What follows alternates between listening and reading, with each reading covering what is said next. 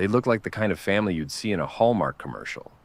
A good-looking couple, two bright-eyed daughters, and a baby on the way. Their social media pages were a carefully curated mosaic of smiles, vacations, birthdays, and matching outfits. Shanann Watts was the engine behind this online portrait of perfection.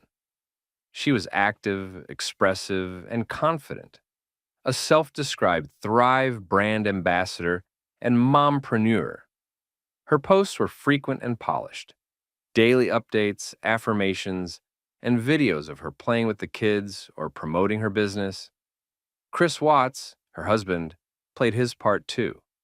Quiet, reserved, and physically fit, he appeared in videos with a calm demeanor and an affable smile. To the outside world, Chris seemed like the ideal husband, helpful, steady, and supportive. Their daughters, Bella and Celeste, were adored by their online followers. Photos showed them giggling in tutus, singing in the back seat, or napping on their dad's chest. Shanann captioned each moment with warmth and affection. "My little blessings," or "Daddy's girls." But behind the camera, something was happening. Shanann's posts began to carry a subtle tone shift, more affirmations about strength, resilience, and loyalty. She started sharing more motivational content, especially about relationships and deserving more. Viewers didn't notice it at the time, but in hindsight, it was there, cracks showing through the gloss. The irony? These online moments would later become critical pieces of evidence. They weren't just memories.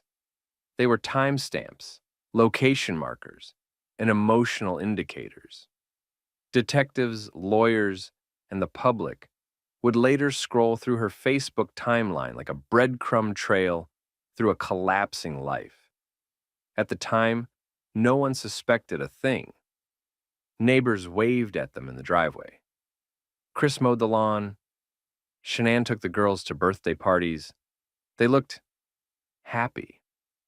But if you paused the video, if you zoomed in on Chris's eyes during those family live streams, there was a flicker, a hesitation, a detachment that didn't fit. And once you saw it, you couldn't unsee it. Shanann's rise as a social media personality wasn't accidental. Before Thrive, before the videos and lifestyle posts, she was a woman rebuilding herself from scratch. She'd been through a difficult divorce, battled lupus, and worked relentlessly to create stability for herself and her daughter. Then she met Chris. From the start, Shanann documented everything: their first dates, their wedding, their new home in Frederick, Colorado. Her online persona wasn't fake, it was aspirational. But it also became a performance. The likes, shares, and comments weren't just engagement metrics. They were validation, proof that life was on track. As their family grew, so did Shanann's online presence. She filmed product demos from her kitchen, life updates from her car, and cute moments with the girls on the living room floor. She called her followers friends and often shared deeply personal insights, struggles with pregnancy, financial worries, marriage stress. Chris, by contrast, rarely posted. He didn't like being on camera. He smiled when she aimed the phone at him, but said little. Behind closed doors, he was pulling away, emotionally, physically, spiritually. Shanann could feel it. She messaged friends late at night, asking for advice. She complained that Chris had become distant, disinterested. At one point, she wrote, "He's not the same person I married." She worried he was having an affair, or worse, that he simply didn't love her anymore. Still, Shanann kept posting. The house was immaculate. The girls wore coordinated outfits.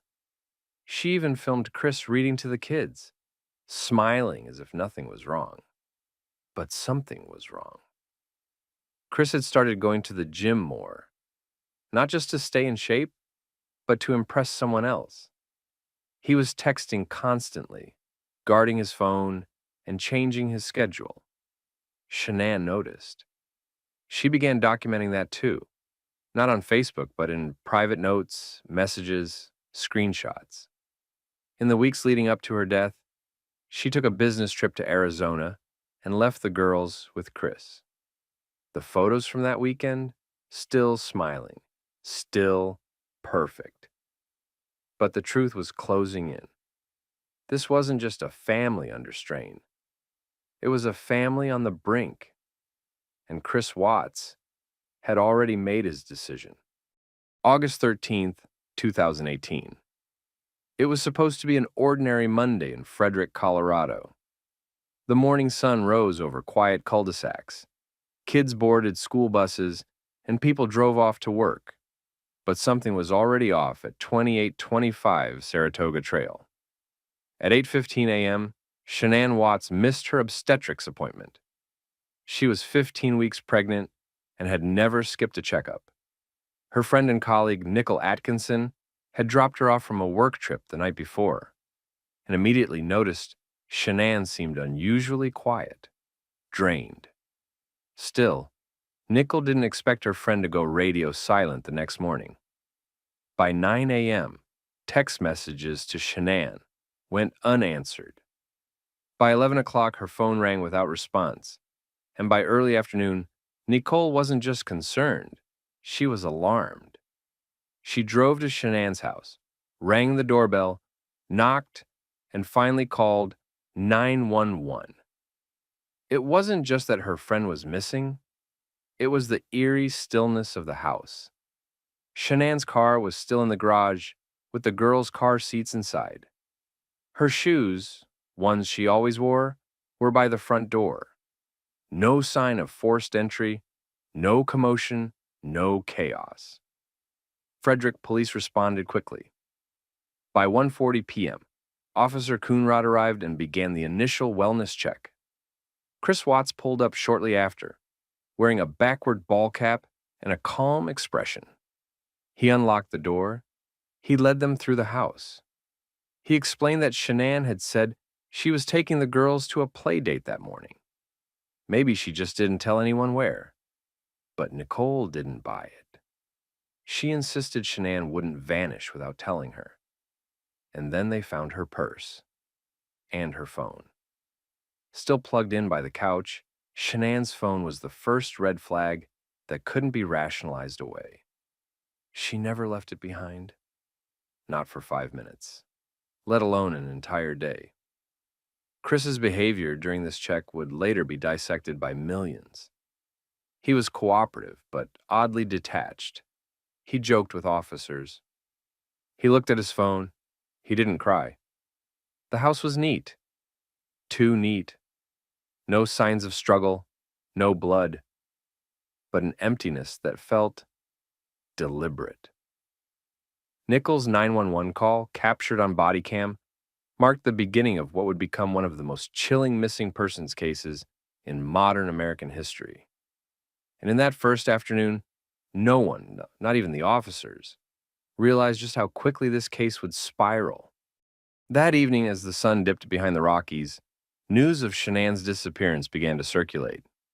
ChrisWatts stood in the driveway, arms folded, giving interviews to local TV reporters. His face was composed, his tone calm, even hopeful. He said he just wanted his family back. He asked Shanann to come home. He said they'd had an emotional conversation the night before, but insisted she was just gone. But something didn't sit right. Not with the reporters, not with the police, and not with the internet.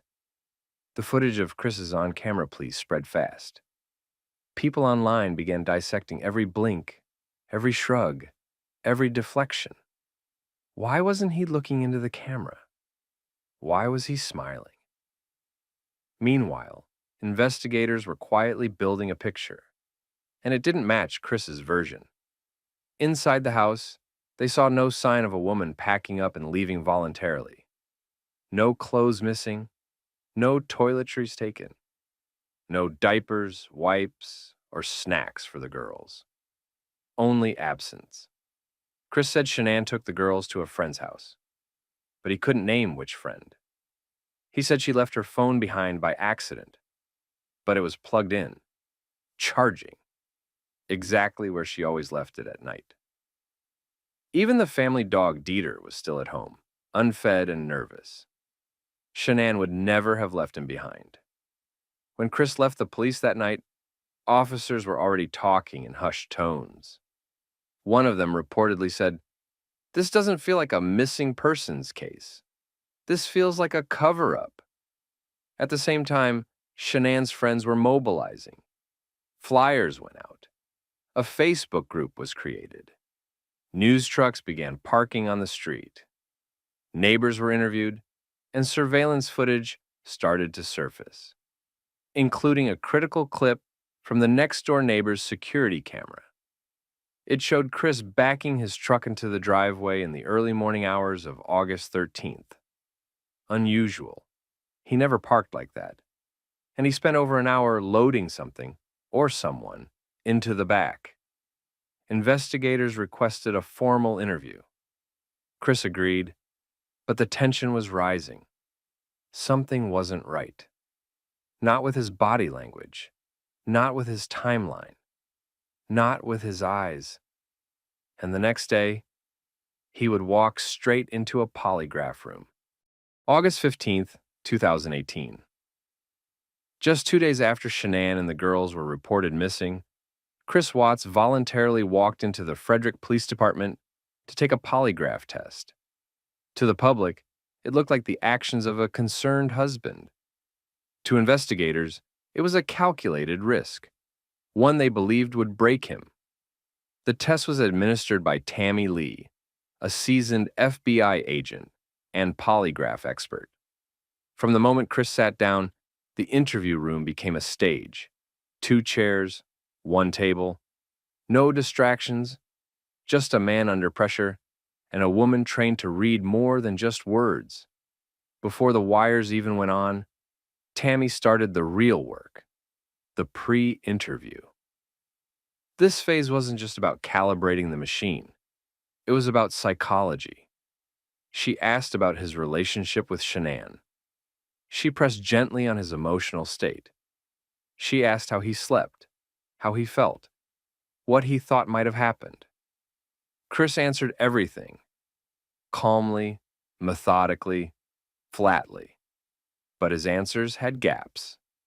He claimed Shanann had returned from a business trip around 2 a.m., and they'd had an emotional but civil conversation. He said he'd left for work early in the morning and hadn't seen his family since. He had no theory about where they were, no guesses, no breakdowns. Tammy noted it all. Then came the test itself. Chris was wired up, asked a baseline series of questions. His name, the date, basic facts, followed by the real ones. Did you physically harm Shanann? Do you know where Shanann is now? Are you lying about the last time you saw her?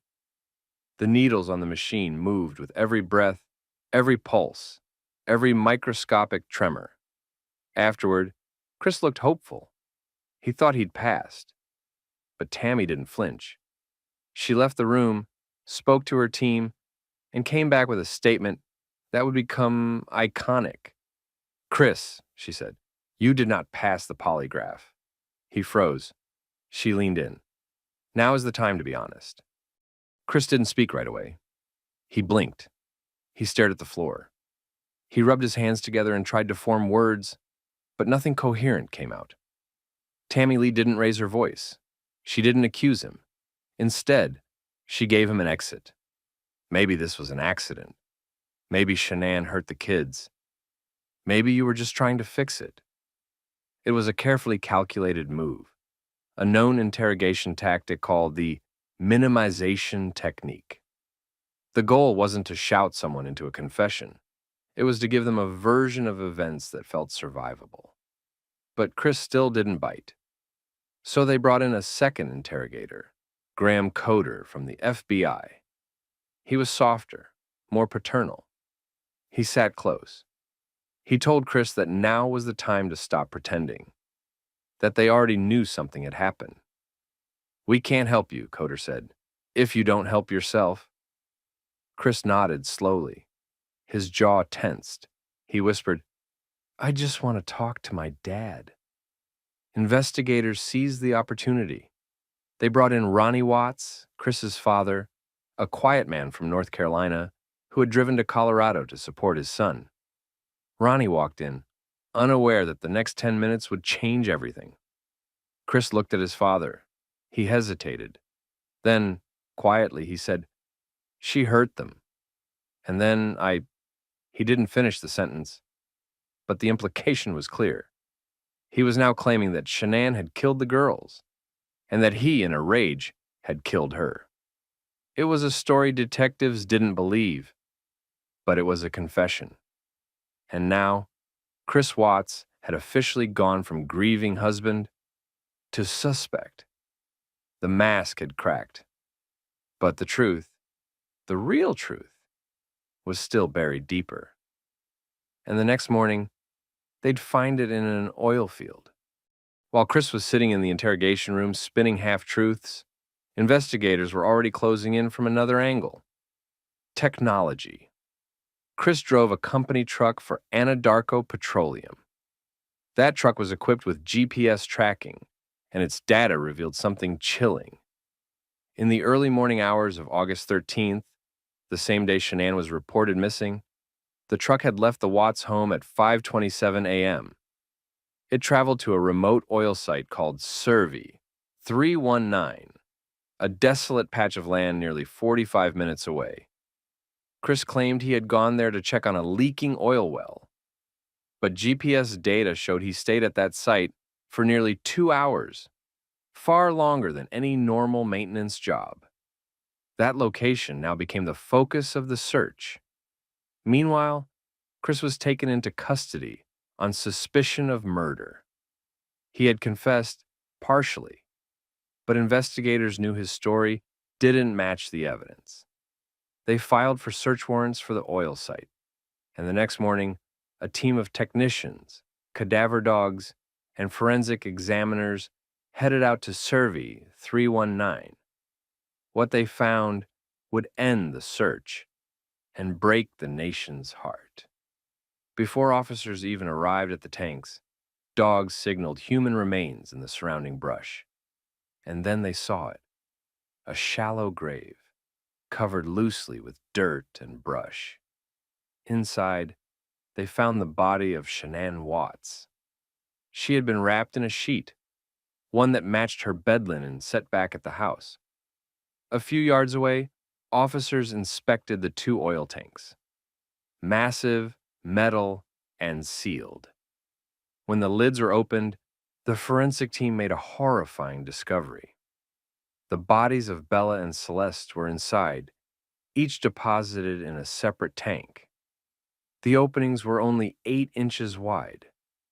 To place them inside, Chris would have had to force their small bodies through those narrow hatches. It was unthinkable, but now undeniable. The crime scene was processed for hours. Photos, soil samples, fingerprints, everything was logged. Forensic teams used special tools to extract the remains from the oil mixture, preserving as much evidence as possible. By that evening, the story had gone from a missing persons case to a national tragedy. Cable news stations interrupted broadcasts. Twitter exploded. And people everywhere asked, why? But before the country could get answers, the police needed one more thing, a full confession. And they were about to get it. The recovery at Cervi 319 was among the most emotionally devastating crime scenes ever documented in Colorado. Even seasoned investigators struggled to process what they were witnessing. Shanann's shallow grave was barely concealed, a symbolic gesture of disposal rather than concealment. Her body showed no signs of external trauma visible to the naked eye, but the sheet she was wrapped in would later reveal trace evidence. Nearby, detectives recovered a rake, believed to have been used to cover the soil. Everything about the burial was hasty, rushed, panicked, and deeply impersonal. But it was the oil tanks that truly horrified the forensic team. Bella and Celeste had been submerged in crude oil for nearly 48 hours. The temperature inside those tanks reached extreme levels, and the corrosive environment had already begun to affect the remains. Extracting them required industrial tools and protective hazmat suits. The openings, just 8 inches in diameter, raised immediate forensic and psychological questions. How could a father do something so mechanically calculated to his own children? What was going through his mind as he lifted the lid, hoisted each girl, and forced them through? Autopsies would later reveal bruising around Bella's mouth, and a heartbreaking detail. She may have been alive, or at least conscious, when placed in the tank. She had fought back. Celeste, younger and smaller, showed no such defensive signs. Her death, too, was brutal, but quieter. The oil preserved some trace evidence: hair, fibers, skin cells. It all told a story ChrisWatts tried to erase, but couldn't. Back in the forensic lab, investigators reconstructed the timeline using GPS, phone pings, and surveillance footage. They matched the truck's route to Chris's cell phone data and home security logs. Everything lined up, but not with his story. Even more damning were the interviews with neighbors. One of them, whose security camera had captured Chris's early morning truck activity, told police, "He never backs his truck into the driveway. Never." That was the first time. And that night, when police showed that footage to Chris in the interview room, his composure cracked.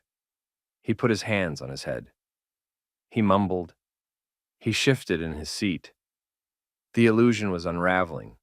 Frame by frame, GPS ping by GPS ping. The evidence was now overwhelming. The only thing missing was why. In every true crime story, there's a pivot, a moment when everything shifts. For ChrisWatts, that moment had a name: Nickel Kessinger. Nickel was a geologist at Anadarko Petroleum, the same company where Chris worked. They met in the summer of 2018, just weeks before the murders. It started as casual flirtation, friendly exchanges, shared jokes, late-night texts. But it escalated quickly. Nickel told investigators that Chris portrayed himself as a divorcing father, a man emotionally distant from his wife, looking for peace and a fresh start. He never told her Shanann was pregnant. He never mentioned any real plans to fix his marriage. He presented himself as already halfway out the door. They began seeing each other frequently. Dates, intimate weekends, late-night phone calls that lasted for hours. Chris saved selfies from Nickel on a secret calculator app. He looked up vacation spots on his phone, romantic getaways, future plans. He Googled wedding songs and how to start a new life after divorce. But there was a catch. Chris didn't file for divorce. He didn't tell Shanann about Nickel. Instead, he kept living both lives, smiling on camera with his family, then texting Nickel minutes later about how much he missed her. As the weeks went on, Shanann became suspicious. She saw him growing more distant. He avoided physical affection. He seemed emotionally checked out. In one message to a friend, Shanann wrote, "He's not touching me. He doesn't talk to me. I feel like I'm living with a stranger." Meanwhile, Chris told Nickel everything was fine. He said he was handling things. He assured her it was almost over. What Nickel didn't know, what she couldn't have known, was that Chris had no intention of negotiating a separation. He was preparing something else. And as the date of Shanann's return from her business trip approached, Chris's internet history revealed a chilling trail. Searches for how to delete Facebook, can police trace text messages, and what happens to cheating husbands in divorce court. Nickel would later tell investigators that Chris seemed nervous in those final days. He told her he was scared and overwhelmed, but he never admitted what he was planning. By the time Nickel realized something was terribly wrong, it was already too late. Chris Watts wasn't just cheating. He was fantasizing about a completely new life, one that didn't include Shanann, Bella, Celeste, or even the baby on the way. Investigators would later uncover a disturbing amount of digital evidence showing how far he had mentally detached from his family. In the weeks leading up to the murders, Chris had created a new financial budget. It didn't include diapers. It didn't include preschool. It didn't include Shanann's medical expenses. It was a single-man budget, a clean slate. He Googled starting a new life and how to prepare for separation. He deleted text messages, wiped apps, and even began looking at apartments. But he never consulted a divorce lawyer. Because in his mind, divorce was messy. Murder was final. Nicole Kessinger, for her part, insisted she had no knowledge of what Chris was planning. When confronted by detectives, she was visibly shaken. She cooperated fully, handing over her phone, her search history, even her personal notes. She told them she would have never continued the relationship if she had known Shanann was pregnant, or even that the marriage wasn't actually ending. But public sentiment quickly turned on her. Within days, her name was dragged through every newsfeed and YouTube comment section. People called her the mistress, the reason, the motive. She received threats. She had to go into hiding. Yet all signs still pointed back to one man.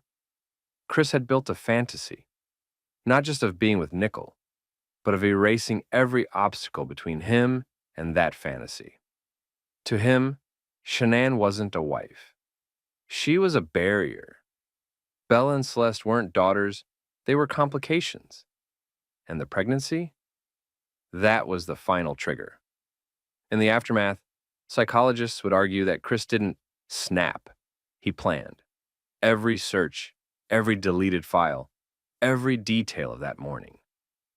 By the time he loaded the truck, the murders had already happened in his mind. Nicole never asked him to kill, but Chris believed that only a total reset would give him what he wanted. A clean future, a new woman, and no trace of the past. After the partial confession in the interrogation room, the story that Shanann had killed the girls and Chris had reacted, investigators weren't satisfied. They didn't believe it. Neither did the public. There was no evidence to support Chris's version. No signs Shanann had harmed the children. No motive, no prior behavior, no forensic proof. The confession felt manufactured, an attempt to soften the blow, to shift some of the blame. And so, prosecutors applied pressure. They charged Chris with 5 counts of first-degree murder, 1 for each family member, plus additional charges for the deaths of his daughters under the age of 12. They added tampering with a body and unlawful termination of a pregnancy. Chris was now facing life without parole, or worse. At first, he stayed silent. His legal team weighed the risks of going to trial. But public outrage was growing by the hour. The evidence was airtight, and a jury would not be forgiving. So, on November 6, 2018, Chris made a decision. He would plead guilty to all charges. No trial, no defense. Just a single devastating admission. He had killed his pregnant wife and both of his daughters in cold blood. In court, his voice was barely audible. He answered the judge's questions with, "Yes, sir," and "No, sir." He never made a statement. He never explained why. Shanann's family was there. They wept quietly as the judge read each count aloud. The courtroom was silent, heavy with disbelief. Outside, reporters scrambled to update headlines. Social media exploded, and Nicole Kessinger, who had disappeared from public view, was watching from the shadows. But for many, the plea wasn't enough. They wanted to know what really happened inside that house. What the girls said. How it all unfolded. The confession covered the crime, but not the truth. That would come months later in a Colorado prison. In February 2019, 3 months after his guilty plea, Chris Watts sat down for a 5-hour prison interview with agents from the FBI and the Colorado Bureau of Investigation. He waived his right to counsel. He said he was ready to come clean. What followed was one of the most disturbing and detailed confessions ever recorded in a true crime investigation. Chris began by admitting what everyone already suspected. His earlier version, that Shanann killed the girls, was a lie. He had killed them all. He said it started with an argument in the early morning hours of August 13th. Shanann confronted him about the affair. She told him she knew about Nickel and said he'd never see the kids again. That's when, according to Chris, he snapped. He got on top of her in bed and strangled her with his bare hands. He told investigators he felt nothing. No rage, no panic, just silence. Then Bella came into the room. She saw Shanann's body and asked, "What's wrong with Mommy?" Chris told her Mommy wasn't feeling well. He wrapped Shanann's body in a sheet, dragged it downstairs, and loaded it into the truck. Then he placed his daughters, still alive, into the back seat with their mother's body lying at their feet. He drove 45 minutes to the oil field with them, sitting in silence. Bella reportedly asked, "Are you going to do the same thing to me?" At Cervi 319, he smothered Celeste first, then Bella. According to the autopsy, Bella had bite marks on her tongue. She fought back. She screamed. She knew. Chris said she was the last to die. He said her final words were, "Daddy, no." The room where Chris gave this confession was silent. No one interrupted him. No one asked why. They just let him speak. And when it was over, there was no mystery left. Only horror. Even in death, Shanann Watts left behind a voice that couldn't be silenced. Her social media posts, texts, voicemails, and videos painted a vivid portrait of a woman fighting for her marriage, her children, and her sense of self. She wasn't naive. She sensed something was wrong. Friends described her as increasingly anxious during the final months. She told them Chris was distant, cold, distracted. And yet, she clung to hope. In text messages to a close friend, Shanann wrote, "He says he's not in love with me anymore. He said we're not compatible." She followed it with, "I'm trying to fix it. I'm fighting for our marriage."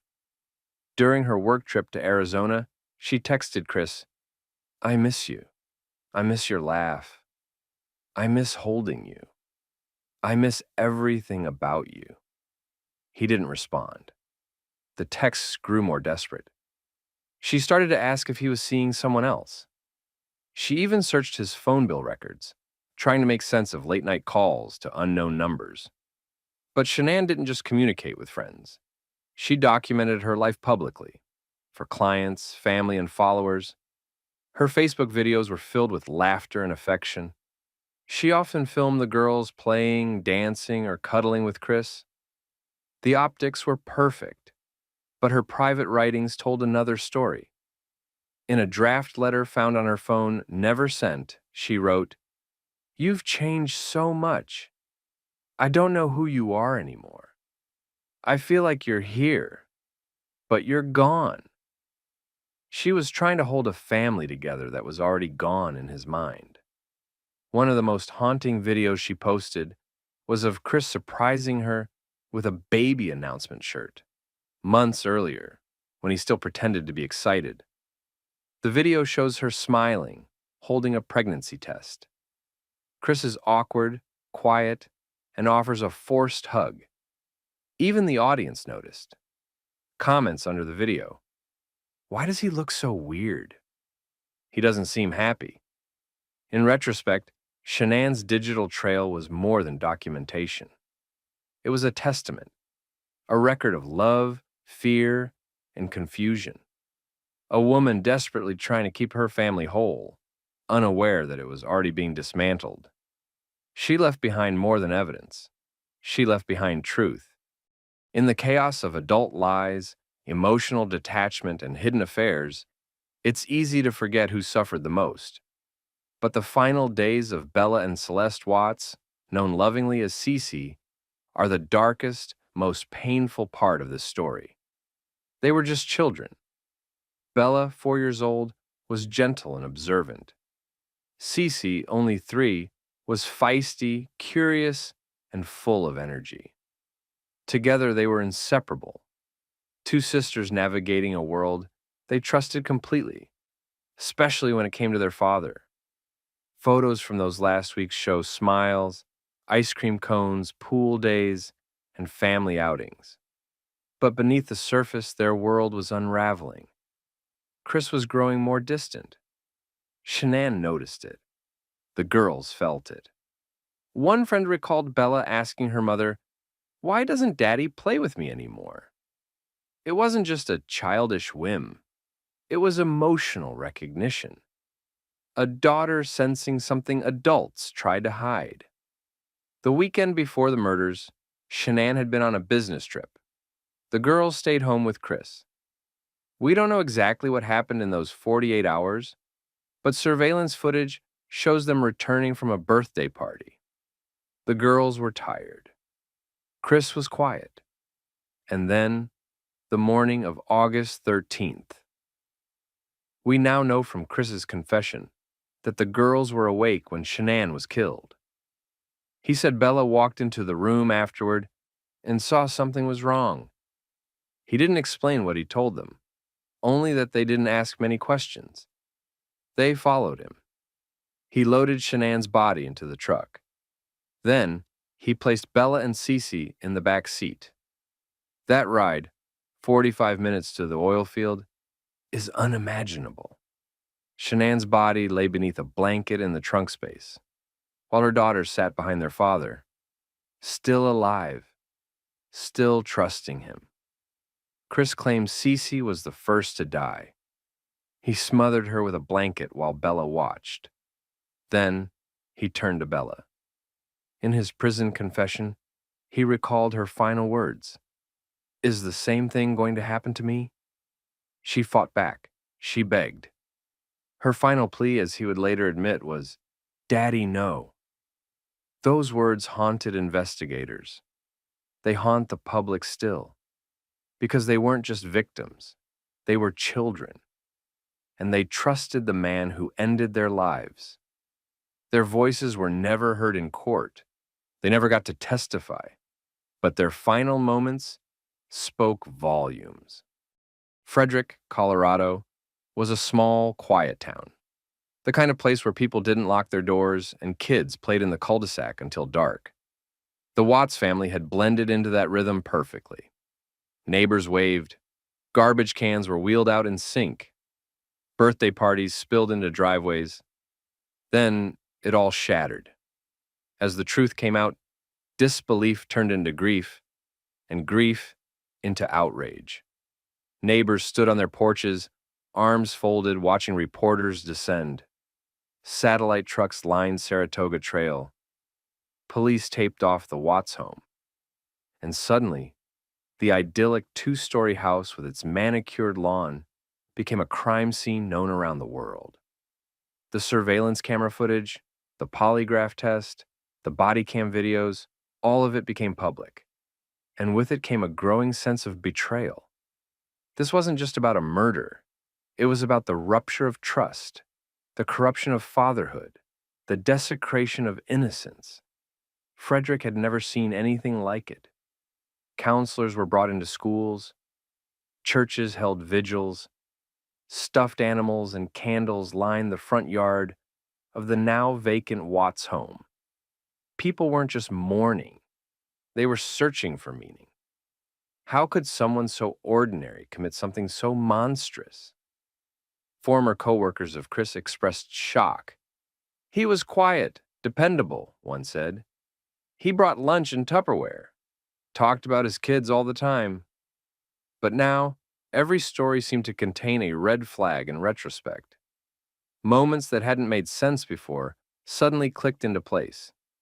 Chris's demeanor in the days following the murders was dissected like evidence. His calmness, his decision to go on camera, his refusal to break down. It wasn't grief, people realized. It was performance. The town recoiled, not just from the crime, but from the illusion that had preceded it.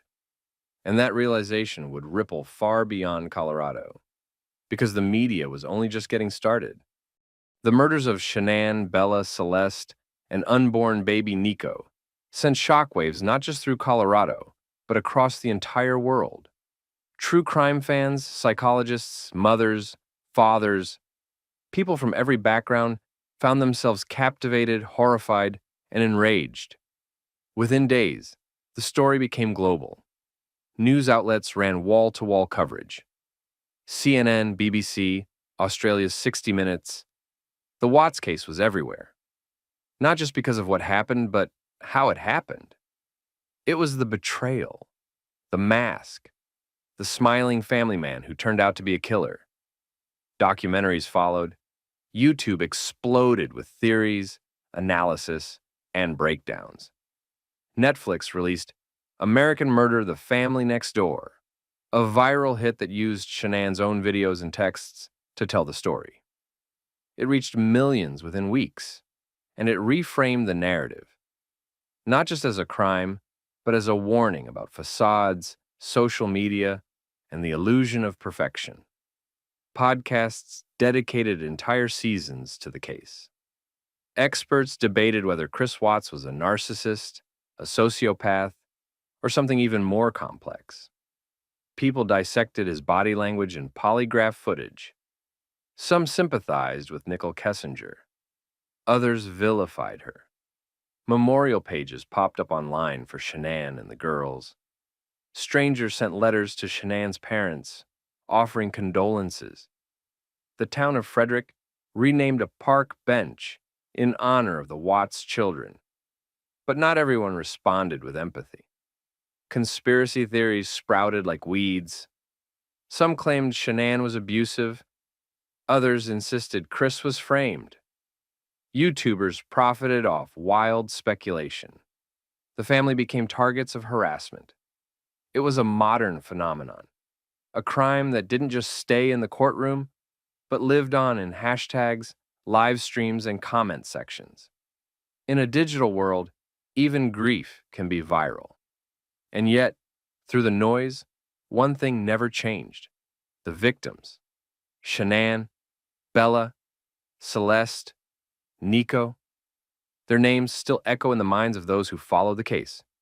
Not because they were perfect, but because they were real, and what was taken from them can never be restored.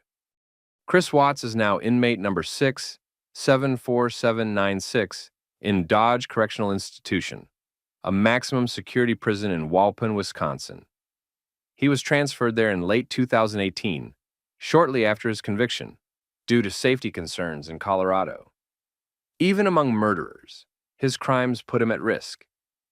Inmates with a history of violence against children are considered targets in prison hierarchy. And Chris, a man who ended the lives of his entire family, became one of the most reviled. His days are monotonous. He wakes at 5 a.m. His cell is small, 6 by 8 feet, furnished with only a bed, a toilet, and a steel desk. Meals are served through a slot in the door. Recreation is limited and closely monitored. He works a custodial job within the facility, earning just a few cents an hour. No internet, no direct access to media. But that doesn't mean he's isolated from the outside world. Chris still receives letters, hundreds of them. Some from people offering prayers, others from true crime obsessives, and disturbingly, some from women who claim to love him. In one letter, a woman wrote, "You made a mistake, but I believe in forgiveness." Another wrote, "I wish I could take care of you. You deserve happiness." These letters reflect something dark and complex. The psychology of infamy, the allure of evil, the need some people feel to fix the broken. But Chris doesn't respond to most of them. When he does, it's brief, polite, detached. He spends most of his time reading the Bible, according to reports. He told one interviewer that he had found God in prison, that he prays for forgiveness every day. To some, it sounds hollow. To others, manipulative. But in prison, it's a survival strategy. He avoids conflict, keeps his head down, follows the rules, but he can't avoid the truth.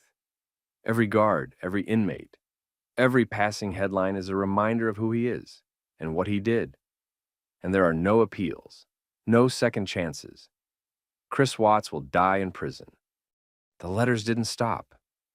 Even after the Netflix documentary, even after the full confession, even after the autopsy reports were made public, Chris Watts became an object of twisted fascination. Not just a killer, but a character. Someone people projected their fantasies, anger, or forgiveness onto. Some of the letters were romantic. Others were theological. Some were disturbing in their own right.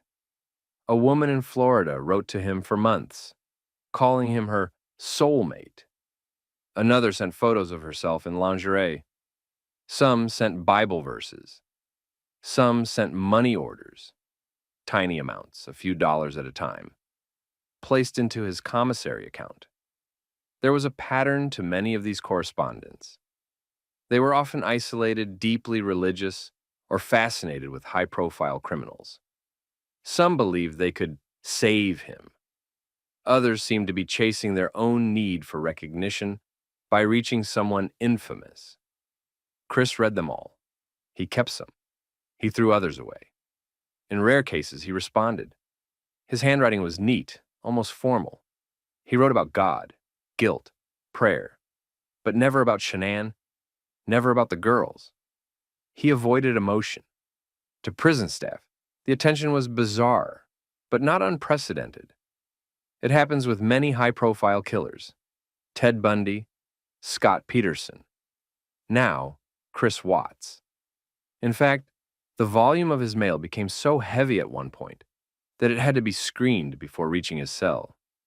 Some letters were so graphic, sexually or violently, they were flagged as psychological risk indicators. And then there were the angry letters. Some arrived in red ink. Others came with threats, photos of the girls, or Bible verses circled in blood.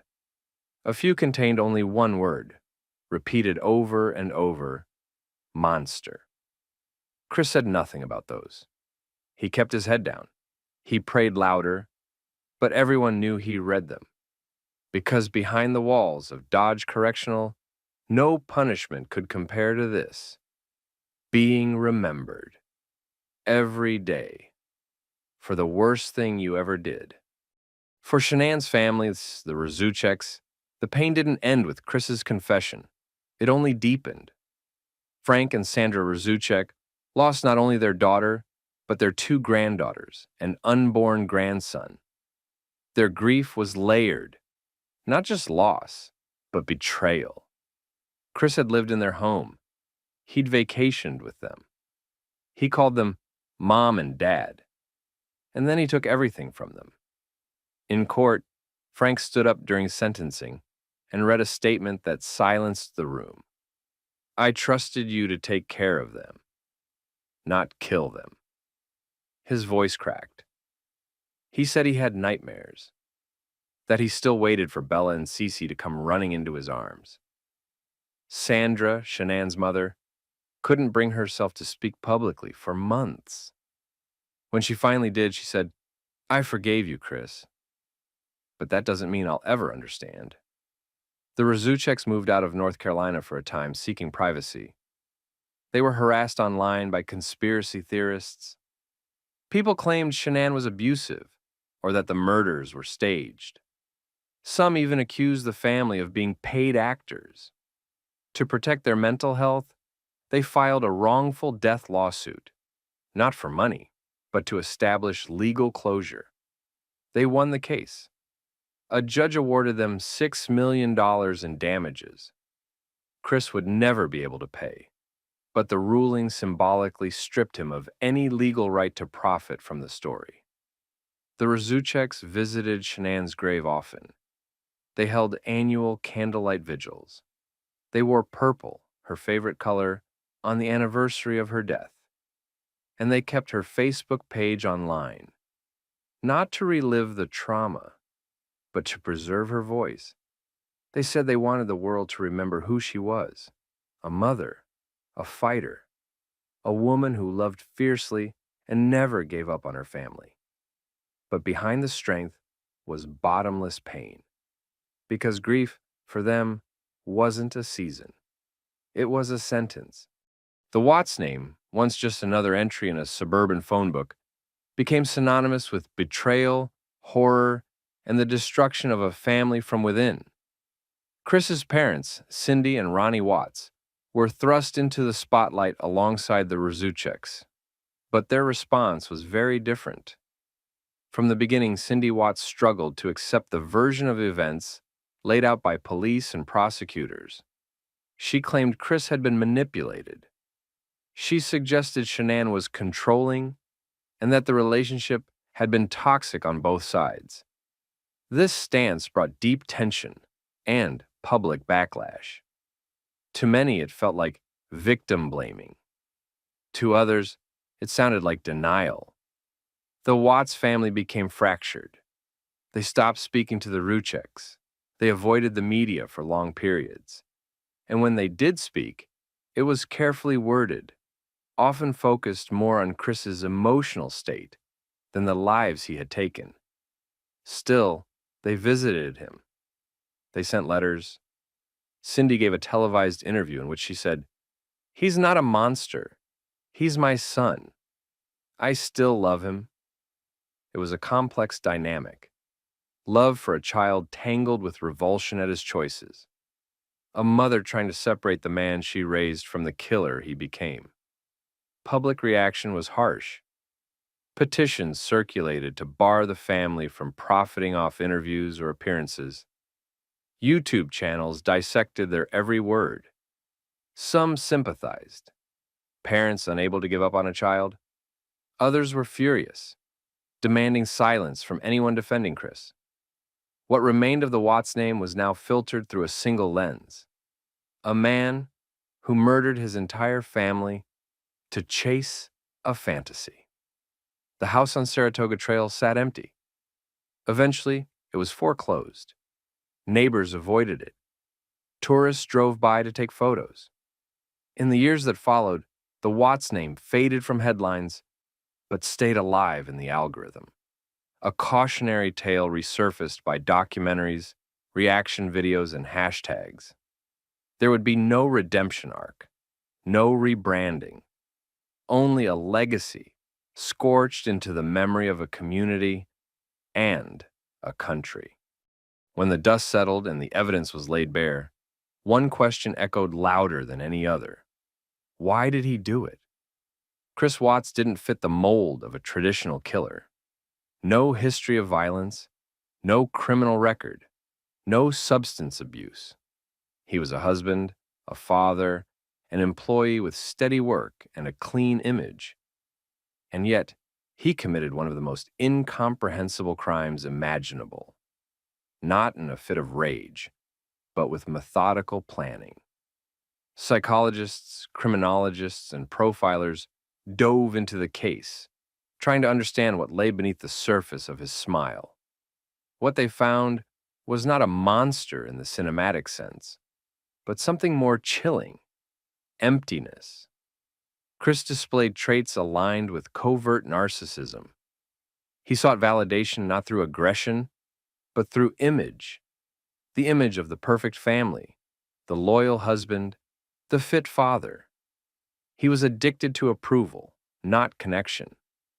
But when that image cracked, when Shanann's pregnancy clashed with his affair, his finances, and his craving for control, he began to see his family not as people, but as obstacles.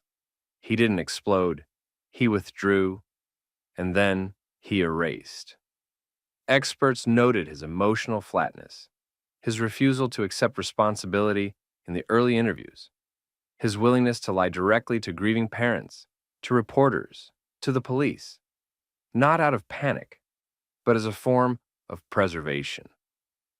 Dr. Phil, who consulted with law enforcement on the case, called Chris pathologically passive. Not someone who kills in rage, but someone who kills to eliminate discomfort. Even his own attorneys were disturbed by the lack of visible grief. They described him as cooperative, quiet, and empty. When asked why he didn't simply divorce Shanann, his answer was telling, "I didn't want to hurt anyone." But of course, he did, irrevocably. And that contradiction is at the core of who he is. A man so conflict-averse that he would rather destroy his entire world than confront it honestly. It wasn't about hate. It was about escape. The Watts family left behind no last words, no handwritten letters, no final goodbyes. But in the age of smartphones and social media, they left something else, a digital archive. Thousands of photos, videos, messages, calendar entries, health app logs, search histories, GPS pings, text messages that now read like a countdown. It's all still there. Fragments of a family that once seemed whole. Moments frozen in time, unaware of the fate that awaited them. Shanann's Facebook profile remains online as a memorial. Visitors can scroll through birthday parties, Thrive promotions, family vacations, and dance recitals. Each post is now haunted. Each caption layered with painful hindsight. One post shows Bella hugging Chris, her arms tight around his neck. The caption reads, "She loves her daddy more than anything in the world."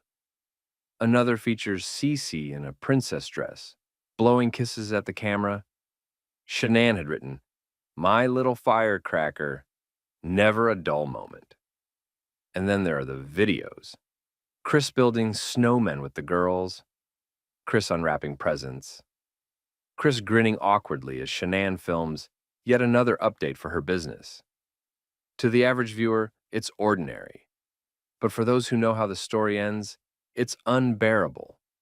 Investigators use these archives not just as evidence, but as behavioral timelines. They plotted Chris's emotional withdrawal. They saw Shanann's growing anxiety. They watched the family dynamic shift, not in dramatic bursts, but in micro movements. The way Chris smiled, the speed at which he replied to messages, the tone in his voice. Even his Apple Health data recorded suspicious things. Steps logged at 4 a.m., the day of the murders, when Chris claimed he was asleep. The truth wasn't hidden in a single clue. It was buried in patterns. And those patterns were only visible because of the archive. Digital ghosts don't knock. They don't cry, but they never go away. They sit in cloud backups, court exhibits, and hard drives, replaying over and over again, waiting for someone to ask, "What didn't we see the first time?" Years have passed since the murders of Shanann, Bella, Celeste, and baby Nico.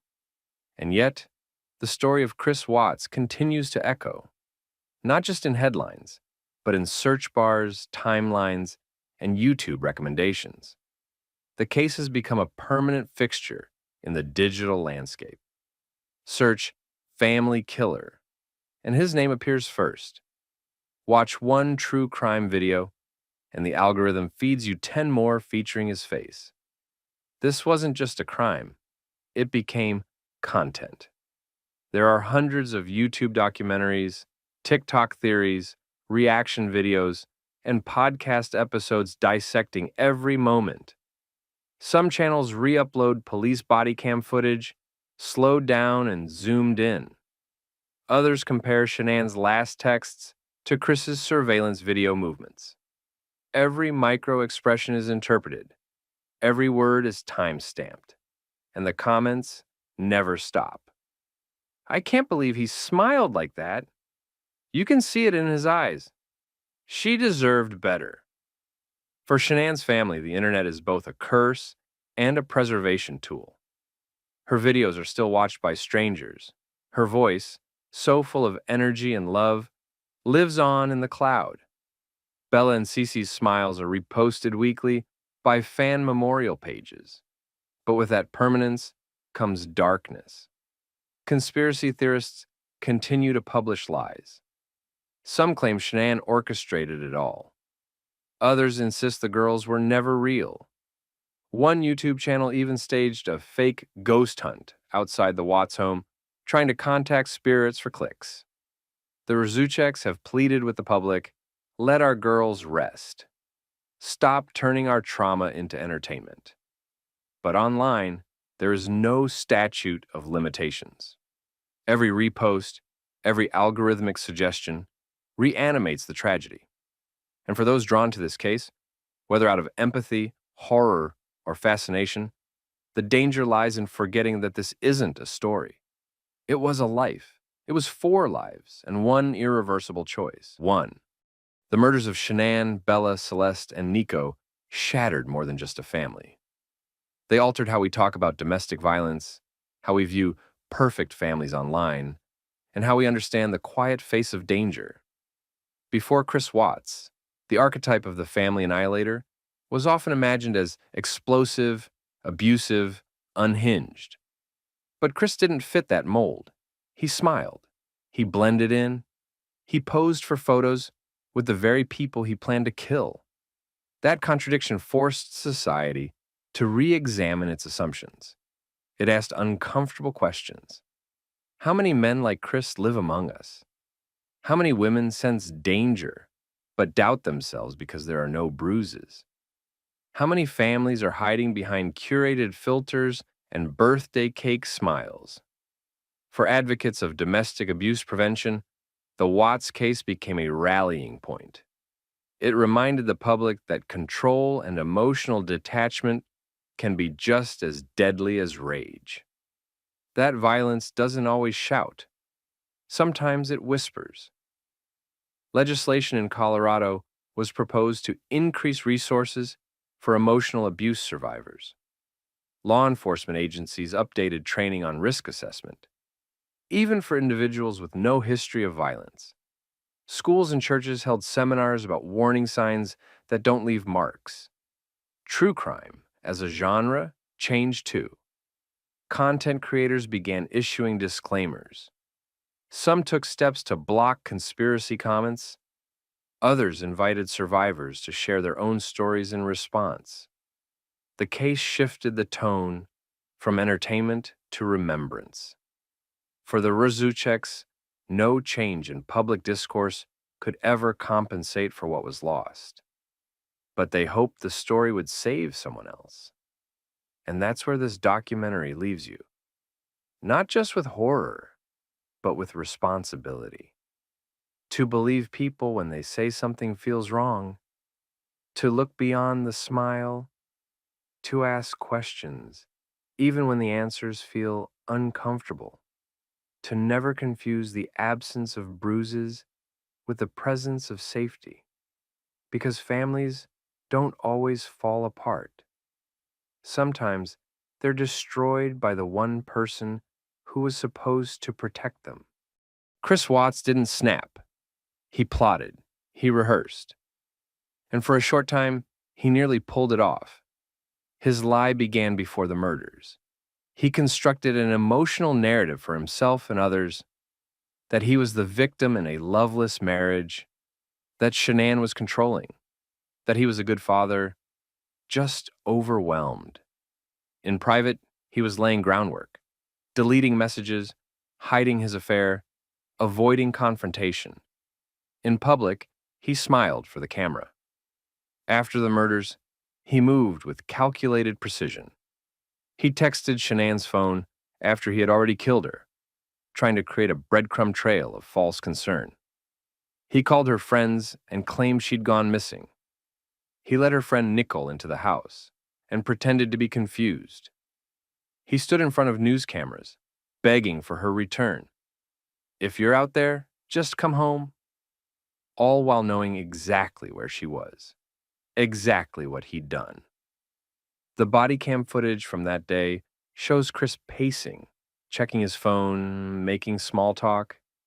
His performance was chilling in its normalcy, but it wasn't perfect. When detectives noticed inconsistencies in his story, small timing issues, vague answers, they didn't pounce. They waited. They asked him to take a polygraph. They played back surveillance footage. They interviewed friends and neighbors. Each piece of evidence chipped away at his facade. The turning point came when he learned that his truck's GPS data and neighbors' camera footage didn't match his version. The lie, so carefully constructed, began to unravel.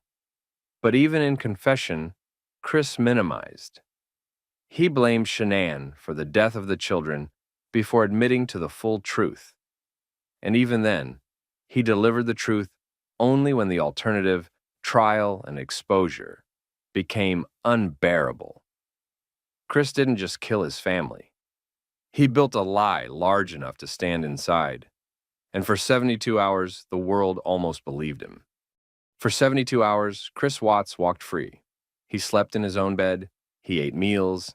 He gave interviews. He watched TV while the bodies of his wife and children lay buried in a remote oil field. That gap between crime and consequence is one of the most disturbing elements of this case. Because if just one element had gone differently, he might have gotten away with it.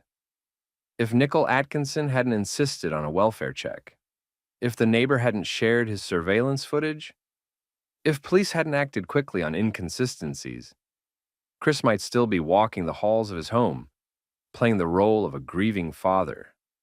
His plan wasn't brilliant, but it was just plausible enough. He believed the oil tanks would destroy the evidence. He thought a shallow grave in a field would be missed. He assumed people would believe his wife had taken the girls and left. And for a few hours, some did. His own father hesitated to believe the worst. News reporters broadcasted his appeals without challenge. Social media speculated, some even blaming Shanann for being too intense. But then, the digital trail began to speak. GPS, phone pings, deleted texts recovered. Search histories, camera footage, body language. Piece by piece, Chris's version collapsed under the weight of truth. What's most terrifying isn't that Chris Watts murdered his family. It's that he thought he could lie his way out of it. And for a time, he nearly did. His crime wasn't just an act of violence. It was an act of erasure. Not only did he try to kill his family, he tried to rewrite reality. But reality fought back. Through data. Through persistence. Through the voices of those who refused to be silenced. Chris Watts almost disappeared into his lie. But the world was watching. In every true crime case, there comes a moment where the audience rewinds the clock, looks for the missed exit, the split in the road where everything might have changed. For the Watts family, that moment might have been August 7th, 2018. Shanann texted a friend, "I'm thinking of separating when I get back." She was exhausted. She felt unloved. And for the first time, she wasn't just worried. She was ready to act. That decision, the possibility of leaving, might have saved her life. But it also may have accelerated what happened. Because in Chris's mind, Shanann leaving wasn't just rejection. It was exposure. If she filed for divorce, the affair would come out. The finances would collapse. His image, that carefully curated life, would fall apart. And to Chris Watts, that was worse than prison. He wasn't trying to escape abuse. He was trying to preserve his fantasy. So when Shanann came home from her business trip, already emotionally distant, already considering separation, Chris panicked. He couldn't lose control. Not of her, not of the girls, not of the narrative. People who reviewed Shanann's texts and call history saw a woman on the edge of a decision, but still hesitating, still hoping, still trying. Had she left sooner? Maybe. Had someone intervened earlier? Maybe. Had Chris just admitted the affair and walked away? Maybe. But Chris Watts wasn't interested in endings that left others standing. He didn't want to be divorced. He wanted to be new. And that desire, for erasure, not resolution, was what made this story inevitable. It wasn't a matter of if, it was a matter of when. It's the question that lingers long after the headlines fade. Could this have been stopped? From the outside, the Watts family looked functional, even ideal. They owned a home, held steady jobs, posted smiling pictures on social media. There were no police calls, no obvious signs of danger. But hindsight reveals subtle warnings. Chris became emotionally unavailable. His behavior changed. Less affection, more time at the gym, constant phone use. Shanann noticed, but didn't know where the line was between marital drift and something darker. Could a therapist have seen the signs? Could a friend have said the right thing? Possibly. But Chris wasn't threatening. He wasn't violent. He was passive, quiet, agreeable. That's what made him so dangerous. Experts now classify family annihilators like Chris into psychological categories.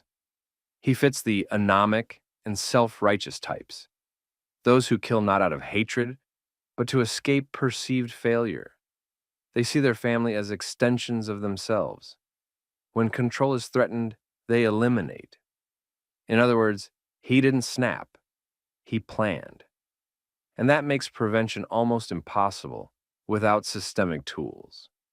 Shanann's text did reveal fear, but she didn't think he'd hurt her. She thought he'd leave. That's why modern domestic violence training now emphasizes pre-violence indicators: withdrawal, secretive behavior, financial secrecy, emotional isolation. Since the Watts case, some states have explored adding coercive control to legal definitions of abuse, behavior that may not be violent, but is still dangerous.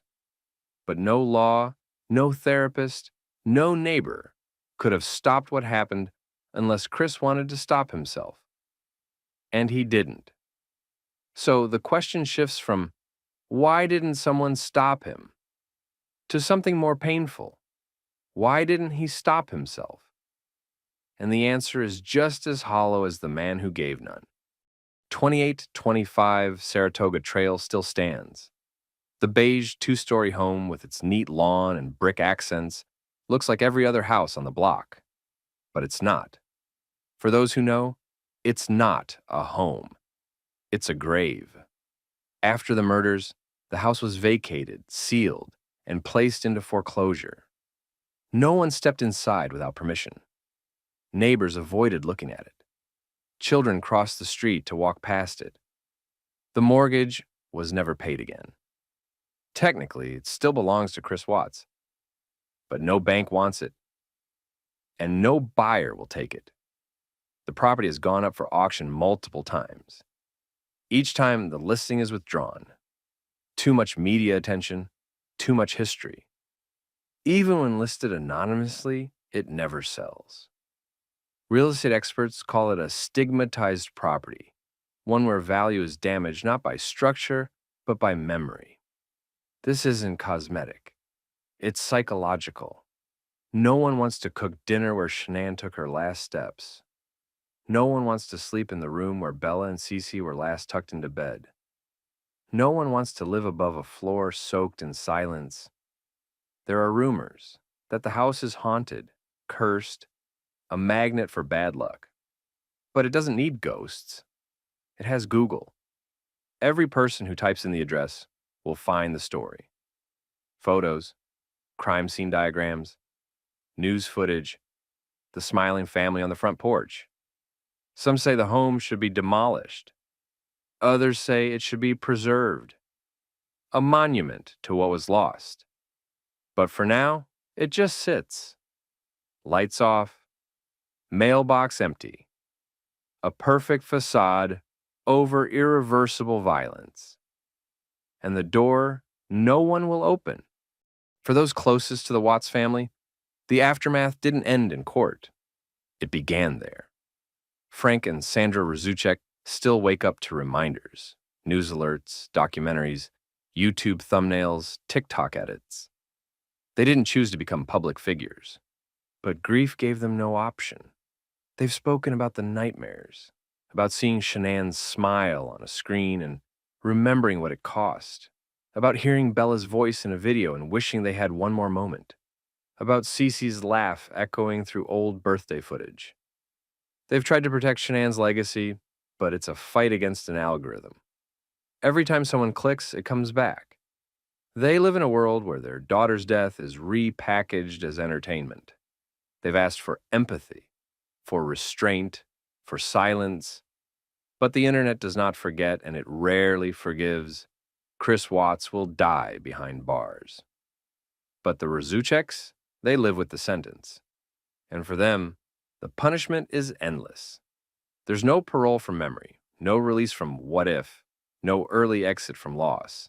They've turned their energy toward awareness campaigns, toward speaking to domestic violence survivors, toward reminding others that emotional abuse is real. That control doesn't always come with bruises, that monsters can look like dads in family photos. They don't want revenge. They want prevention. They want people to listen to the quiet signs. They want women to trust their intuition. They want children to grow up in homes where love doesn't mean fear. And most of all, they want the names Shanann, Bella, Celeste, and Nico to mean more than how they died. They want them remembered for how they lived. She was born Shanann Catherine Rzucek on January 10th, 1984, in New Jersey. A firstborn, a fighter, a daughter who grew up knowing what it meant to persevere. As a teenager, she was diagnosed with lupus, a chronic illness that would have broken many. But not Shanann. She adjusted her life around it. She built a career, bought her first house by 25, and later started her own business. When she met Chris, she thought she had found her peace. They married in 2012. She moved to Colorado. She built a home, both physically and emotionally, a space filled with warmth, goals, planners, schedules, and unconditional love. Shanann was passionate. She loved hard. She filmed everything, not for vanity, but for connection. Her videos weren't performances. They were invitations, a way to share joy, routines, and the chaos of motherhood. She worked as a brand ambassador for Thrive. She believed in helping people feel better, live better, think better. But privately, she was exhausted. Raising 2 daughters, managing finances, sensing her husband slip away. And still, she smiled. She held it all together. Those who knew her said she never let her illness slow her down. She was the first to volunteer, the first to celebrate others, the one who always remembered birthdays, anniversaries, milestones. Even in her final hours, returning home after a long work trip, pregnant, drained, she was texting friends to check in on them. She believed in love. She believed in redemption. She believed her marriage could be saved. She was wrong. But her story isn't just how it ended. It's how she lived. With fire. With focus. With love. And that's what she deserves to be remembered for. Bella Marie Watts was born on December 17th, 2013. She was bright, gentle, and old-souled for her age. She loved to sing, especially Disney songs, and would often belt out "Let It Go" with dramatic flair. Her favorite colors were pink and purple. She liked puzzles, story time, and cuddling with her mom. Friends said Bella was the observer, the one who noticed everything. She watched people carefully. She asked thoughtful questions. She always wanted to understand. And in the end, she understood more than anyone could bear. Celeste Catherine Watts, or Cece, was born on July 17th, 2015. She was pure energy, bold, loud, and funny. Where Bella was cautious, Cece was fearless. She climbed everything, danced to any song, and laughed like she knew the punchline before it was told. She adored her big sister and followed her everywhere. To Bella, she was a tornado. To Shanann, she was her little firecracker. Together, the girls were inseparable. They shared a room, toys, secrets. Their bond was obvious in every photo. Arms wrapped around each other, matching pajamas, bedtime routines filled with giggles. Then there was Nico Lee Watts, never born, but still remembered. Shanann was 15 weeks pregnant when she was killed. She had already chosen his name, already announced his arrival, already bought him clothes. Nico never took a breath, never cried, never opened his eyes. But he was loved. He had a place in the family, a room waiting, a name embroidered on a onesie. 4 names, each one stolen, each one buried beneath a headline. But they are more than victims. They were a family. And long after the clicks fade and the views disappear, their names remain Shanann, Bella, Cece, Nico. Not for how they died, but for how deeply they were loved. Years later, people are still drawn to the story of Chris Watts, not because they enjoy it, but because they don't understand it. It's not just a murder case, it's a paradox. A smiling husband, a cheerful home, 2 perfect daughters, and then annihilation. We keep coming back to the footage, the interviews, the texts. We watch them again and again, hoping something new will stand out. Some moment that explains the turn, the fracture, the moment a man goes from ordinary to monstrous. We look at Chris's face in the body cam footage, his calm voice, his easy gestures. We tell ourselves we would have seen through it, that we would have known. But would we? The truth is, monsters don't always look like monsters, and love doesn't always mean safety. We're fascinated because the Watts story is uncomfortably close to home. It's not a back alley crime, not a shadowy figure in the night. It's bedtime stories, school photos, grocery lists. That's what makes it terrifying. Not the brutality, but the banality. The idea that this could have been anyone, that darkness can live inside the ordinary. This case forces us to confront how little we know about the people around us, about the people closest to us, about ourselves. And in doing so, it dares us to stop looking away. Because maybe if we understand this, we'll see the next one coming. Now that you've heard it all, the timeline, the texts, the lies, the loss, one question remains. What will you do with this story? Will it be just another tab closed? Another documentary watched, filed away, forgotten? Or will you carry it? Will you remember Shanann not just as a victim, but as a mother who fought for her marriage and loved without limits? Will you think of Bella, singing from the back seat, eyes wide with wonder, and Cece, fearless and full of light? Will you honor Nico, who never got to take his first breath? Because stories like this shouldn't end with entertainment. They should end with awareness. Awareness that not all abusers raise their voices. That emotional distance can be a warning sign. That behind curated photos, someone might be suffering in silence. Maybe it means checking in on a friend who's been pulling away. Maybe it means believing someone the first time they say, "Something doesn't feel right." Maybe it means teaching our sons that silence isn't strength, and our daughters that control isn't love. Maybe it just means remembering, deeply, intentionally, that these were real people. Shanann, Bella, Cece, Nico. We say their names not because of how they died, but because we refuse to let them be erased. The Watts case doesn't give us closure.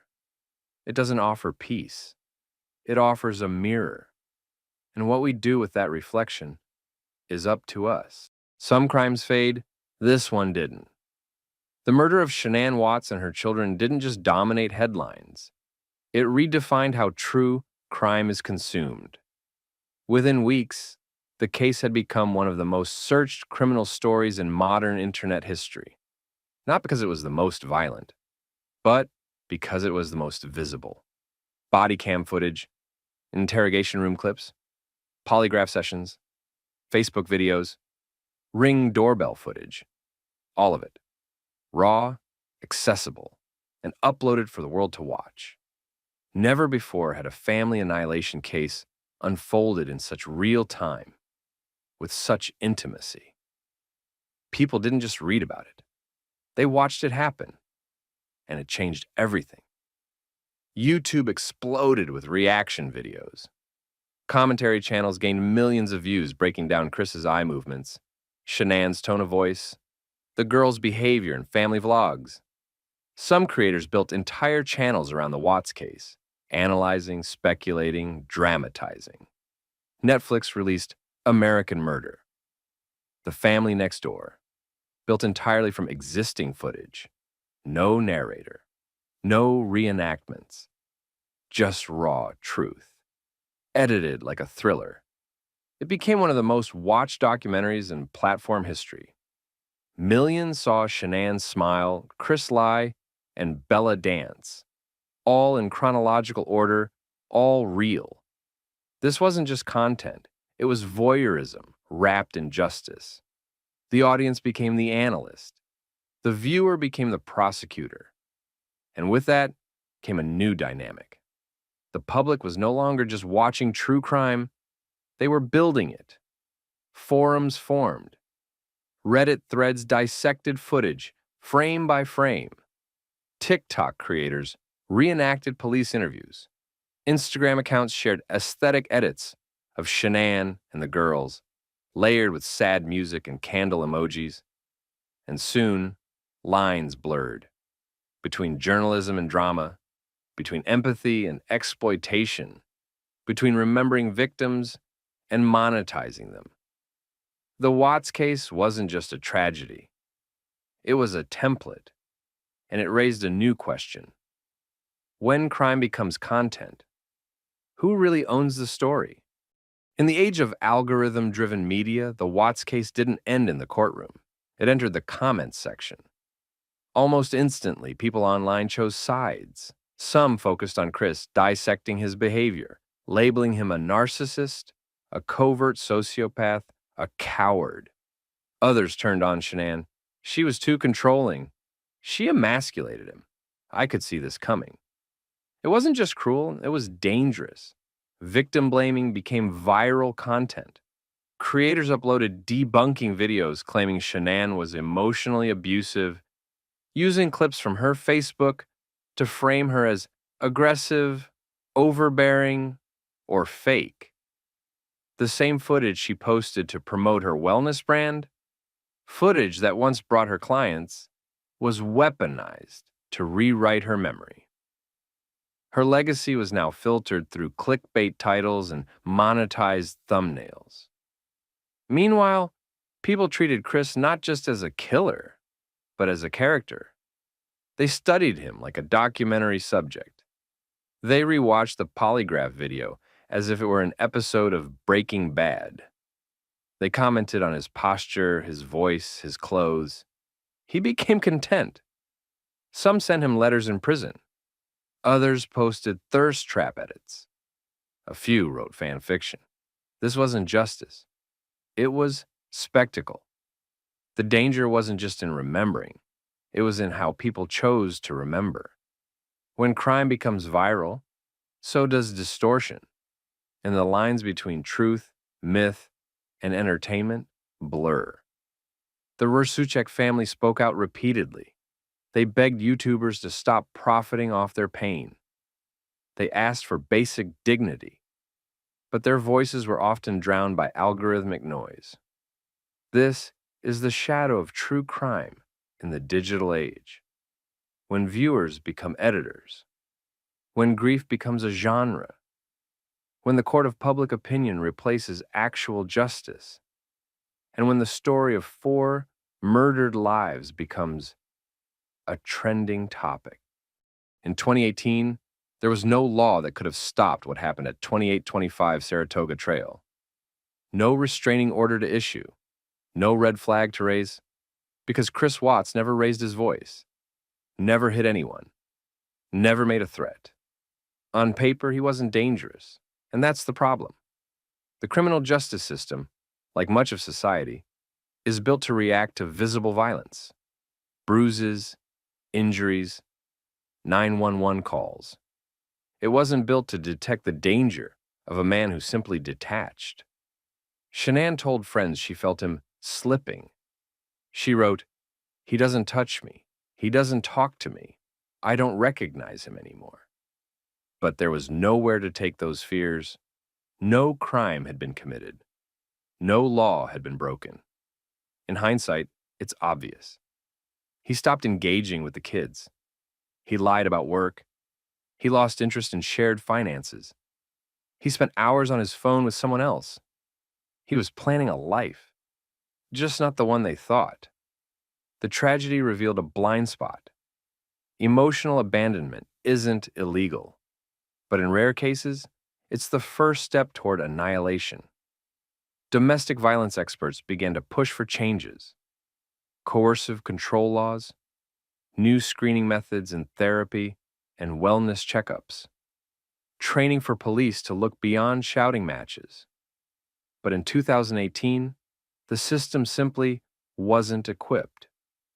Chris slipped through, not because he was clever, but because no one was looking for a killer with a soft voice and a polite smile. No record, no warning. And then, everything gone. This wasn't just a failure of one man. It was a failure of expectation, of what danger looks like, of what violence sounds like, of who society thinks a killer is. And until that expectation shifts, there will be more families like the Watts.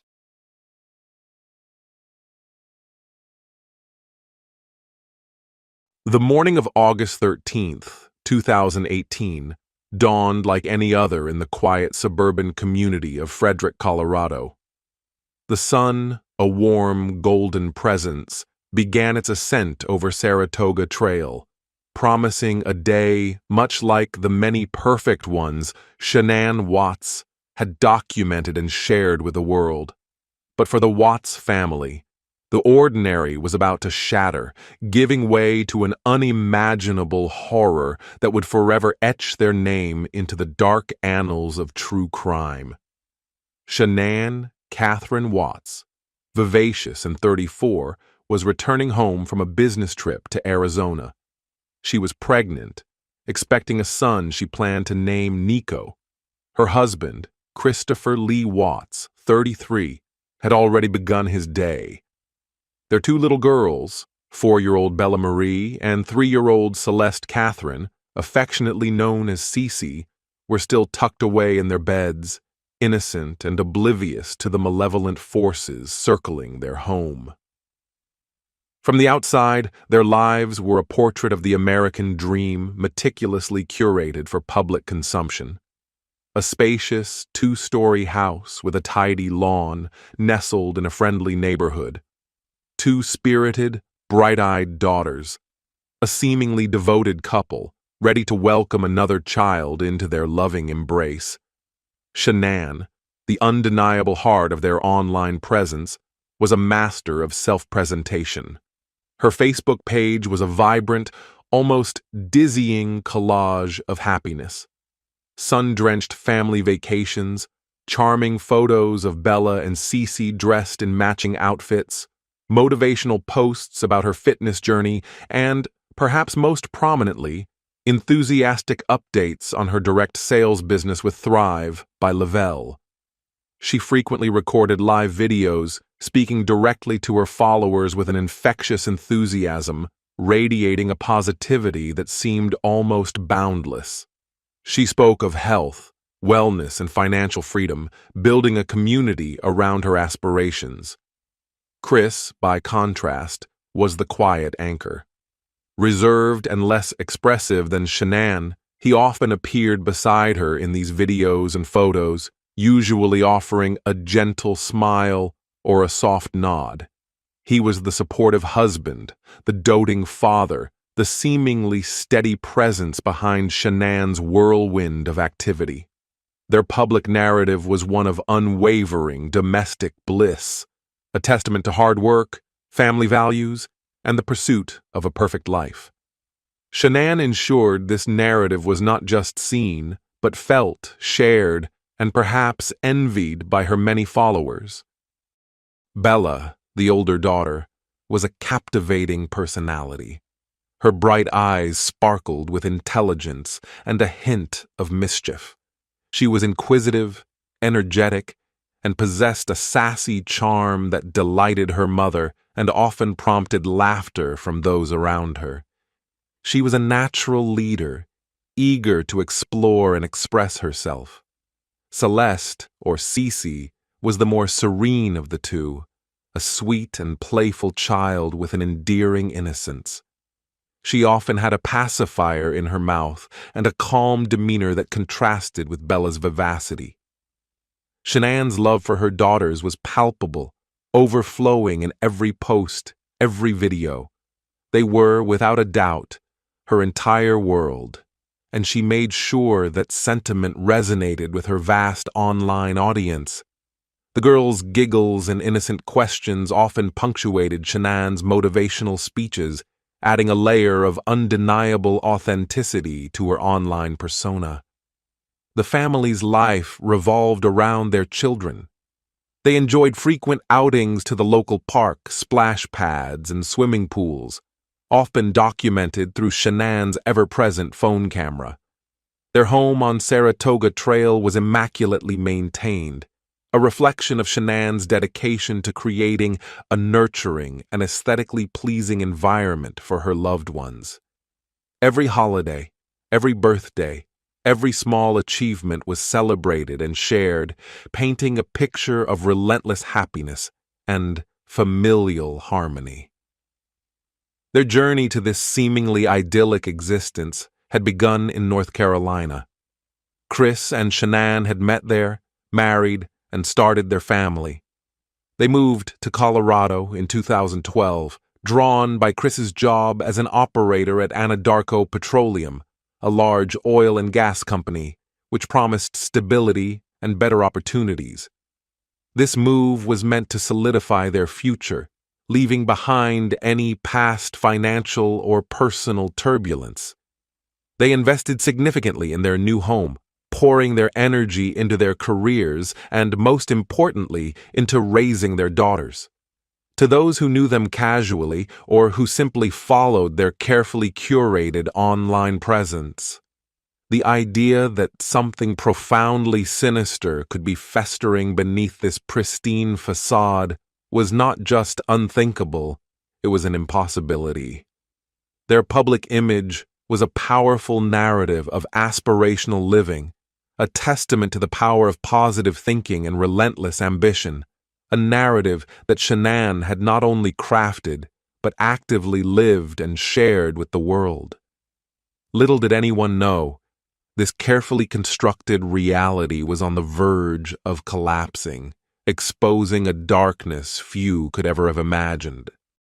The veneer of prosperity that Shanann so diligently maintained online often masked a far more complex and troubling reality behind the scenes. While their social media profiles projected success and abundance, the Watts family had, in fact, been wrestling with significant financial difficulties for years. These struggles were not a distant memory, but a persistent shadow lurking beneath the surface of their seemingly perfect life. The most public manifestation of these troubles came in 2015, just 3 years before the tragic events. Chris and Shanann Watts filed for Chapter 7 bankruptcy. This was a stark contrast to the image of financial freedom and success that Shanann later promoted through her work.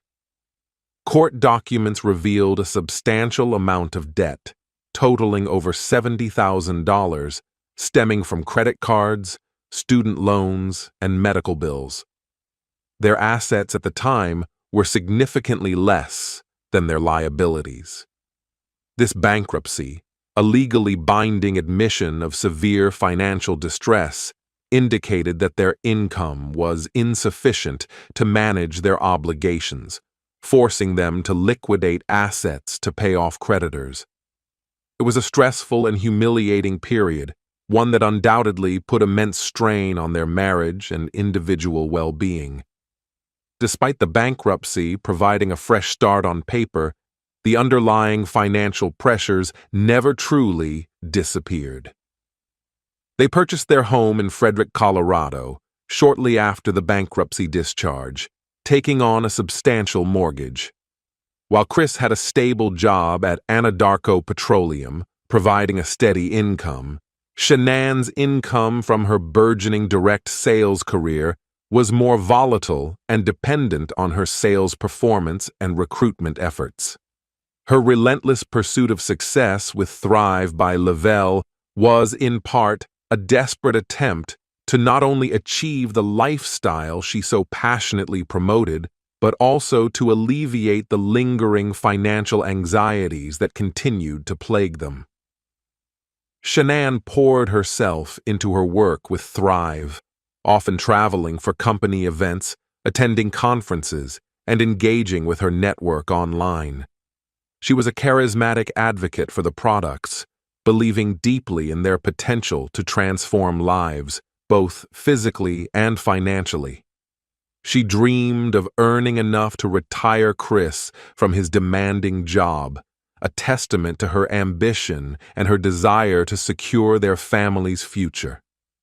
She invested heavily in her business, not just time and effort, but also financially, purchasing products and attending events, all with the hope of recouping and multiplying her investment. This level of commitment, while admirable, also placed considerable pressure on her, and by extension, on their shared finances. The line between personal aspirations and financial necessity blurred, turning her passion into a burden. The financial strain created a subtle but constant undercurrent of tension in the Watts household.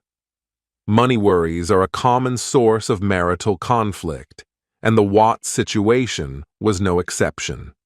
While Shanann presented a cheerful and optimistic front to the world, privately, discussions about their financial health could be fraught. Chris, being the primary consistent income earner, likely felt the weight of these obligations keenly. The pressure to maintain their lifestyle, which included a new home and 2 young children, was immense, and it was a burden they carried together, though perhaps with different coping mechanisms. This financial stress played a critical, though often hidden, role in the unraveling of their marriage. It added layers of complexity to their interactions, influencing decisions and fueling underlying resentments. The constant striving for more, driven by a fear of falling back into debt, could have created a pressure cooker environment, where the demands of their public image clashed with the realities of their private bank accounts. The perfect life they showcased on social media was, for Shanann, not just a marketing tool, but perhaps also a manifestation of her deepest desires to escape the shadow of past financial failures. For Chris, it may have been a relentless reminder of the expectations placed upon him, silently eroding his willingness to maintain the facade. The financial landscape of the Watts family was, therefore, not merely a backdrop to their story, but an active participant in its tragic progression, contributing to the quiet desperation that would eventually erupt in violence. As the summer of 2018 progressed, the carefully constructed facade of the Watts family began to show its first, almost imperceptible cracks. While Shanann continued to project an image of unwavering joy and marital bliss on social media, behind closed doors, the dynamics between her and Chris were shifting, subtly at first, then with increasing clarity. Friends and family members would later recall a growing distance between the couple, a change in Chris's demeanor that, in hindsight, spoke volumes of a deeper disquiet. Chris, once seen as the quiet but affectionate husband, started to become more withdrawn. His customary reserved nature began to morph into something more sullen and detached. Colleagues at Anadarko Petroleum noticed a shift in his personality. He, who was usually even-tempered, began to exhibit uncharacteristic irritability, snapping at minor workplace annoyances. He started spending more time after work, at happy hours, with coworkers, a new habit that extended his time away from home, a stark contrast to his previous routine of returning promptly to his family. This subtle pulling away, a nascent disengagement, was a precursor to the emotional chasm that was rapidly widening between him and Shanann. Shanann, intuitive and deeply connected to her husband, sensed this shift. She expressed her concerns to close friends, particularly to her best friend, Nicole Atkinson. Messages exchanged between Shanann and her friends revealed her distress over Chris's growing emotional distance. She confided that he was no longer as affectionate, that their physical intimacy had dwindled, and that he seemed preoccupied, almost haunted by something she couldn't quite grasp. She wondered if he was stressed by work, by their financial situation, or if there was something more profound at play.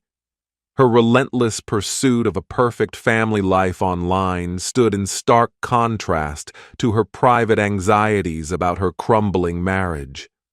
She was trying desperately to fix what she felt was broken, but Chris seemed increasingly unresponsive to her efforts. The tension culminated in a pivotal family trip in late June and early July 2018. Shanann traveled with Bella and Cece to North Carolina to visit her parents, Frank and Cindy Zuchek. This was meant to be a relaxing vacation, a chance for Shanann to reconnect with her roots, and for the girls to spend time with their grandparents. Chris, initially, joined them. However, his behavior during this trip was noticeably different. He was described as being cold, distant, and uncharacteristically quiet. He seemed withdrawn from the family, not engaging with the children as he usually did, and often absorbed in his phone. The stark contrast between his previous warmth and his current detachment was unsettling to Shanann and her family. It was during this period, while physically present with his wife and children, that ChrisWatts definitively began his affair with Nicole Kessinger, a colleague from Anadarko Petroleum. He had met Kessinger at work in early June, and their relationship quickly escalated.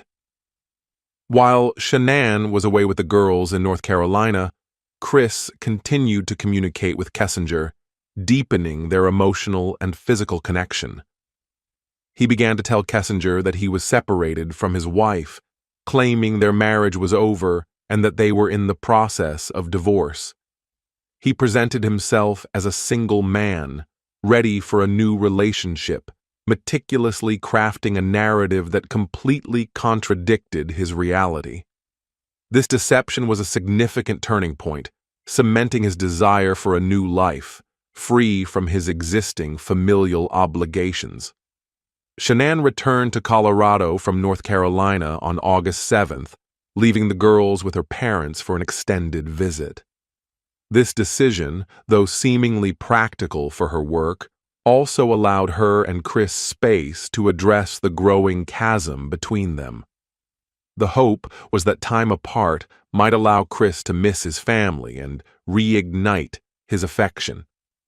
But the time apart only served to solidify Chris's resolve to pursue his new relationship. Shanann, back in Colorado, became increasingly distraught by Chris's continued coldness. She confided in friends that he confessed he no longer loved her and wanted to separate. This admission, delivered with a chilling lack of emotion, devastated Shanann. In her desperate attempts to salvage their marriage, Shanann even purchased a book on marital counseling, love, and respect, hoping it would provide tools for them to reconnect and understand each other. She believed that communication and effort could mend the rift. She continued to reach out to Chris, pleading for clarity, begging him to fight for their family, but Chris remained emotionally distant, his mind seemingly already elsewhere, fixated on the new life he envisioned for himself. The perfect family facade, once so meticulously maintained, was now crumbling from within, piece by agonizing piece, under the weight of Chris's calculated deception and Shanann's heartbreaking realization. The stage was set for a confrontation that would plunge the Watts family into an abyss from which there would be no return. The summer of 2018 deepened, and with it, the chasm between Chris and Shanann Watts widened into an almost unbridgeable gulf. After their family visit to North Carolina in early July, Shanann made the decision to extend her stay with Bella and Celeste at her parents' home, the Razucheks. This was an unusual arrangement for her, as she was intensely devoted to her direct sales work and accustomed to managing her home and business in Colorado. However, the extended stay was born out of a desperate hope. She believed that a prolonged physical distance might make Chris miss her and the girls, rekindling the affection and closeness that had so visibly evaporated from their marriage. It was a gamble, a last-ditch effort to salvage what she increasingly feared was being lost forever. While in North Carolina, Shanann communicated frequently with Chris, often through text messages. Her messages reveal a woman deeply distressed, pleading with her husband to acknowledge their marital problems and to fight for their relationship. She poured out her heart, expressing confusion and pain over his sudden detachment. Her texts ranged from attempts at understanding to desperate pleas for intimacy and reaffirmation of their bond. Chris's responses, however, were increasingly cold, clipped, and emotionally barren. He maintained a frustrating distance, deflecting her concerns and offering vague explanations for his change of heart. He refused to discuss their issues in depth, leaving Shanann feeling bewildered and isolated. His evasiveness only fueled her anxiety, confirming her worst fears that his mind was elsewhere and that he was actively disengaging from their shared life. During this time, Shanann's friends and family in North Carolina witnessed her unraveling. They saw her normally vibrant personality dimming under the weight of Chris's emotional withdrawal. She confided in them about the lack of physical affection, Chris's newfound disinterest in their life together, and his stark declaration that he no longer loved her. She described how he appeared to be a different person, almost a stranger since their recent visit to North Carolina. The stark contrast between the loving, attentive Chris she had known for years and the emotionally detached man he had become was a source of profound confusion and heartbreak for her. Despite the pain, Shanann clung to hope, believing that their history, their children, and her love could still overcome the growing darkness. She continued to plan for their future, including the upcoming arrival of their son, Nico, even as Chris pulled further and further away. The extended stay in North Carolina concluded on the morning of August 13th, 2018. Shanann, driven by her friend and colleague Nicole Atkinson, arrived back at her home on Saratoga Trail in Frederick, Colorado, sometime after 1:40 a.m. The house was dark, suggesting Chris had already gone to sleep. Shanann entered her home, exhausted from the travel but likely filled with a desperate hope that her return might finally force a confrontation, a resolution, or perhaps even a reconciliation. She was eager to talk to Chris, to understand the distance that had grown between them, to fight for her marriage and her family. What transpired in the early hours after Shanann's return remains known only to ChrisWatts, recounted later in chilling detail. The last known moments of Shanann's life inside that house were private, hidden from the public eye. Nicole Atkinson, who dropped Shanann off, observed nothing out of the ordinary as Shanann went inside. The house appeared quiet, no signs of disturbance or conflict visible from the street. Later that morning, as the sun fully illuminated Saratoga Trail, a different narrative began to unfold. ChrisWatts would later claim that he woke up and found Shanann gone, leaving behind her car, her purse, her phone, and the girls' car seats. He would tell neighbors, police, and news cameras that he had no idea where his wife and daughters could be. He would act out the role of the distraught husband, making public pleas for their return, fabricating stories of a missing family in a desperate attempt to divert suspicion. He would even contact Nicole Atkinson, feigning concern, setting into motion the search that would ultimately expose his horrific crimes. The calm, almost ordinary morning of August 13th was already tainted by a monstrous secret, hidden within the walls of the Watts family home, as the facade of perfection dissolved into an unspeakable tragedy. The quiet morning of August 13th, 2018, rapidly escalated from a seemingly ordinary start to a frantic search, all orchestrated by the very person responsible for the unfolding tragedy. Just hours after Shanann Watts returned home, her presence, and that of her two young daughters, vanished. Christopher Watts, now alone in the house that harbored a monstrous secret, began to enact a chillingly calculated deception, laying the groundwork for a missing persons case that would captivate and horrify the nation. Chris's first recorded act of public deception occurred when he contacted Shanann's close friend and colleague, Nicole Atkinson. Nicole had dropped Shanann off at home in the early hours of the morning and had a prearranged appointment to pick her up later that day for a doctor's appointment. When Shanann was unresponsive to her calls and texts, Nicole grew increasingly concerned. She was unusual for Shanann not to respond, especially for an important medical visit. When Nicole arrived at the Watts home, she found Shanann's car still in the garage, a detail that immediately raised red flags. Shanann would never leave her cherished Lexus, especially if she had simply walked away. Nicole also noted that the girls' car seats were still inside the vehicle, which was highly unusual as Shanann always took them out. She knocked on the door, called out, but received no answer. It was at this point that Nicole telephoned Chris Watts, who was already at work at Anadarko Petroleum. Chris, feigning surprise and concern, told Nicole that he had woken up to find Shanann and the girls gone. He claimed he assumed Shanann had taken the girls to a play date or to visit a friend. This was his first fabricated narrative, delivered with a calm that would later become a hallmark of his chilling composure.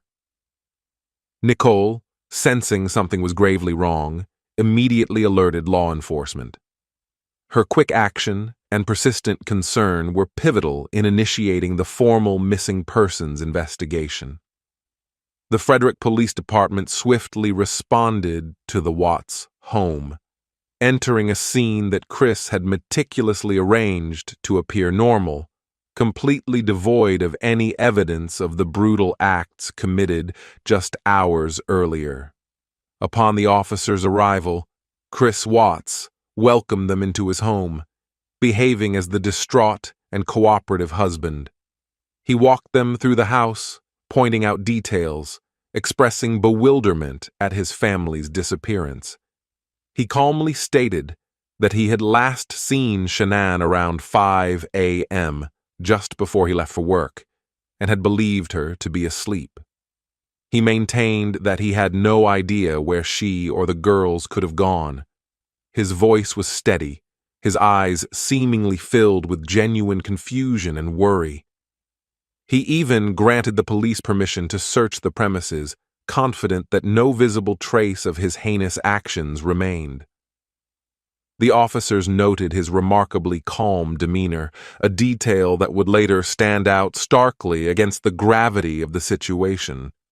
As the search for Shanann, Bella, and Celeste intensified, ChrisWatts agreed to public interviews with local media outlets.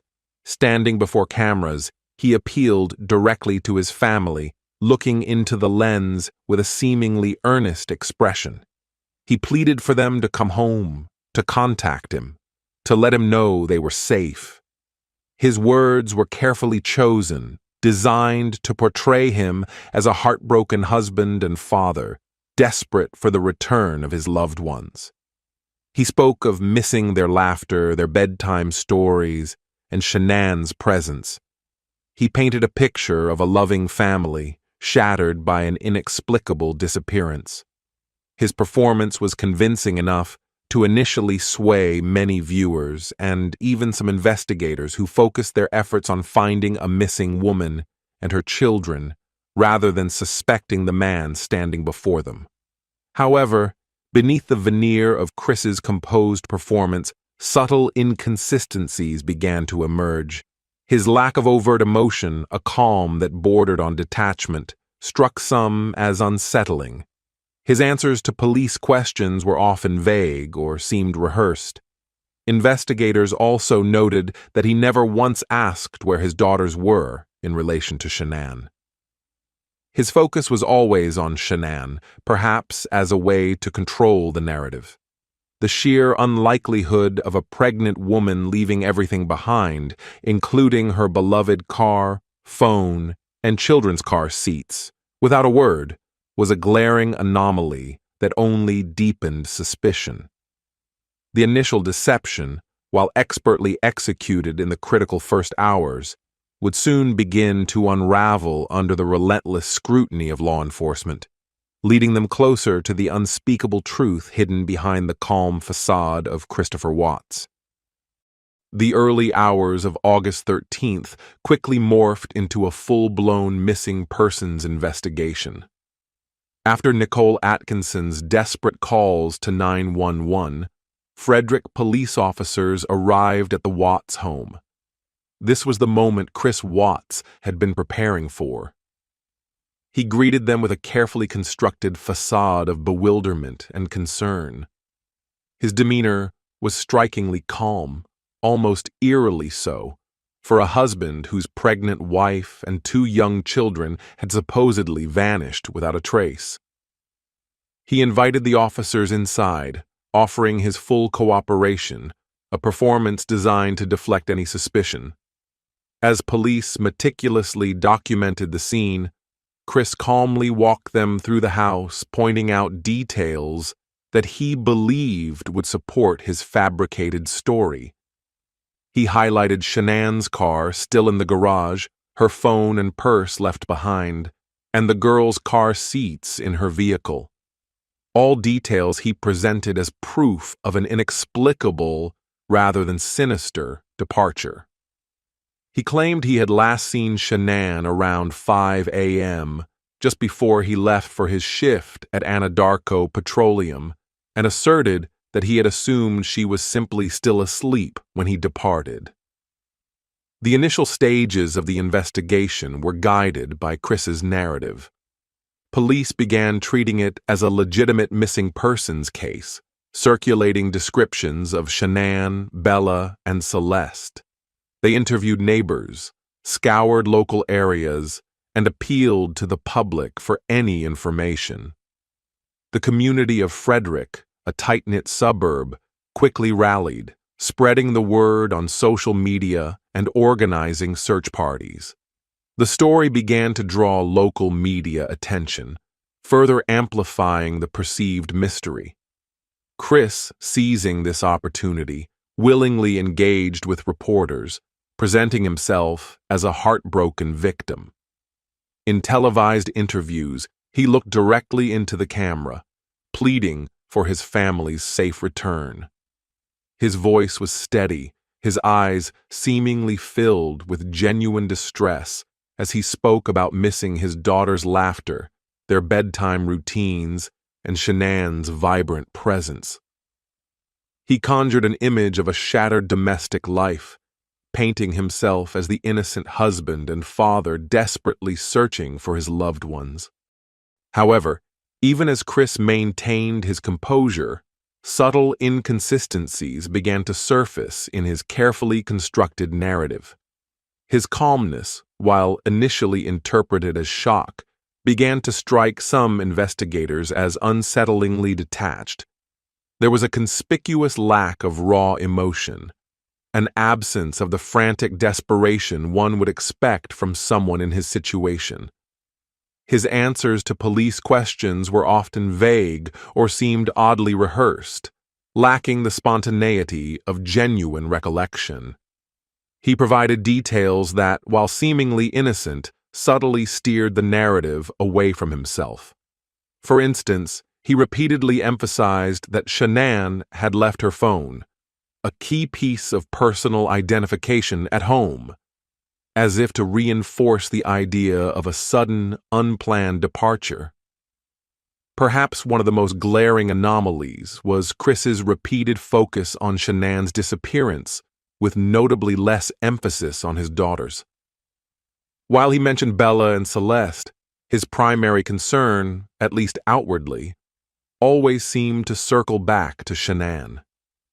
He never once asked where his daughters might be in relation to their mother. This detail, though minor on its own, began to contribute to a growing uneasiness among seasoned investigators. They understood that in cases of sudden disappearances, parents typically prioritize the safety of their children above all else. This subtle but persistent deviation from expected behavior began to cast a long, cold shadow of suspicion over the seemingly distraught husband. The initial deception, while expertly executed in the critical first hours, would soon face increasing scrutiny as the calm facade of Christopher Watts slowly, but surely, began to crack under the pressure of the unfolding investigation. As the hours stretched into days, the investigation into the Watts family's disappearance intensified, and the focus of law enforcement began to narrow decisively on Christopher Watts. The initial flurry of public appeals and community searches slowly gave way to a more targeted approach. Detectives, trained to identify anomalies in human behavior, found Chris's calm demeanor increasingly unnerving. His consistent lack of overt emotional distress, coupled with the convenient narrative he presented, started to raise red flags.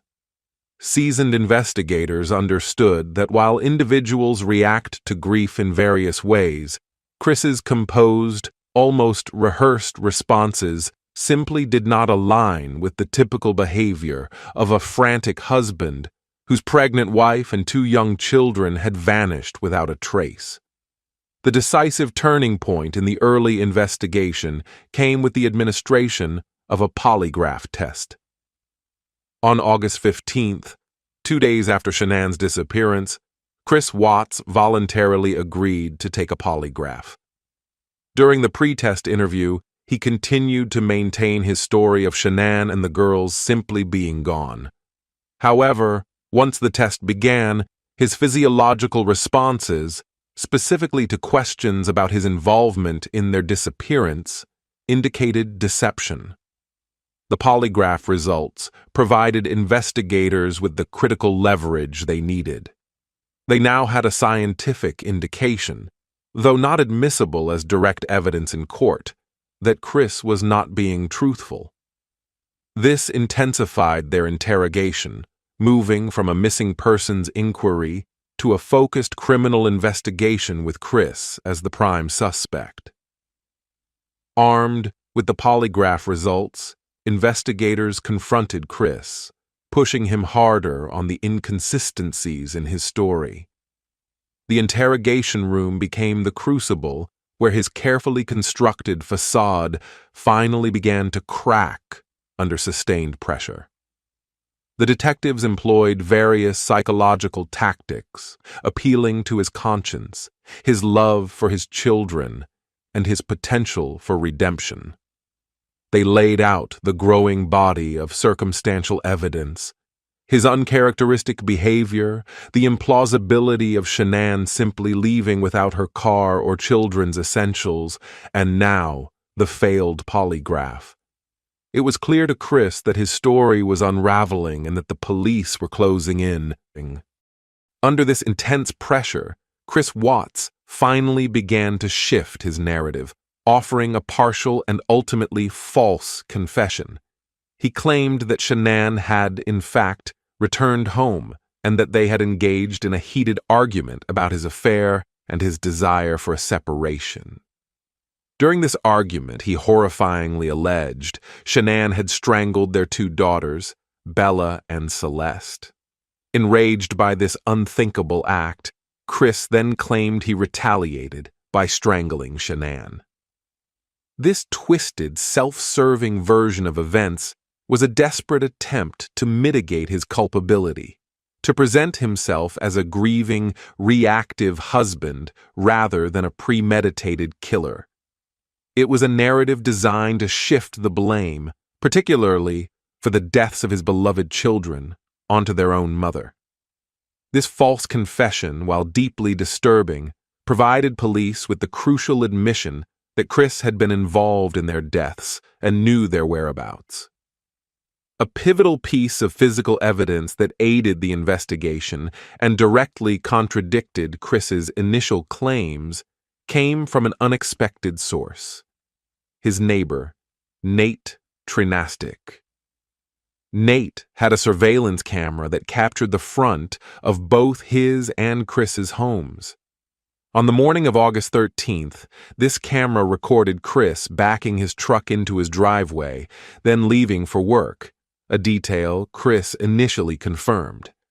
However, the footage also captured Chris's unusual activity around his vehicle, specifically showing him backing his truck up to his garage, remaining there for an extended period, and then pulling away with a noticeable weight in the truck bed that wasn't there before. This video evidence, crucial for its time-stamped veracity, contradicted Chris's story of simply leaving for work. It suggested clandestine activity, providing irrefutable proof that Chris had loaded something, or someone, into his truck in the early hours of the morning, directly undermining his claims of innocence. The walls were closing in, and the truth, in its most horrific form, was about to be exposed. The twisted confession from ChrisWatts, coupled with the incriminating surveillance footage from his neighbor, provided law enforcement with the grim roadmap they desperately needed. With Chris now admitting involvement, even if partially and deceptively, the focus shifted from a missing persons investigation to a recovery operation. The urgency was palpable, driven by the hope, however faint, that Shanann or the girls might still be alive, or at the very least, that their remains could be respectfully recovered. Investigators knew that Chris worked at Anadarko Petroleum, and his evasive answers and the peculiar activities around his truck hinted strongly at the location of his horrific disposal.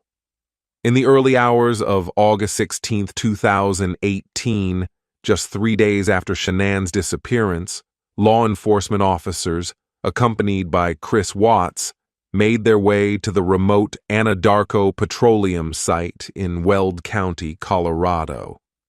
It was a desolate landscape, far removed from the idyllic suburban streets of Frederick.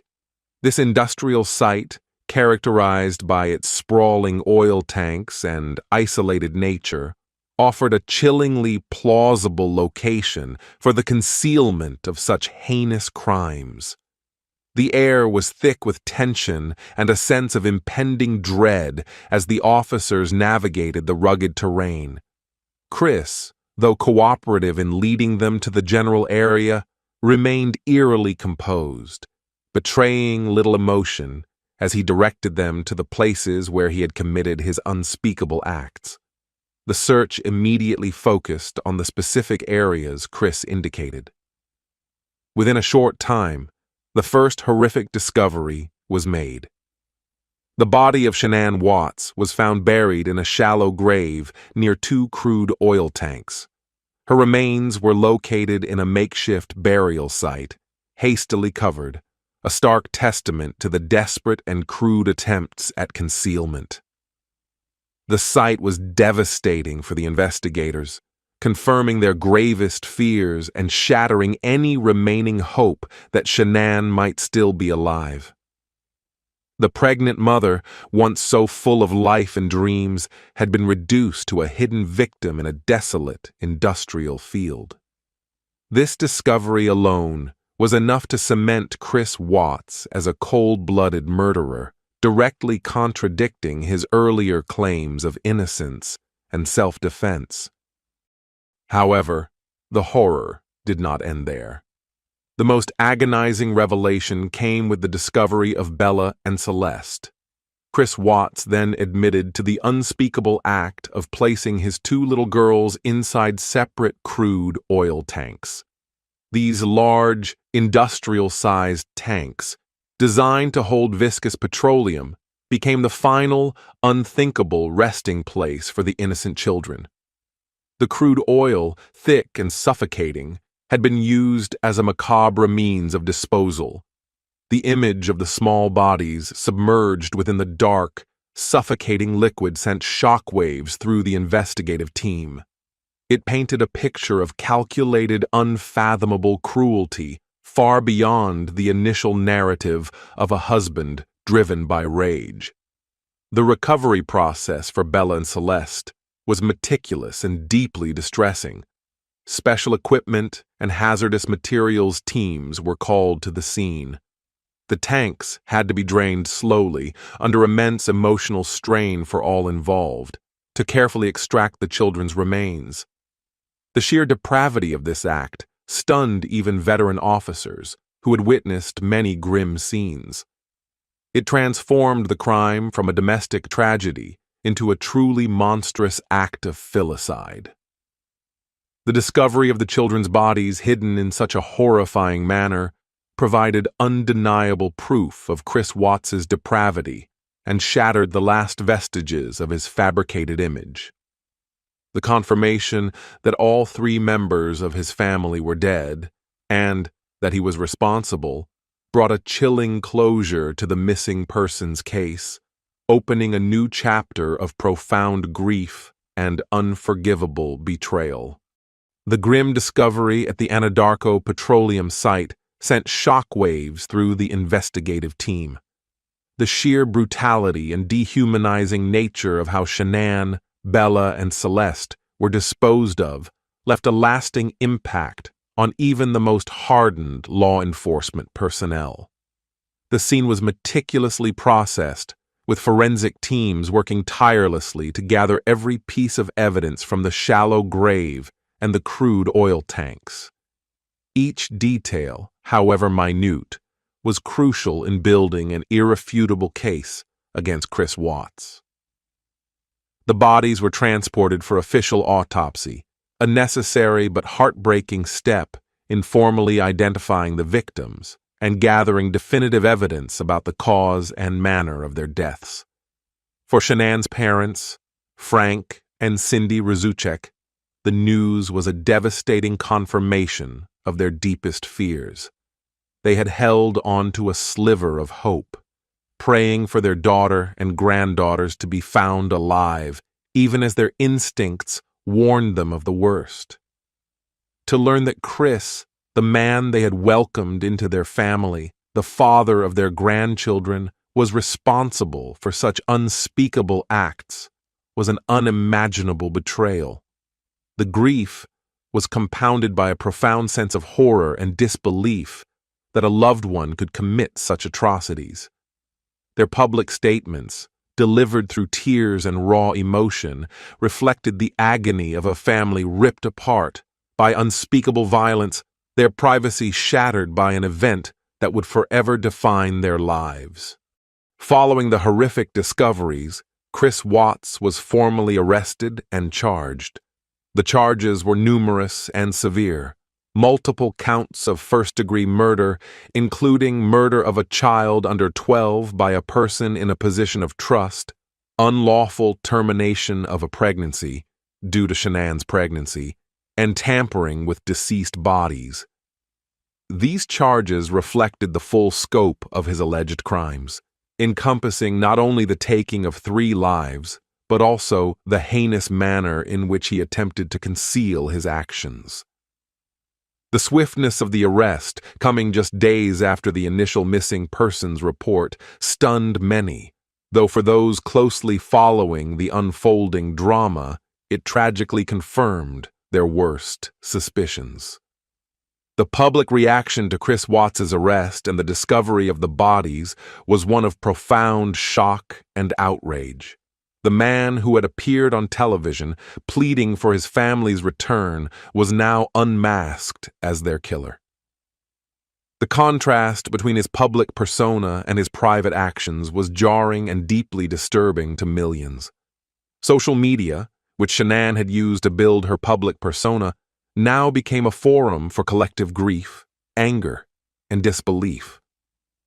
News reports flooded national and international channels, transforming a local tragedy into a globally recognized case of unthinkable domestic violence. People struggled to reconcile the image of the doting dad with the monster who had murdered his pregnant wife and smothered his young daughters. The legal process immediately began to take shape.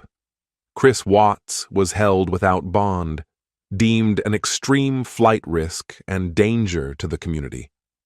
His initial court appearances were brief, marked by his stoic, almost emotionless demeanor, mirroring the composure he had displayed during the initial investigation.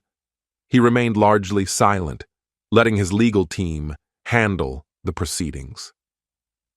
The focus shifted from finding the missing family to building an unshakable case against the man who had admitted to their deaths.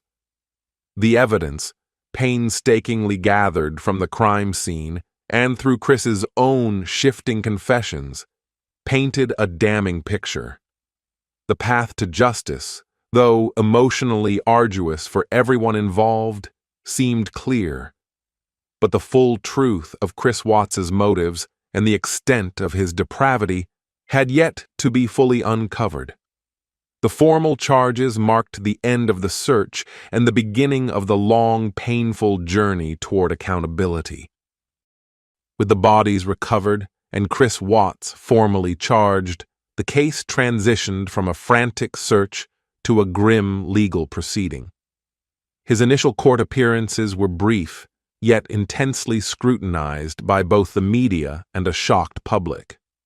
During his arraignment, Chris stood silently beside his public defenders, his expression largely unreadable. He offered no visible signs of remorse, no tears, no breakdown, a stoicism that struck many as profoundly unsettling for a man accused of murdering his pregnant wife and 2 young daughters.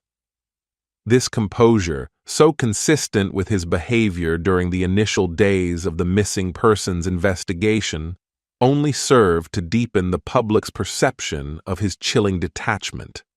The Weld County District Attorney's Office began the meticulous process of building its case.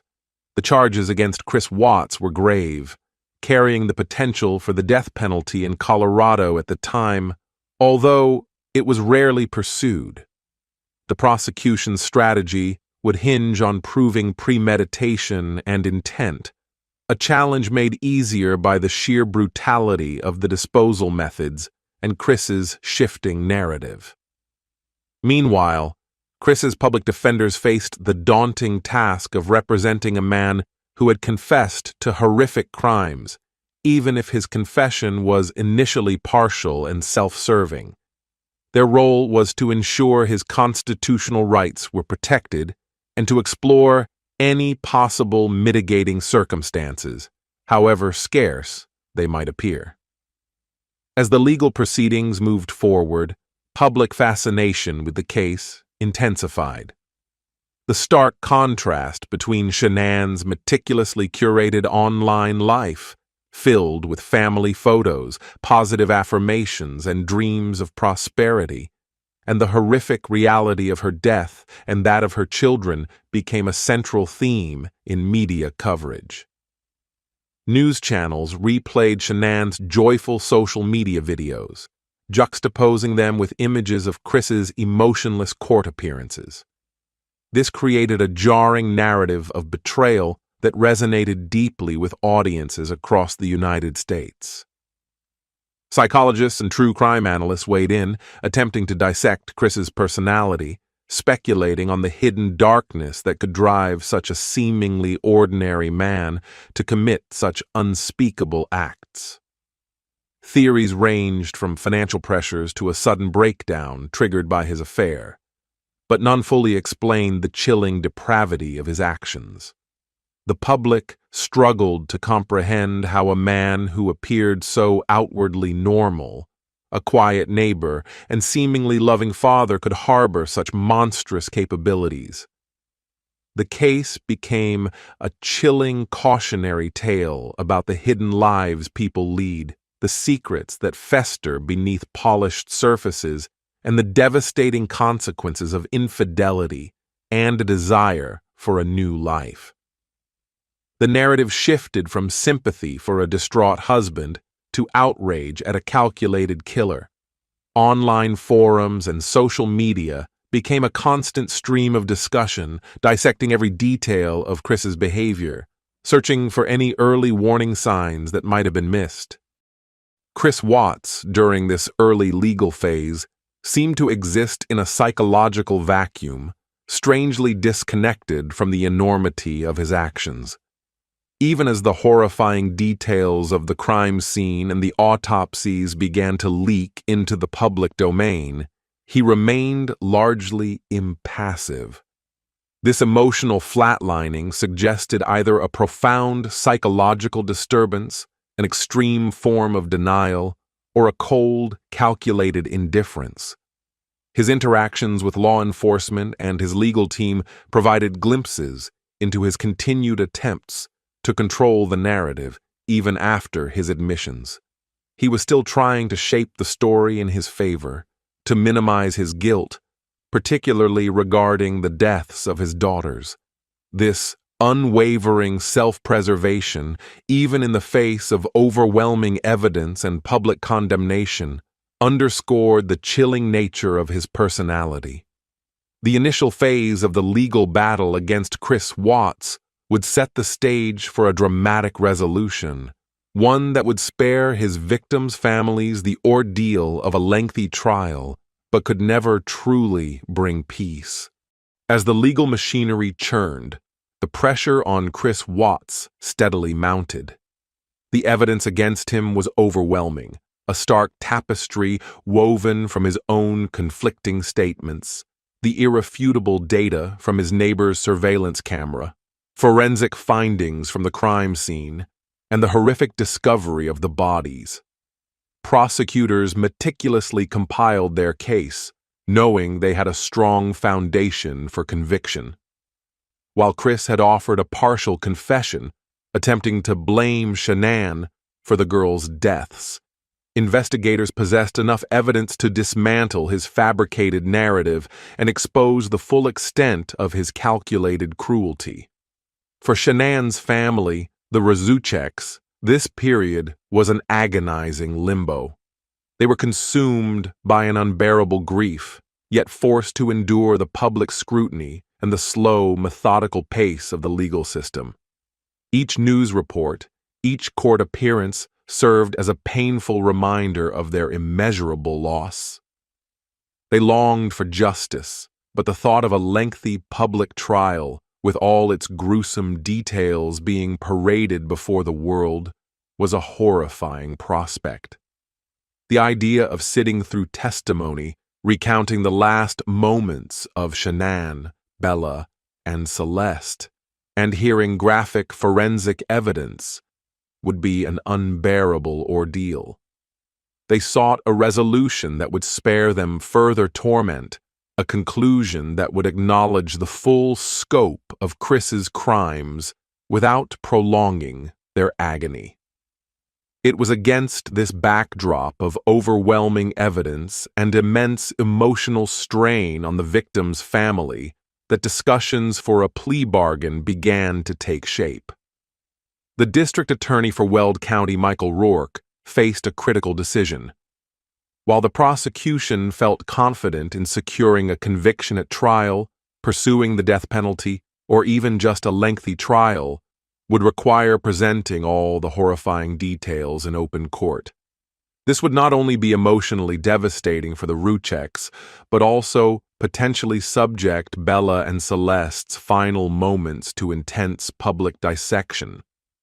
Colorado's death penalty was also a complex and rarely executed legal path, often leading to decades of appeals. The primary motivation behind seeking a plea agreement was to ensure a swift and definitive conviction, guaranteeing Chris Watts would spend the rest of his life behind bars, while simultaneously sparing the Razuchek family the unimaginable trauma of a public trial. By accepting a guilty plea, Chris would waive his right to an appeal, cementing his punishment without the lengthy, drawn-out legal battles that often accompany capital punishment cases. This decision, made in close consultation with Shanann's family, prioritized their healing and the certainty of a conviction over the pursuit of the death penalty. It was a compassionate and pragmatic approach to securing justice in the most final and least agonizing way for the victim's loved ones. As the possibility of a plea bargain emerged, the public's anticipation of a dramatic trial began to shift. Many had expected a protracted legal battle, hoping for every gruesome detail to be laid bare in court. However, the prospect of a guilty plea, securing a life sentence without the possibility of parole, offered a different kind of closure. While it meant foregoing the spectacle of a trial, it promised an immediate and irreversible consequence for Chris Watts. The legal maneuver was a testament to the prosecution's strength, signaling that Chris's defense team recognized the overwhelming evidence against him, leaving him with little recourse but to accept responsibility for his heinous acts. The stage was set for a resolution that would bring an end to the agonizing uncertainty, even if the pain for the Razuchek family would forever remain. The decision to pursue a plea bargain culminated in a pivotal moment for the Watts family case. On November 6, 2018, less than 3 months after the murders, Christopher Watts appeared in a Weld County courtroom to formally change his plea.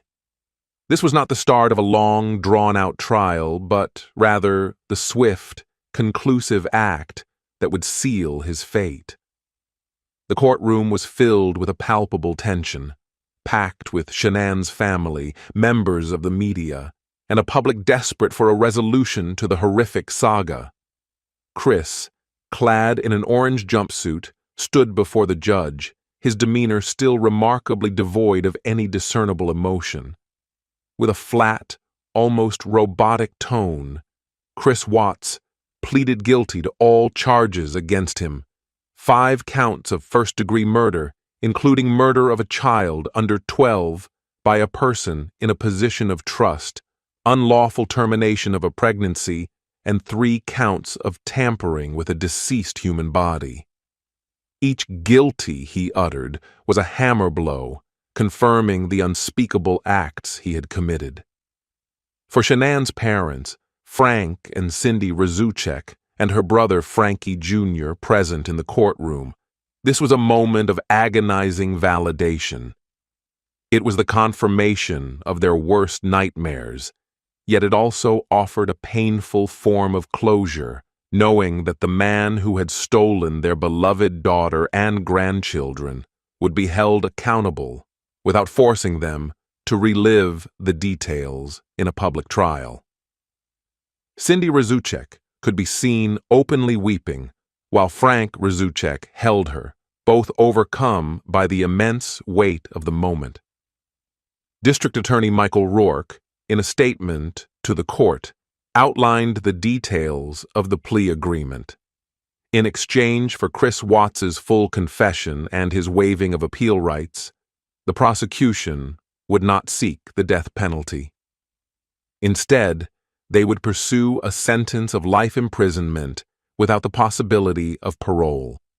This decision, as previously emphasized, was made in close consultation with the Razuchek family, prioritizing their emotional well-being and the certainty of Chris never walking free again. The judge, acknowledging the gravity of the charges and the terms of the agreement, accepted Chris Watts's guilty plea. This acceptance solidified his fate, condemning him to spend the remainder of his life incarcerated. The formal plea sent immediate shockwaves across the nation. For a public that had been captivated by the unfolding mystery, the guilty plea provided a swift, if unsatisfying, conclusion to the immediate question of who was responsible. There would be no dramatic trial, no cross-examinations, and no public airing of every minute detail of the murders. Yet the outcome was definitive. Christopher Watts, the man who had played the grieving husband on national television, was now unequivocally confirmed as the cold-blooded killer of his entire family.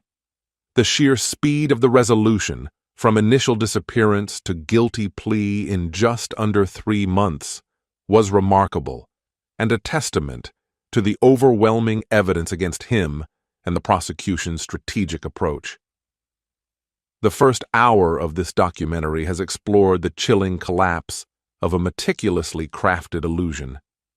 We've witnessed the transformation from a seemingly perfect family unit, celebrated online, to the devastating reality of a man consumed by a desire for a new life, willing to commit unspeakable atrocities to achieve it. We have traced the subtle cracks in the facade, the financial pressures, Chris's growing detachment, Shanann's desperate pleas, and the tragic sequence of events leading to the family's disappearance. This part concluded with Chris Watts's shocking admission of guilt and the grim discovery of his victims, setting the stage for the unvarnished truth of his actions and the legal consequences that followed. The question of who did it was answered, but the deeper, more unsettling questions of why and how remained to be fully explored.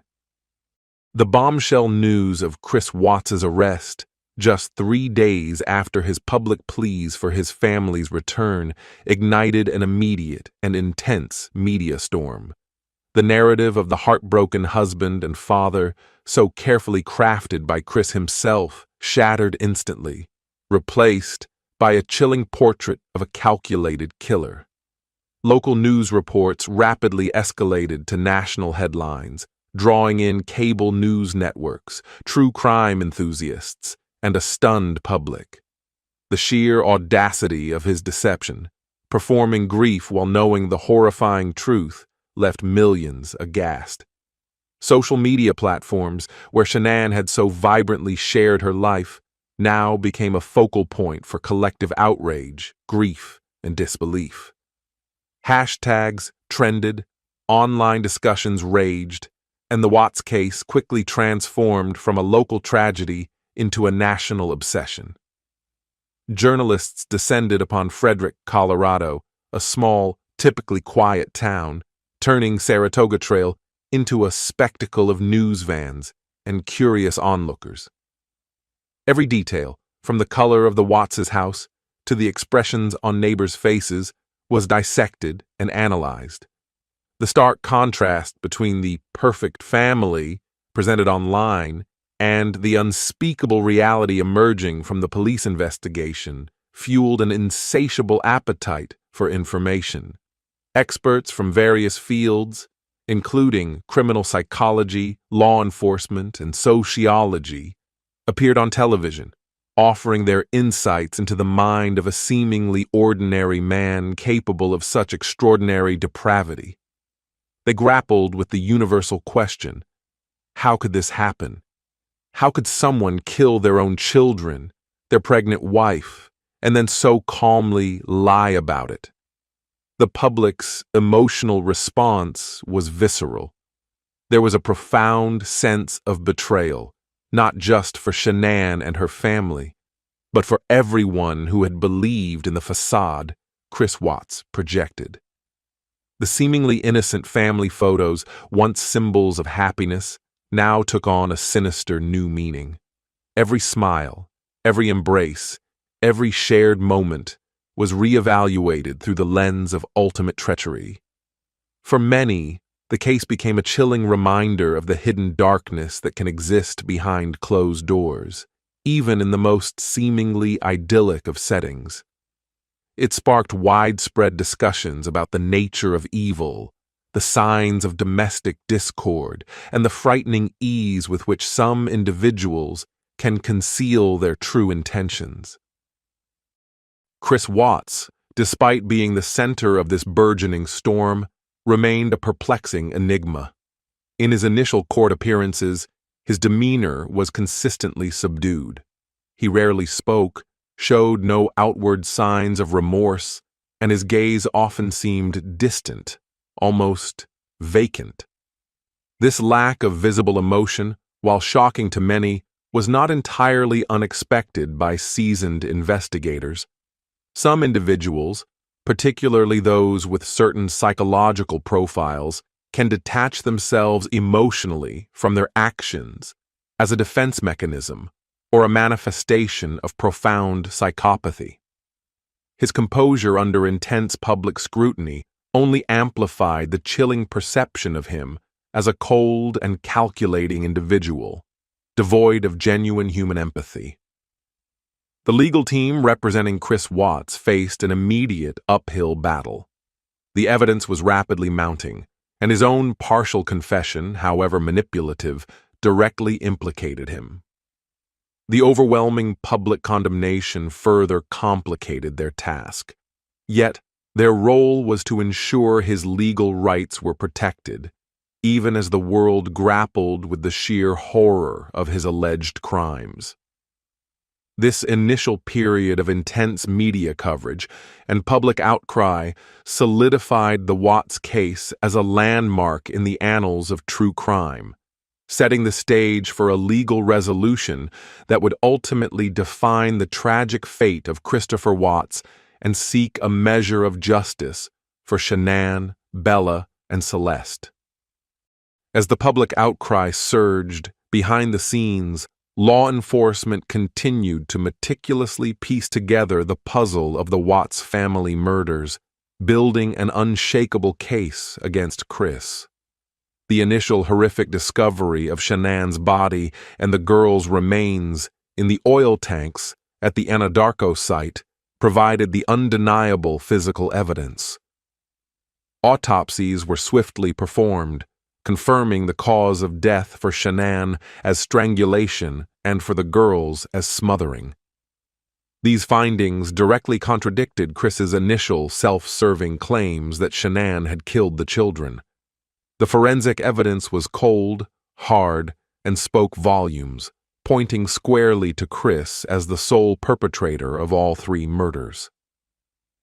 The investigative team also delved deep into the digital footprint of the Watts family and Chris's private life. Phone records, text messages, social media activity, and internet search histories became critical tools. Detectives painstakingly reviewed every interaction, every search query, every deleted message, seeking to understand the timeline of Chris's planning and deception. This digital trail proved invaluable, providing irrefutable evidence of Chris's affair and his escalating desire to escape his family life. His internet searches for phrases like "men who murder their families" and deleted messages exchanged with Nicole Kessinger painted a chilling picture of premeditation and a developing intent to eliminate his family. Central to dismantling Chris's fabricated story was the cooperation of Nicole Kessinger. Upon learning of Shanann's disappearance and subsequently Chris's arrest, Kessinger voluntarily contacted the police. She was initially distraught and confused, believing Chris's narrative that he was separated and in the process of divorcing his wife. When the truth emerged, Kessinger was cooperative and provided extensive details about her relationship with Chris, revealing a clear timeline of their affair. She turned over all communications between them, including text messages, call logs, and photographs. Her testimony was critical.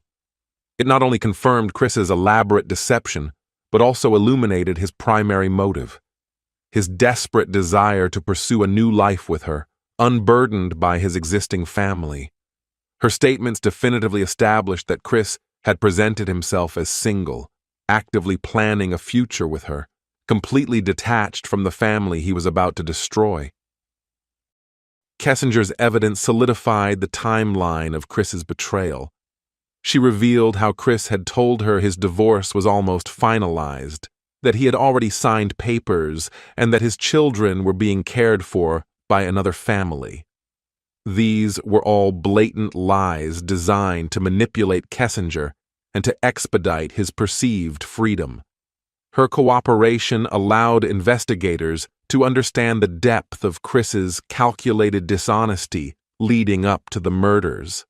It painted a picture of a man meticulously crafting a new reality for himself, a reality that explicitly excluded his wife and daughters.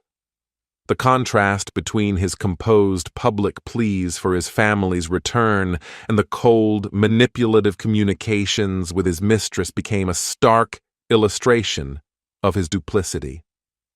With each piece of evidence, from the autopsies to the digital forensics and Kessinger's testimony, the prosecution's case against Chris Watts grew irrefutable. His initial attempts to shift blame, particularly the grotesque accusation against Shanann, collapsed under the weight of the facts. The overwhelming body of evidence left no room for doubt about his sole culpability for the brutal murders. The pressure on Chris intensified, leaving him with increasingly limited options as the reality of his predicament became inescapable. The foundation was now firmly laid for the legal proceedings that would lead to his ultimate confession and the final judgment. The net of evidence tightened relentlessly around Chris Watts. Despite his stoic facade and the initial self-serving confession that blamed Shanann, law enforcement had amassed an undeniable mountain of proof that pointed directly to his singular guilt. The cold, hard facts from the autopsies, the irrefutable digital trail of his affair and sinister internet searches, and the full cooperation of Nicole Kessinger left Chris with no viable escape. The investigators, employing seasoned interrogation techniques, continued to press him, dissecting his every word, challenging his inconsistencies, and patiently laying out the overwhelming case against him. It was during this intense, prolonged interrogation that Chris Watts finally reached his psychological breaking point. On August 16th, facing the unyielding gaze of the detectives and confronted with evidence he could no longer deny, the truth began to emerge, albeit in stages and with continued attempts at self-preservation. The crucial moment arrived when the lead investigators, knowing his affinity for his daughters, appealed to his conscience regarding their whereabouts. They emphasized the need for closure for Shanann's family and the simple human decency of knowing where his children were. This appeal, combined with the crushing weight of undeniable proof, proved to be the final straw. In a hushed, chilling admission, Chris Watts confessed to killing Shanann, and then, in an even more agonizing revelation, he admitted to the unfathomable act of murdering his daughters, Bella and Celeste. He provided the grim details of how he had transported their bodies to the remote Anadarko petroleum site and disposed of them in the crude oil tanks. This was the full confession the investigators desperately needed. It not only detailed the horrific acts, but also led them directly to the precise location of the remains. It was the moment the public's worst fears were confirmed, transitioning the case from a mystery of disappearance to an open book of unspeakable domestic violence. This confession, though later revealed to contain omissions and slight alterations from the full truth he would disclose in prison, was pivotal. It immediately led to the recovery of the bodies, providing Shanann's grieving family with the agonizing certainty they sought. It also provided the prosecution with direct admissions that solidified their already formidable case. Chris's initial fabricated story of Shanann killing the girls was exposed as a grotesque lie, a desperate attempt to shift blame and minimize his own monstrous actions. The stark reality was that he had orchestrated the entire tragedy, driven by a selfish desire to abandon his family for a new relationship, and had then meticulously planned and executed their murders to achieve his perceived freedom. The revelation of Chris Watts's full involvement, confirmed by his own words in the interrogation room, sent a fresh wave of shock and revulsion through the nation. The man who had been the picture of normalcy, the quiet neighbor, the doting dad, was now unequivocally revealed to be a cold-blooded triple murderer. This moment marked the true conclusion of the initial phase of the Watts case: the desperate lies, the agonizing search, and the shocking discovery. The curtain was fully pulled back on the perfect family facade, exposing the profound darkness that lay beneath. With Chris Watts's confession, the focus would now definitively shift from discovering what happened to understanding the full legal consequences and the enduring impact of his unimaginable crimes.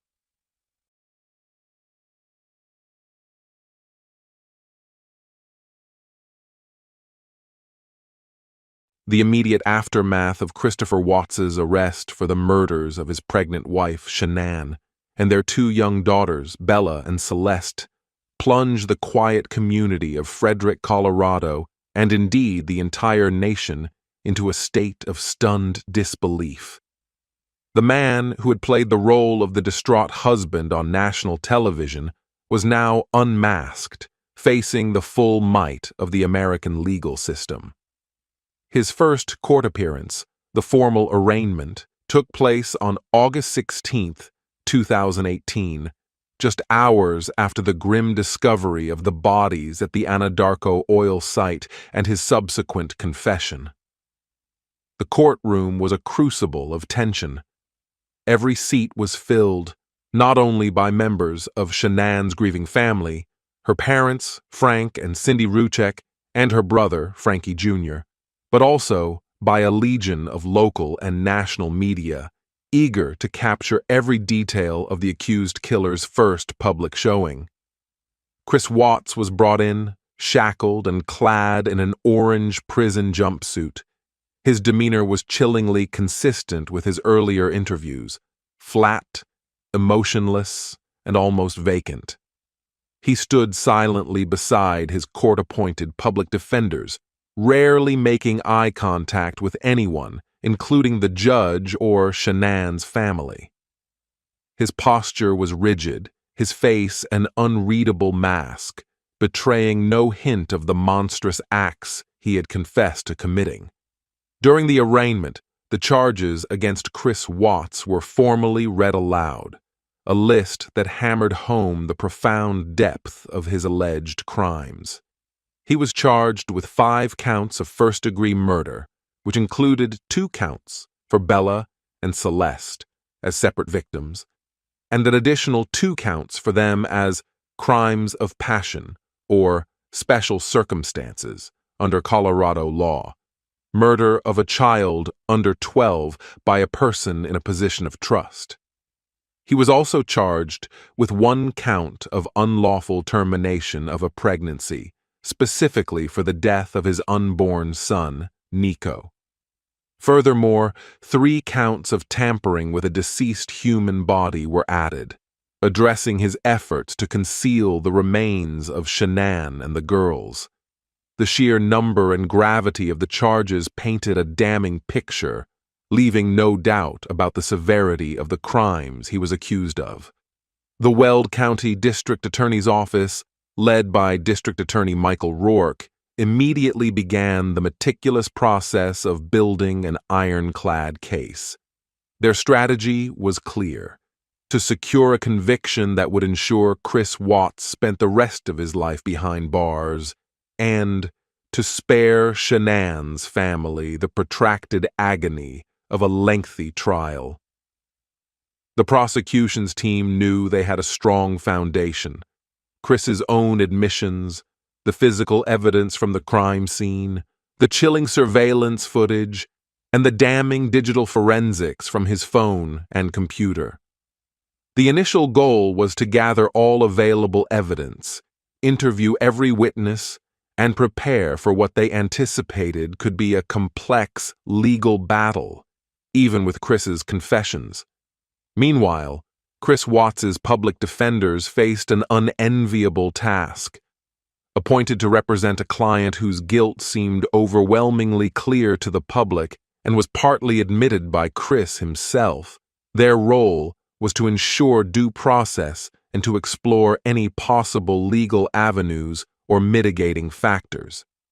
Their primary duty was to protect his constitutional rights and provide the best defense possible within the confines of the law. This initial phase of the legal process was swift and public, marking the transition from a police investigation to a formal prosecution, setting the stage for the ultimate resolution of the Watts family murders that would shock and grieve the nation for years to come. Following ChrisWatts' formal arraignment, the pressure on him escalated from all fronts: legal, investigative, and public.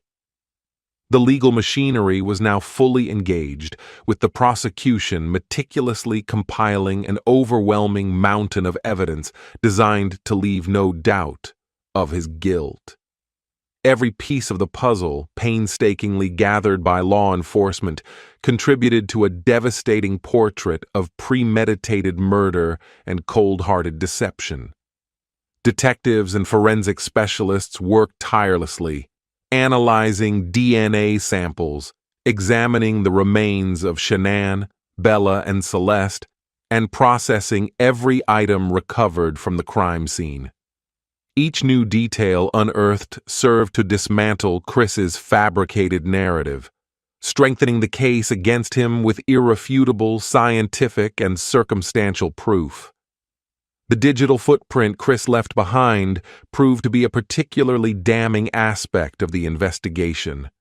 His phone records revealed chilling details of his affair with Nicole Kessinger, showcasing a man actively pursuing a new relationship while deceiving his pregnant wife. Text messages, call logs, and social media interactions provided a clear timeline of his romantic entanglement, directly contradicting his claims of a sudden, unplanned departure by Shanann. Even more incriminating were his internet search histories. These revealed disturbing queries for phrases like "men who murder their families" and "how to dispose of a body," indicating a dark contemplation of his horrific actions long before they occurred. These searches were not the desperate actions of a man reacting to a sudden emotional outburst, but the chilling research of someone contemplating a premeditated act, directly undermining his later claims of rage or self-defense. Meanwhile, the media continued its relentless coverage, amplifying the public's intense desire for a complete understanding of what had driven ChrisWatts to commit such heinous acts.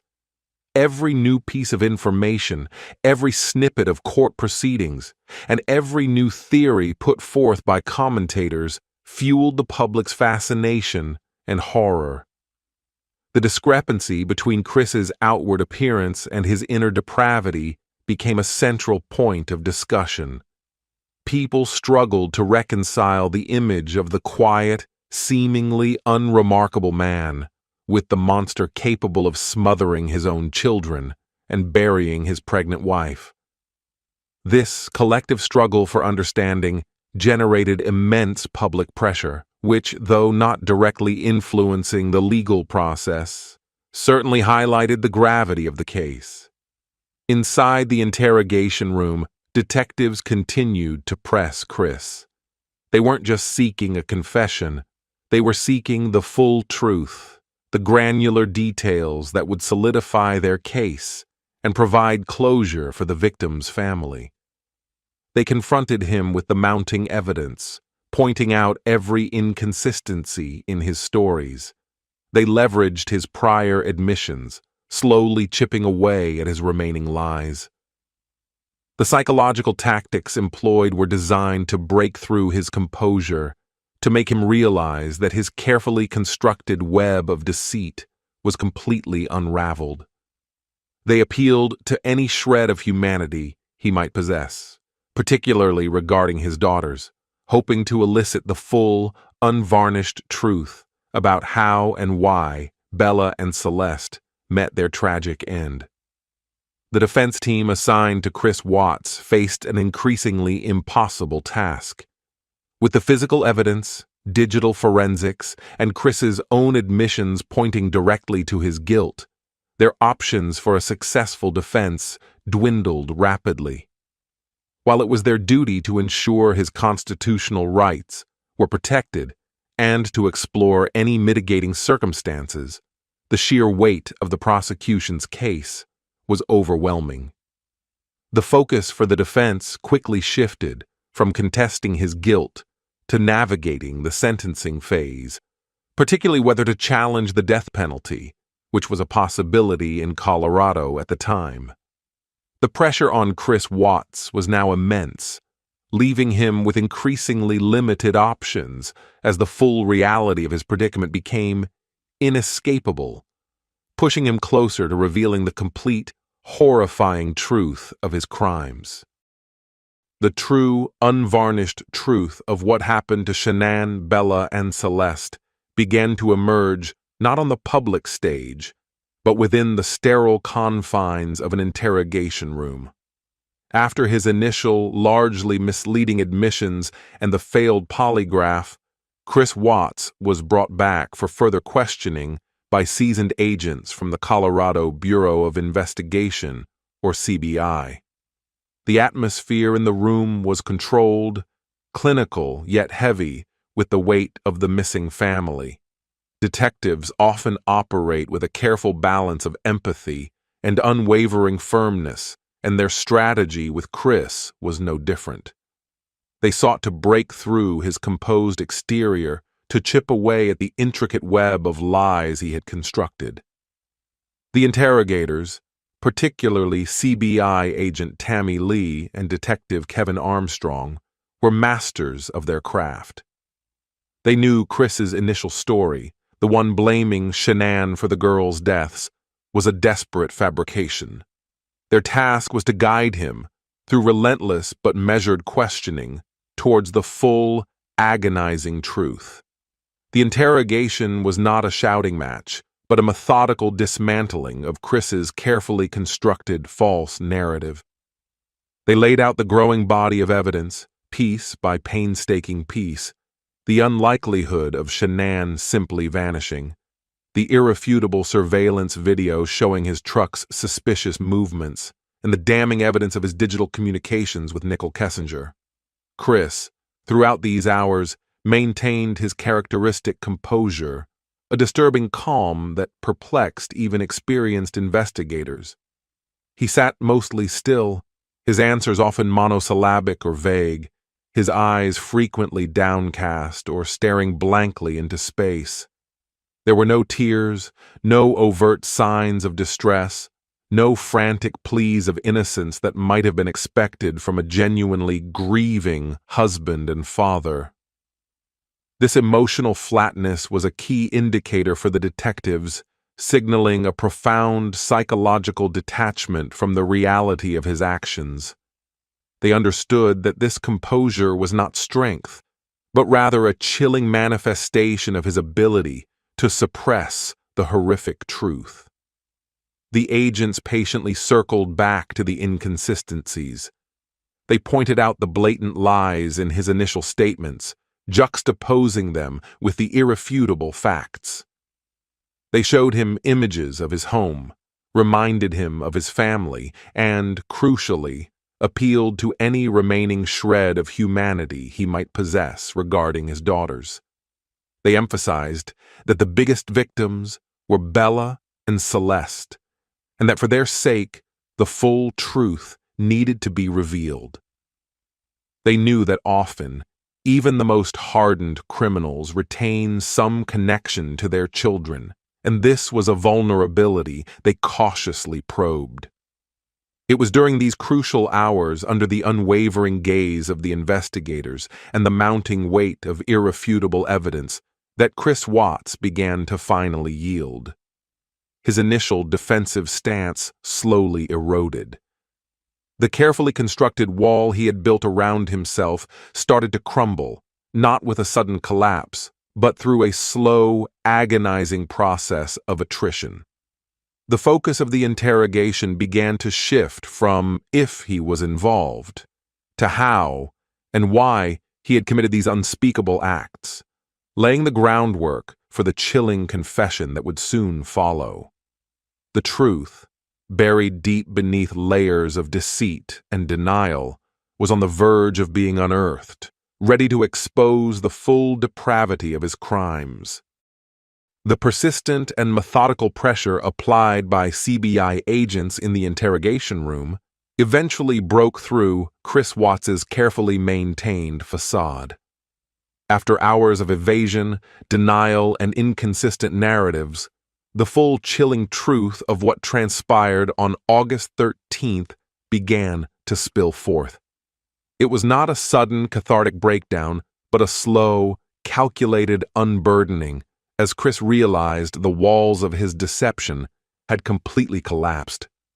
The story he finally delivered was one of cold, selfish rage and unfathomable depravity, a stark contrast to the loving husband and father he had meticulously pretended to be.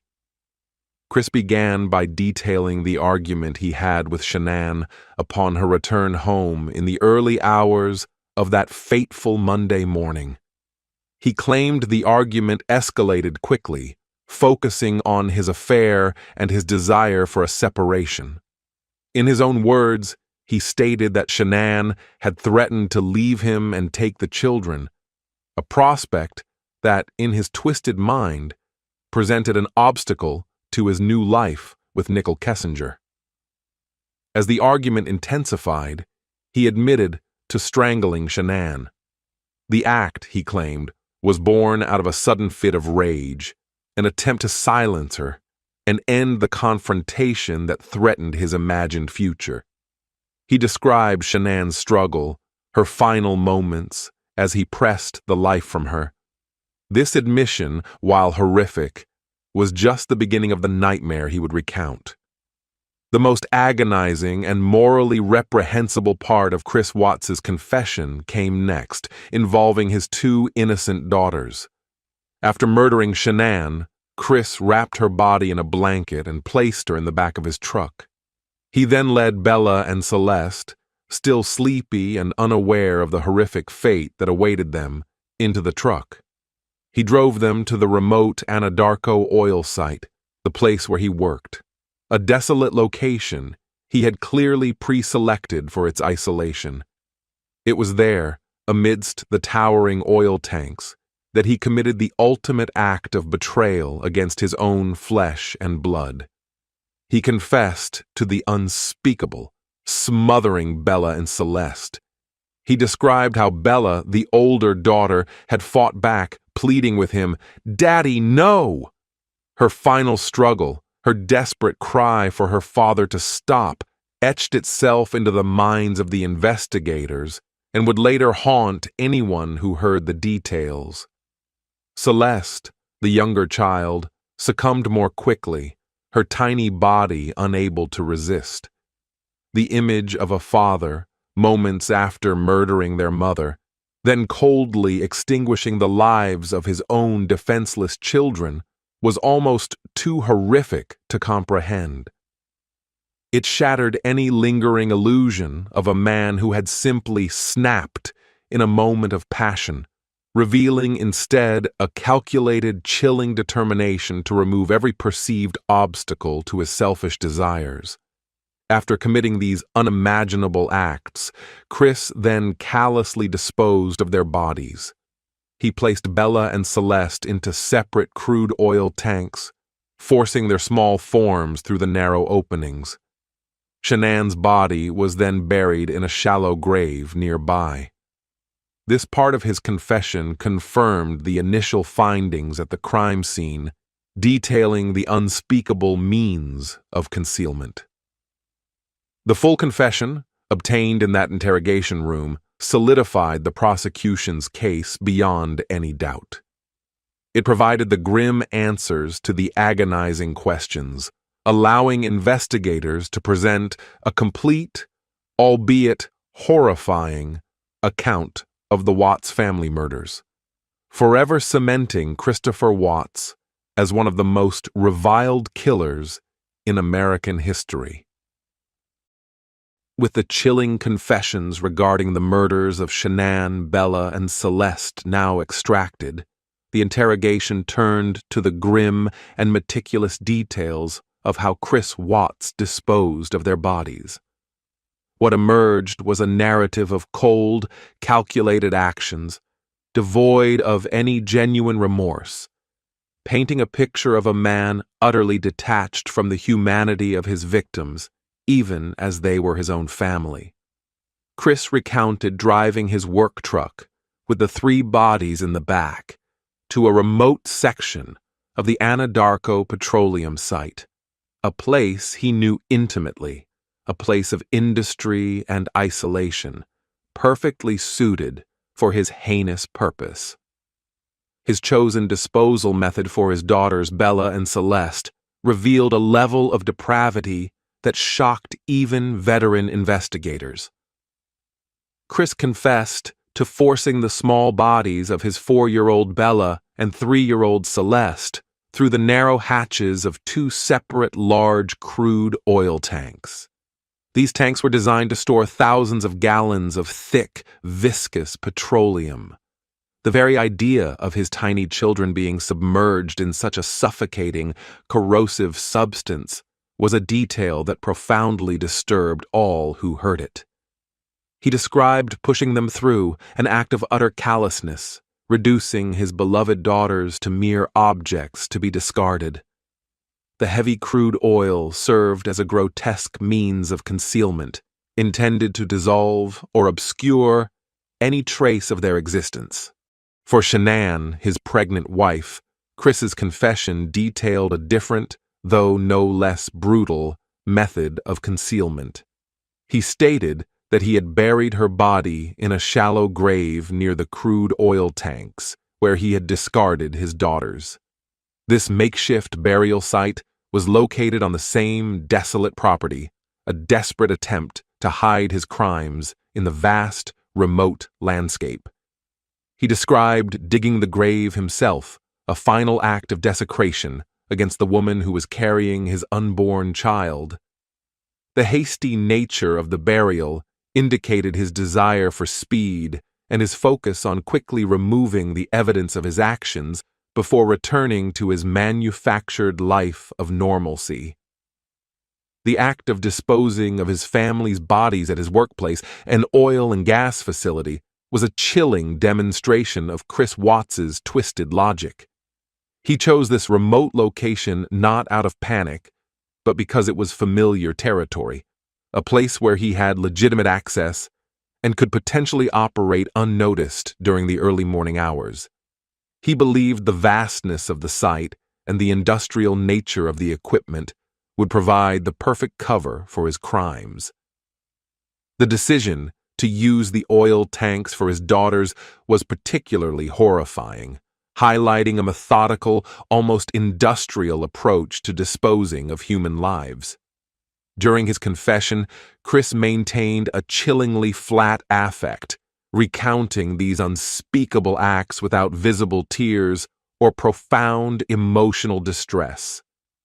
He spoke of the process, the logistics, the concealment, as if discussing a task rather than the murder and disposal of his family. This clinical recitation of such monstrous deeds underscored the profound psychological detachment that enabled him to commit these crimes. It painted a picture of a man who had dehumanized his victims to such an extent that he could execute his plan with a shocking degree of cold calculation.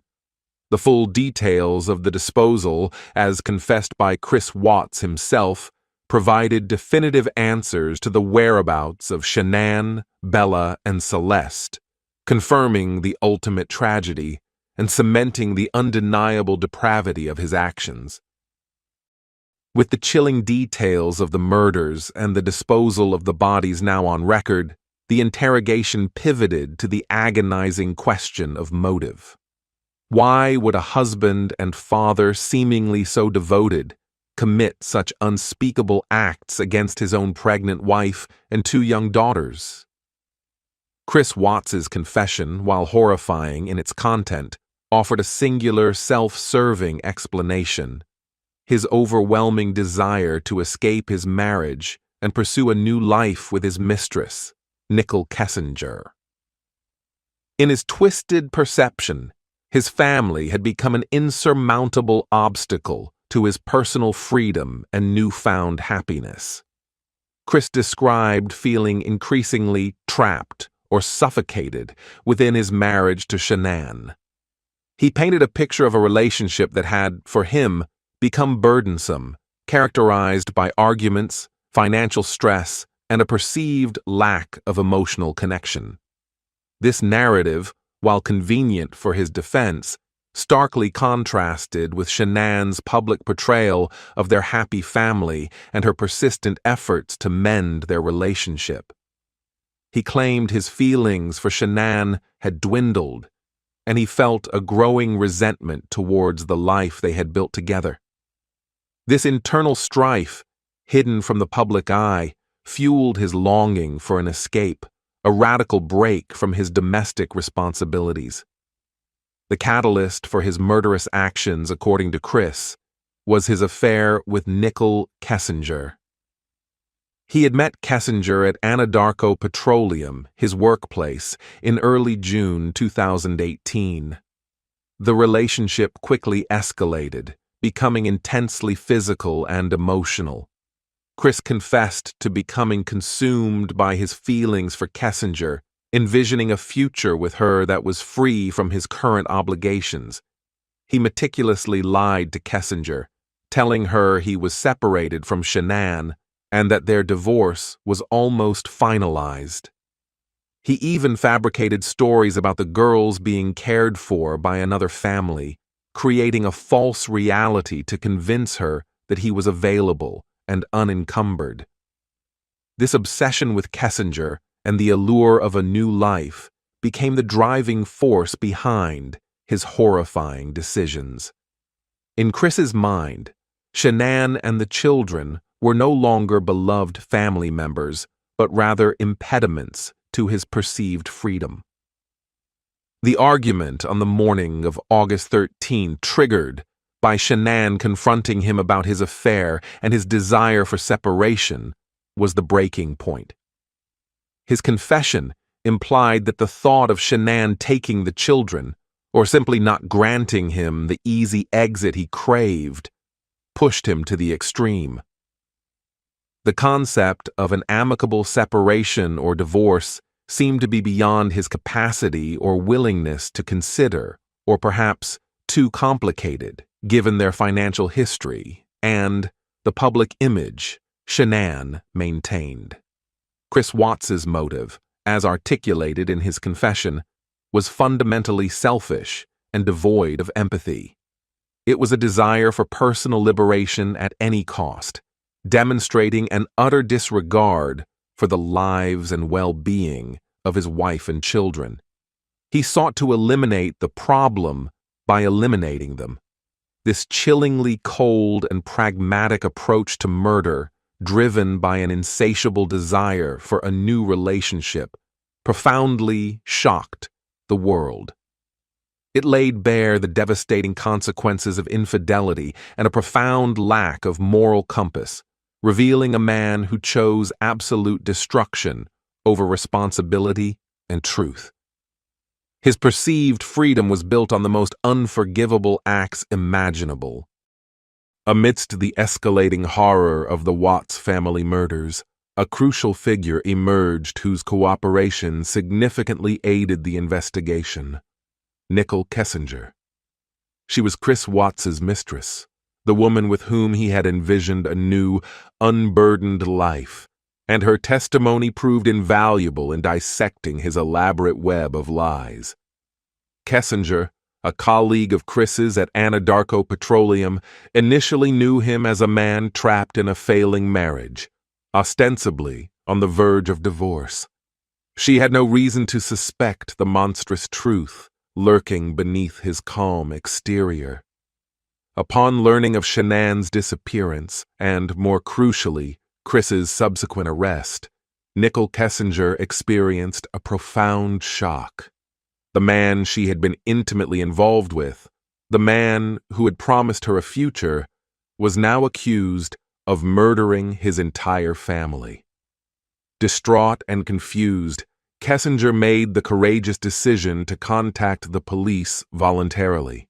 She understood that she was a critical piece of the puzzle, and despite the deeply uncomfortable personal revelations, she chose to fully cooperate with law enforcement, providing every detail of her relationship with Chris. Kessinger's interviews with detectives were extensive and revealed the meticulous deception Chris Watts had practiced. She confirmed the timeline of their affair, which began in early June 2018. She recounted how Chris had repeatedly assured her he was separated from Shanann and that their divorce was imminent. He even concocted elaborate stories, claiming he had already signed divorce papers and that his children were living with another family member. These carefully constructed lies were designed to paint him as a single man, available for a serious relationship, completely unencumbered by his existing domestic life. Kessinger had believed him, seeing no red flags in his fabricated narrative until the news of the disappearances broke. Her cooperation provided law enforcement with a wealth of digital evidence. Kessinger willingly turned over her phone, granting detectives access to all text messages, call logs, and social media interactions between her and Chris.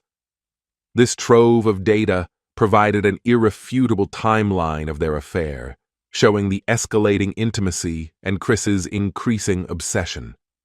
Crucially, these communications demonstrated Chris's premeditation and his clear motive, his desire to be with Kessinger, free from his family. The content of their messages starkly contrasted with Chris's public display of grief, illustrating the profound duplicity of his actions. Her consistent story and the digital evidence she provided were instrumental in dismantling Chris's own shifting confessions and proving his singular culpability.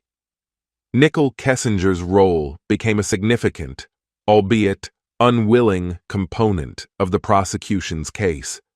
Her testimony, though never delivered in court due to the plea deal, confirmed that ChrisWatts was actively pursuing a future that explicitly excluded his family.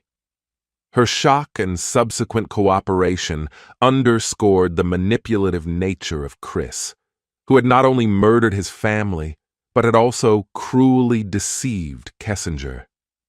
Her perspective as an unwitting participant in his endgame highlighted the depth of Chris's betrayal and provided vital insights into the selfish desires that ultimately drove him to commit his unspeakable crimes. The revelation of ChrisWatts's full, chilling confession, detailing the murders of Shanann, Bella, and Celeste, sent a fresh, visceral wave of horror and outrage across the nation and beyond. The shift from a perplexing missing persons case to a clear, horrifying act of domestic annihilation was immediate and devastating. For weeks, the public had watched, hoped, and speculated, initially extending sympathy to the seemingly distraught husband. Now, the mask was completely off, exposing a calculated monster beneath. The confession, recounting the strangulation of his pregnant wife and the smothering of his innocent daughters, shattered any remaining illusion of normalcy, cementing ChrisWatts's place in the dark annals of true crime. The response on social media was explosive. Platforms that had once buzzed with prayers for the Watts family's safe return now erupted with a collective outpouring of grief, anger, and disbelief. Hashtags related to the case trended globally as people struggled to comprehend the depths of depravity revealed by Chris's own words. The sheer betrayal, not just of his family, but of the public trust he had manipulated, fueled a righteous indignation.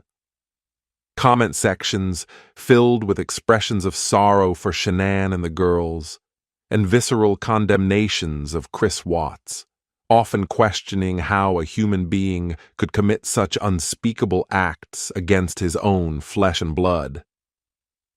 Traditional media outlets, already heavily invested in the story, dedicated extensive coverage to the confession.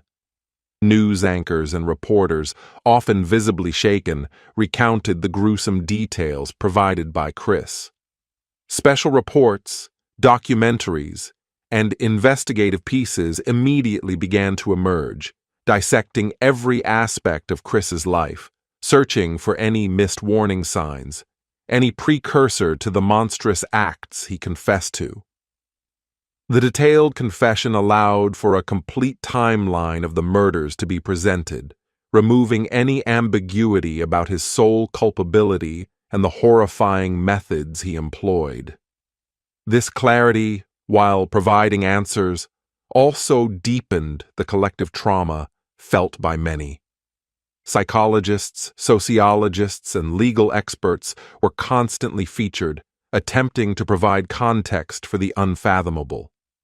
They discussed the psychology of narcissism, the warning signs of domestic violence, the phenomenon of filicide, the killing of one's own child, and the chilling ability of some individuals to live double lives.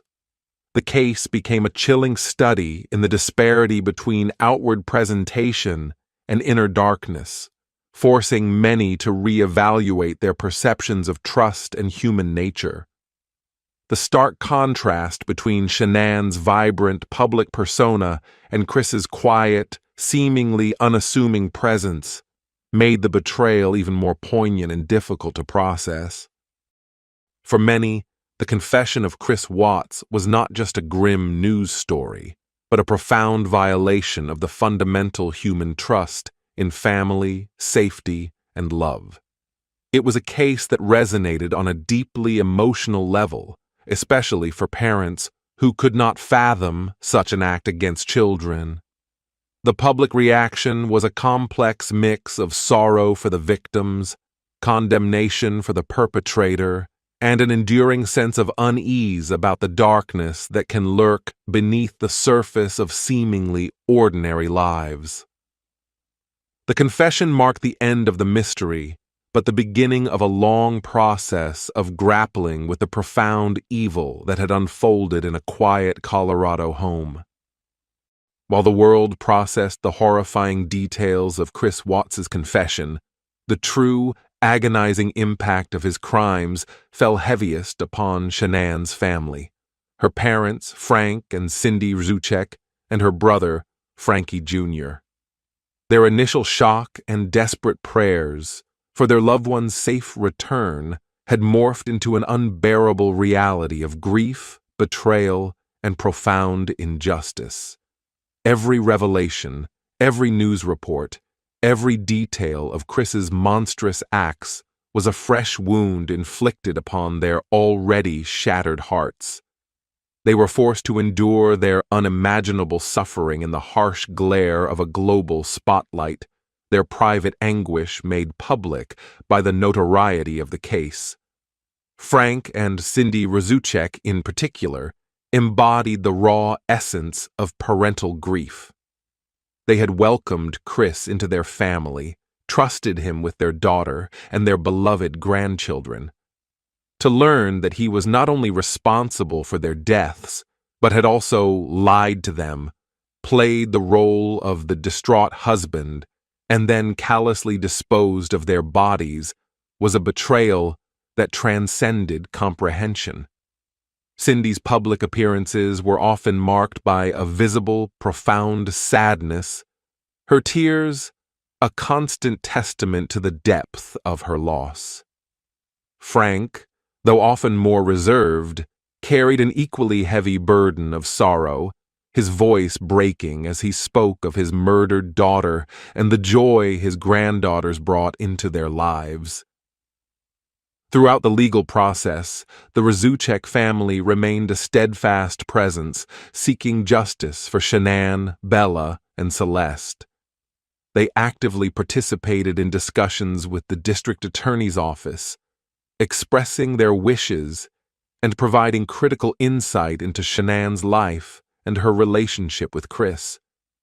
Their primary desire was not vengeance, but certainty and an end to the protracted suffering a lengthy trial would undoubtedly bring. They understood that no outcome could ever restore what they had lost, but a definitive conviction and a guarantee that Chris Watts would never walk free again were paramount. The decision to accept a plea bargain, foregoing a full trial, was made in close consultation with the Rzuceks. For District Attorney Michael Rourke, protecting the family from further trauma was a key consideration. The thought of Shanann's parents sitting in a courtroom, listening to graphic testimony about the murders of their daughter and grandchildren, hearing the precise details of their last struggles, and seeing gruesome forensic evidence was deemed an unnecessary additional torment. The Rzuceks, despite their desire for answers, ultimately agreed that sparing themselves that ordeal was crucial for their emotional well-being, and that life imprisonment without parole was a just outcome for Chris. In their public statements, and later in victim impact statements, the Rzuceks articulated their pain and their unwavering love for Shanann, Bella, and Celeste. They spoke of Shanann's vibrant spirit, her dreams, her dedication as a mother. They fondly remembered Bella's spirited personality and Celeste's sweet innocence. These tributes painted a beautiful, heartbreaking picture of the lives Chris Watts had so cruelly extinguished, ensuring that his victims were remembered not just for their tragic deaths, but for the joy and light they brought into the world. The Rzucek family's public agony became a somber reminder of the human cost of Chris Watts's crimes, a testament to the enduring bonds of family and the profound emptiness left by unimaginable loss.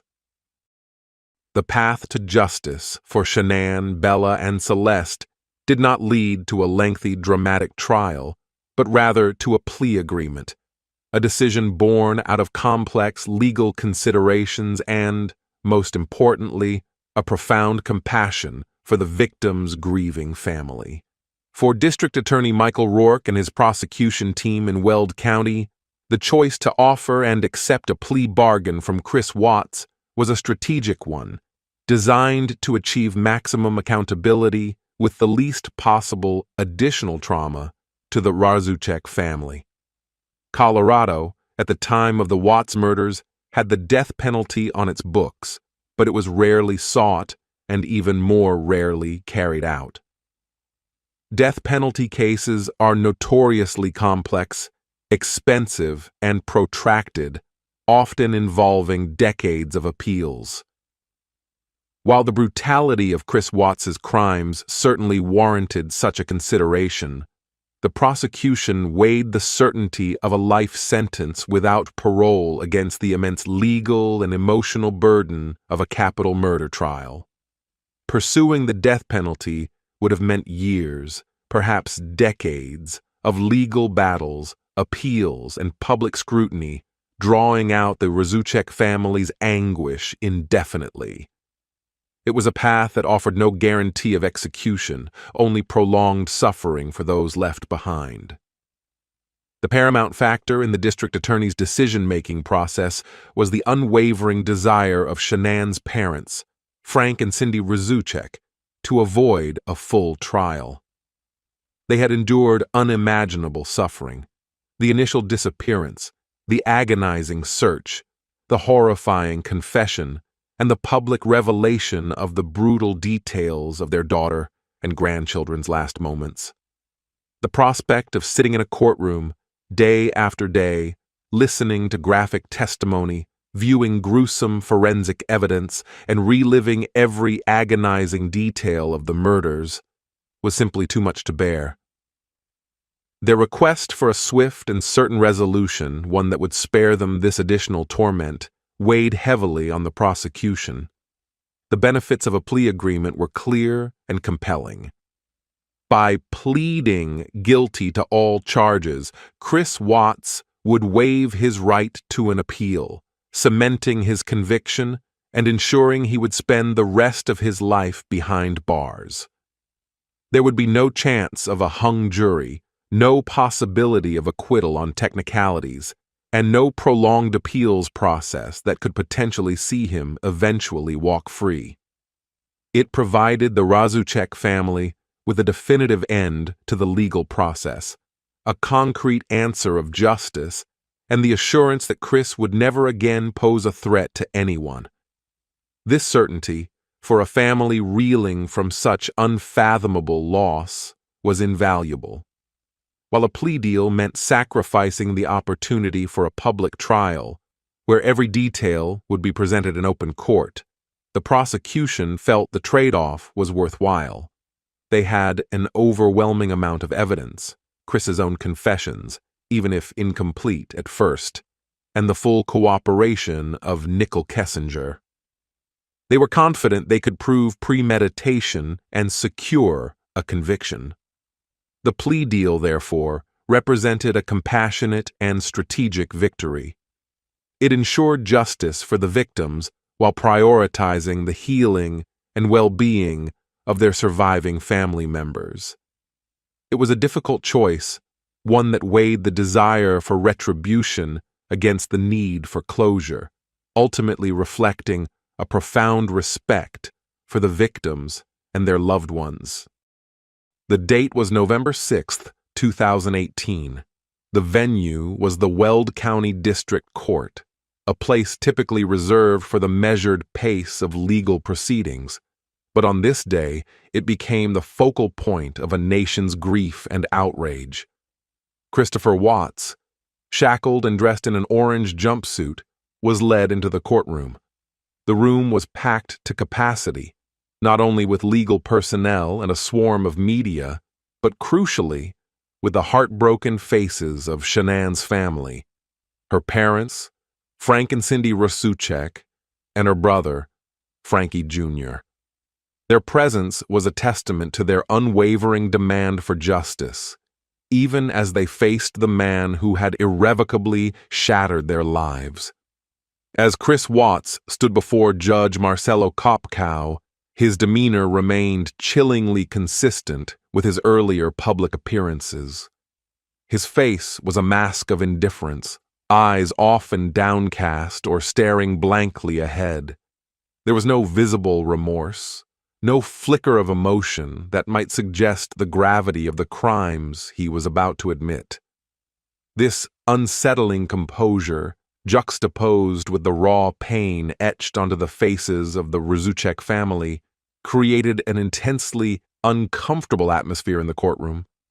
It underscored the profound psychological chasm between the perpetrator and his victims' loved ones. The proceedings began with District Attorney Michael Rourke outlining the terms of the plea agreement. It was a stark confirmation of Chris Watts's decision to plead guilty to all charges against him, thereby avoiding a trial and the possibility of the death penalty. Then, one by one, the charges were read aloud, each count a heavy blow, recounting the unforgivable acts Chris Watts had committed. 5 counts of first-degree murder, including murder of a child by a person in a position of trust, confirming the brutal deaths of Shanann, Bella, and Celeste. 1 count of unlawful termination of a pregnancy, acknowledging the loss of his unborn son, Nico, and 3 counts of tampering with a deceased human body for his callous disposal of his family. To each charge, Chris Watts responded with a flat, almost imperceptible guilty. His voice was devoid of inflection, his responses robotic, lacking any discernible human emotion. Each utterance sent a ripple of agony through Shanann's family. Cindy Rasuchek could be seen openly weeping, clutching her husband Frank's hand, while Frankie Jr. struggled to maintain his composure. For them, these guilty pleas were not just legal formalities. They were Chris Watts finally, unequivocally, admitting the unspeakable, confirming the nightmare that had consumed their lives. It was the crushing weight of finality and a painful, undeniable acknowledgement of the truth they had so desperately sought. Judge Kopkow, after confirming Chris Watts understood the gravity of his plea and the rights he was waiving, formally accepted the guilty pleas. This acceptance solidified Chris's fate, sealing his conviction without the need for a protracted trial. The legal process, which had moved with remarkable speed given the complexity of the case, had now reached its most critical juncture. Chris Watts was no longer merely accused.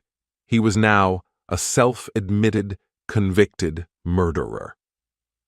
The sentencing would follow later, but the guilty plea hearing marked the moment the public saw, without a shadow of a doubt, that the man who had once embodied the American dream had, through his own horrific actions, become its darkest nightmare. With Chris Watts's guilty plea firmly established, the final act of his legal accountability unfolded on November 19, 2018. Just weeks after his confession and plea, he returned to the Weld County courtroom for his sentencing, a moment that would officially condemn him to a life behind bars. The atmosphere in the courtroom was charged with a heavy mix of solemnity and a quiet determination for justice. Once again, Shanann's family, Frank and Cindy Rasuchek, and Frankie Jr. were present, their faces etched with the profound sorrow that had become their constant companion. This was the moment they had sought, the culmination of a legal battle designed to ensure their loved one's killer would never again walk free.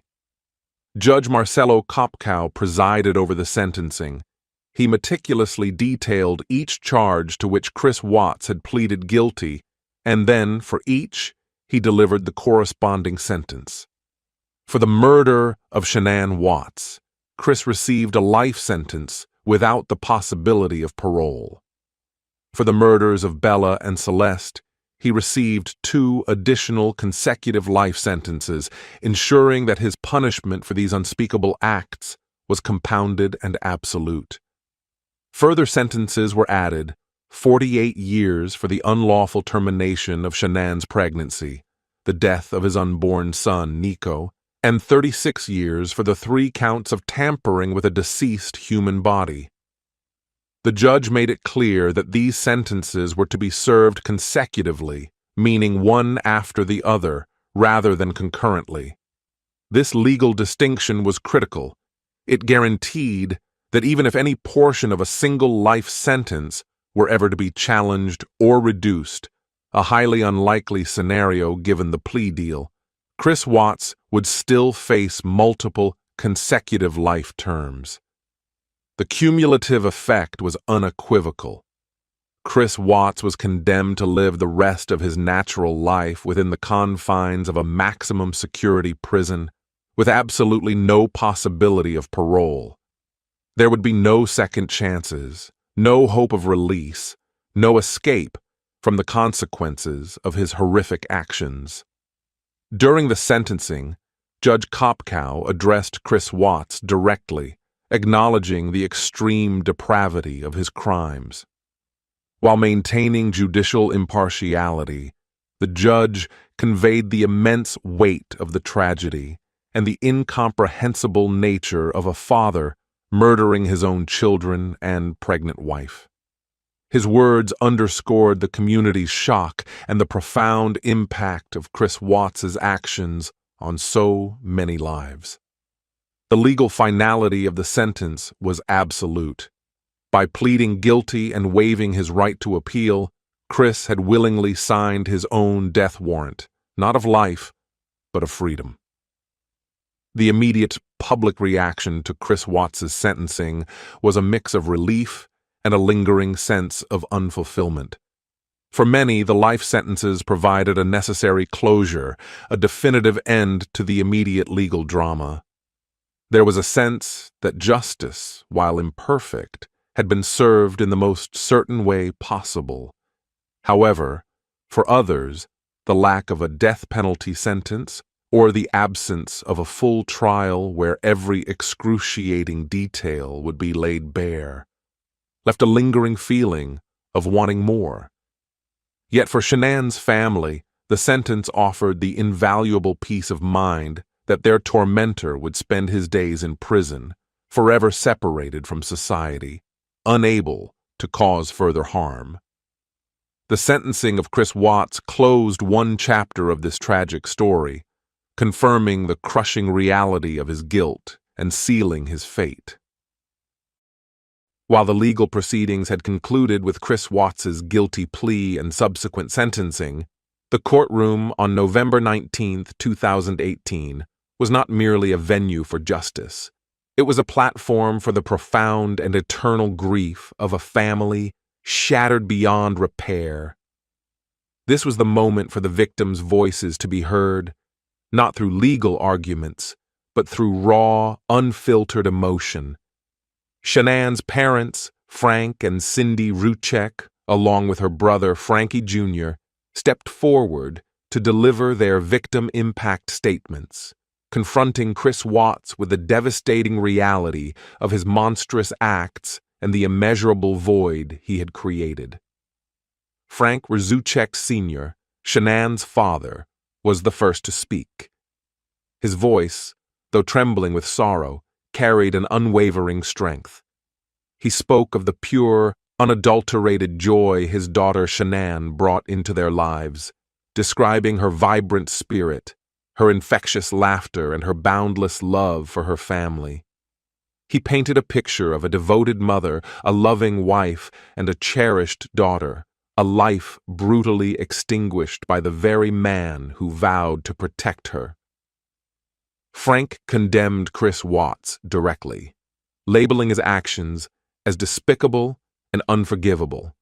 He spoke of the agonizing pain of knowing his daughter's last moments were spent in terror, betrayed by her husband, and the horror of comprehending the fate of his beloved granddaughters, Bella and Celeste, murdered by their own father.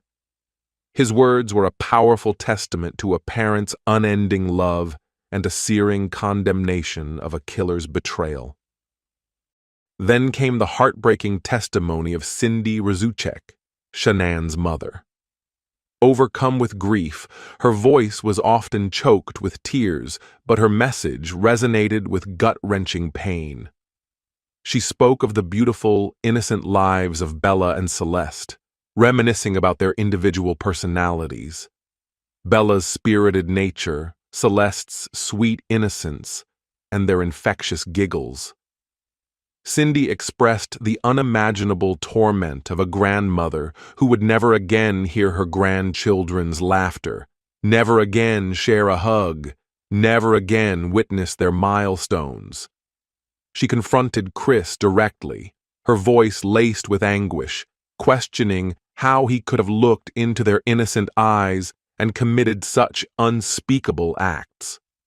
Her words conveyed the depth of a mother's and grandmother's despair, a raw testament to a loss that defied comprehension. Frankie Rzucek Jr., Shanann's brother, also delivered a poignant statement, emphasizing the immense void left in their family. He spoke of the close bond he shared with his sister and nieces, and the disbelief that someone they had trusted could inflict such unimaginable pain.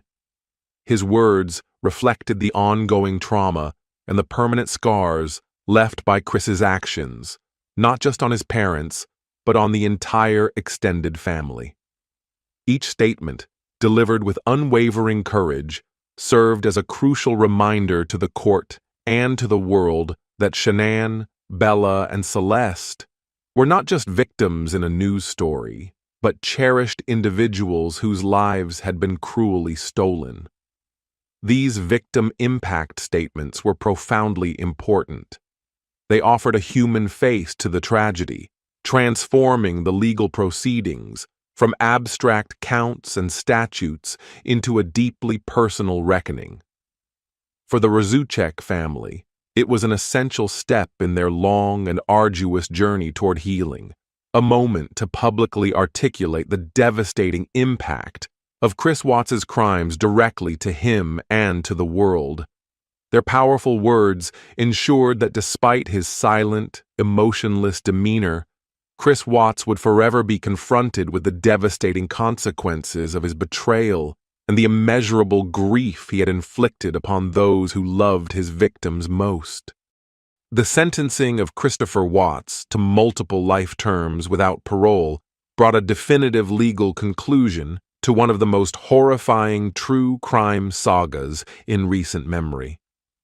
For a global audience that had followed every twist and turn, the guilty plea and subsequent life sentences offered a complex mix of relief, grim satisfaction, and lingering unease. There was a collective sigh of relief that justice, in a legal sense, had been served swiftly and decisively. The public could rest assured that Chris Watts, the man who had so casually destroyed his family, would never again walk free. However, the closure offered by the verdict was often incomplete. While the who and how of the murders had been established by Chris's confession and the evidence, the deeper why continued to haunt many. How could a seemingly ordinary man, a husband, a father, commit such unspeakable atrocities against his own flesh and blood? This fundamental question fueled ongoing public conversations and debates across social media, online forums, and traditional media outlets. The case became a chilling case study, prompting widespread discussions about hidden domestic violence, the deceptive nature of appearances, and the terrifying reality of filicide, the act of a parent killing their own child. The public grappled with the sheer depravity of Chris's actions. The image of Bella and Celeste, loving and trusting, being driven to their deaths by their own father and then inhumanely disposed of in oil tanks, was a detail that resonated deeply and sparked profound outrage. The betrayal of Shanann, pregnant with their unborn son, Nico, further amplified the horror. This emotional impact ensured the Watts case remained a fixture in public consciousness long after the sentencing, becoming a touchstone for discussions on the dark side of human nature and the complexities of domestic relationships. Media outlets continued their extensive coverage, shifting focus from the immediate legal proceedings to broader analysis. Documentaries, podcasts, and true crime specials dissected every facet of the case. Chris's psychological profile, the dynamics of his marriage, the role of his affair, and the precise timeline of his murderous plot. Experts weighed in, attempting to shed light on the motivations of seemingly normal individuals who commit unthinkable acts. The case became a template for understanding the signs of coercive control, the dangers of male entitlement, and the devastating consequences when a desire for a new life overrides all moral and ethical boundaries. For many, the Watts case served as a stark reminder of the vulnerability within domestic settings and the often invisible struggles that can exist behind closed doors. It underscored the importance of recognizing potential red flags in relationships and the devastating impact of unchecked self-interest. While the legal process had provided a definitive outcome for Chris Watts, the public's journey of understanding and processing the profound tragedy continued. The sentencing cemented his fate as a convicted murderer, but the story of the Watts family, a poignant testament to immense loss and betrayal, would forever remain a haunting, cautionary tale, etched into the collective memory. With the judge's final pronouncements echoing in the courtroom, Chris Watts's old life officially ceased to exist. Gone were the suburban home, the family facade, the mistress, and the illusion of freedom he had so desperately craved. In their place stood the stark, unyielding reality of a multiple life sentence. Immediately following his sentencing, Chris Watts was transferred into the custody of the Colorado Department of Corrections. His new world was one of concrete walls, steel bars, and the constant dehumanizing routines of a maximum security prison.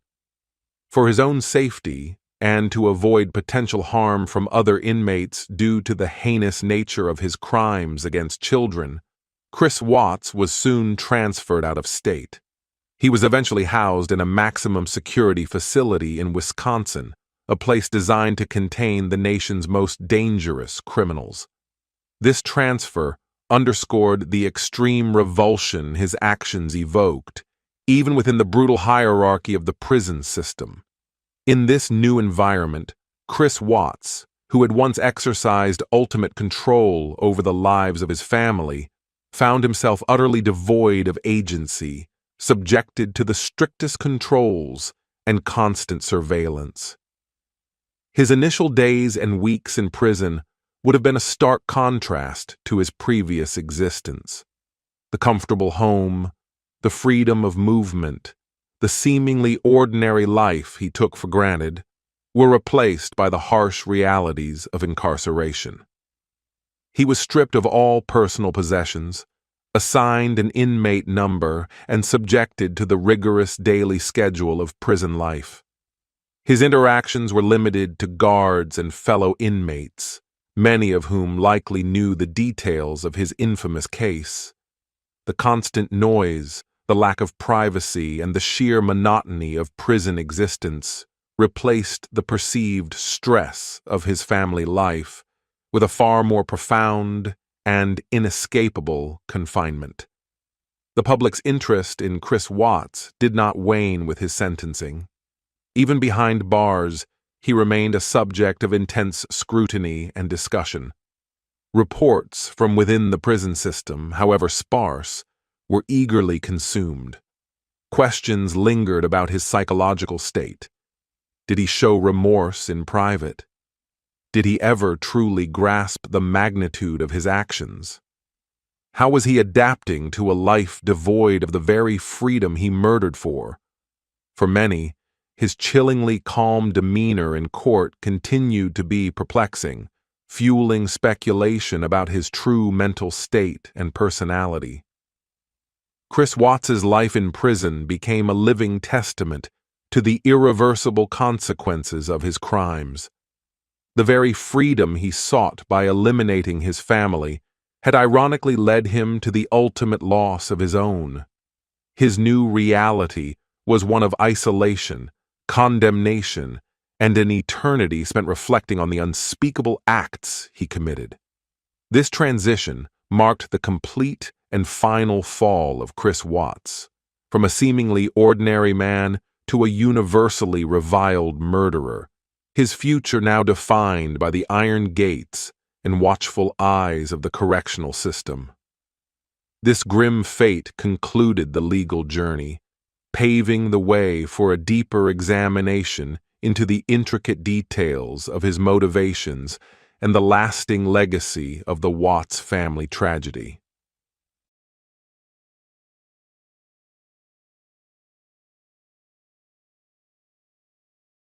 Even after his chilling confession and the grim finality of his sentencing, a profound and unsettling question lingered over the Chris Watts case. Why? Beyond the legal facts and the raw brutality of his actions, understanding the psychology of the man who murdered his entire family remained an enduring enigma. From the moment he appeared on camera, feigning concern for his missing family, to his silent, stoic presence in the courtroom, Chris Watts exhibited a consistent and deeply disturbing emotional flatness that captivated and horrified observers. One of the most striking psychological aspects of Chris Watts was his apparent lack of empathy and remorse. Throughout the interrogation, his confession, and his court appearances, he rarely displayed any genuine emotion. There were no tears, no overt signs of distress, no frantic outbursts of grief or regret. His responses were often calculated, his gaze distant, and his voice devoid of inflection, even when admitting to the most heinous acts imaginable. This emotional detachment was not simply a symptom of shock. It was a pervasive characteristic that pointed towards a profound psychological disturbance. Experts analyzing his behavior often cited this as a key indicator of certain personality disorders, particularly those within the spectrum of narcissism or even sociopathy. His ability to lie so convincingly, not just to the police but to the world, further illuminated his disturbing psychological makeup. For days, he maintained the facade of a distraught husband, pleading for his family's return. He spoke about missing his daughter's laughter and Shanann's presence, all while knowing their tragic fate. This level of sustained, deliberate deception, coupled with his calm demeanor under intense public scrutiny, suggested a disturbing capacity for emotional manipulation and a complete disconnect from the horrific reality he had created. It was a performance so chillingly effective that it initially fooled trained police officers and captivated the nation. The term masking often arises when discussing individuals like Chris Watts. This refers to the ability to present a socially acceptable often charming or unassuming exterior, while concealing a vastly different inner world. Chris Watts was known to neighbors and colleagues as quiet, respectful, and largely unremarkable. He was the doting dad in Shanann's social media posts. This outward presentation belied the dark impulses and the cold, calculating intent that ultimately led him to murder. The contrast between the public mask and the private monster was a source of profound shock and continues to be a central point of fascination and study in the case. His compulsion to control the narrative, even after his confession, also offered psychological insights. His initial attempt to blame Shanann for the girls' deaths was a desperate maneuver to mitigate his own culpability, to present himself as a reactive victim rather than a premeditated killer. This desperate need to control how his story was perceived, even in the face of overwhelming evidence, underscored a deeply self-centered and narcissistic core. It suggested that even after committing the most egregious crimes, his primary concern remained the preservation of his own image and the minimization of his responsibility. The enigma of Chris Watts's psychology continues to be a central, unsettling element of this tragic story, forcing a difficult examination of the depths of human depravity. The unsettling psychological detachment of Chris Watts was further compounded by his profound ability to wear a mask of normalcy. To the casual observer, to his neighbors, and even to many of his colleagues, Chris Watts was utterly unremarkable. He was the epitome of the quiet, unassuming man. Polite, reserved, and seemingly content in his routine life. This outward presentation was so convincing that it allowed him to operate with a chilling level of deception, concealing the darkness that festered beneath the surface until it erupted in unimaginable violence. In their Frederick, Colorado neighborhood, Chris was known as the quiet husband who kept to himself. Neighbors recalled him as friendly enough, but not overly outgoing. He would wave, offer a polite nod, but rarely engaged in lengthy conversations. He was the kind of person who blended into the background, raising no red flags. This anonymity was, in retrospect, a crucial part of his ability to conceal his double life. No one suspected that behind the closed doors of their suburban home, this seemingly harmless man harbored such destructive desires. His calm demeanor and lack of overt eccentricities made him appear entirely trustworthy, the last person one would ever suspect of such horrific crimes. At his workplace, Anadarko Petroleum, Chris Watts cultivated a similar image. He was a dedicated employee, reliable and diligent in his duties. Colleagues remembered him as quiet and focused, someone who got his work done without drama. He wasn't known for emotional outbursts or for displaying any unusual stress, even as his personal life began to unravel. This professional facade allowed him to seamlessly pursue his affair with Nicole Kessinger, presenting himself as a single man, desperate for a new beginning, without any suspicion from those around him in his professional sphere. The very environment where he committed the ultimate act of disposal was a place where he was seen as just another ordinary worker.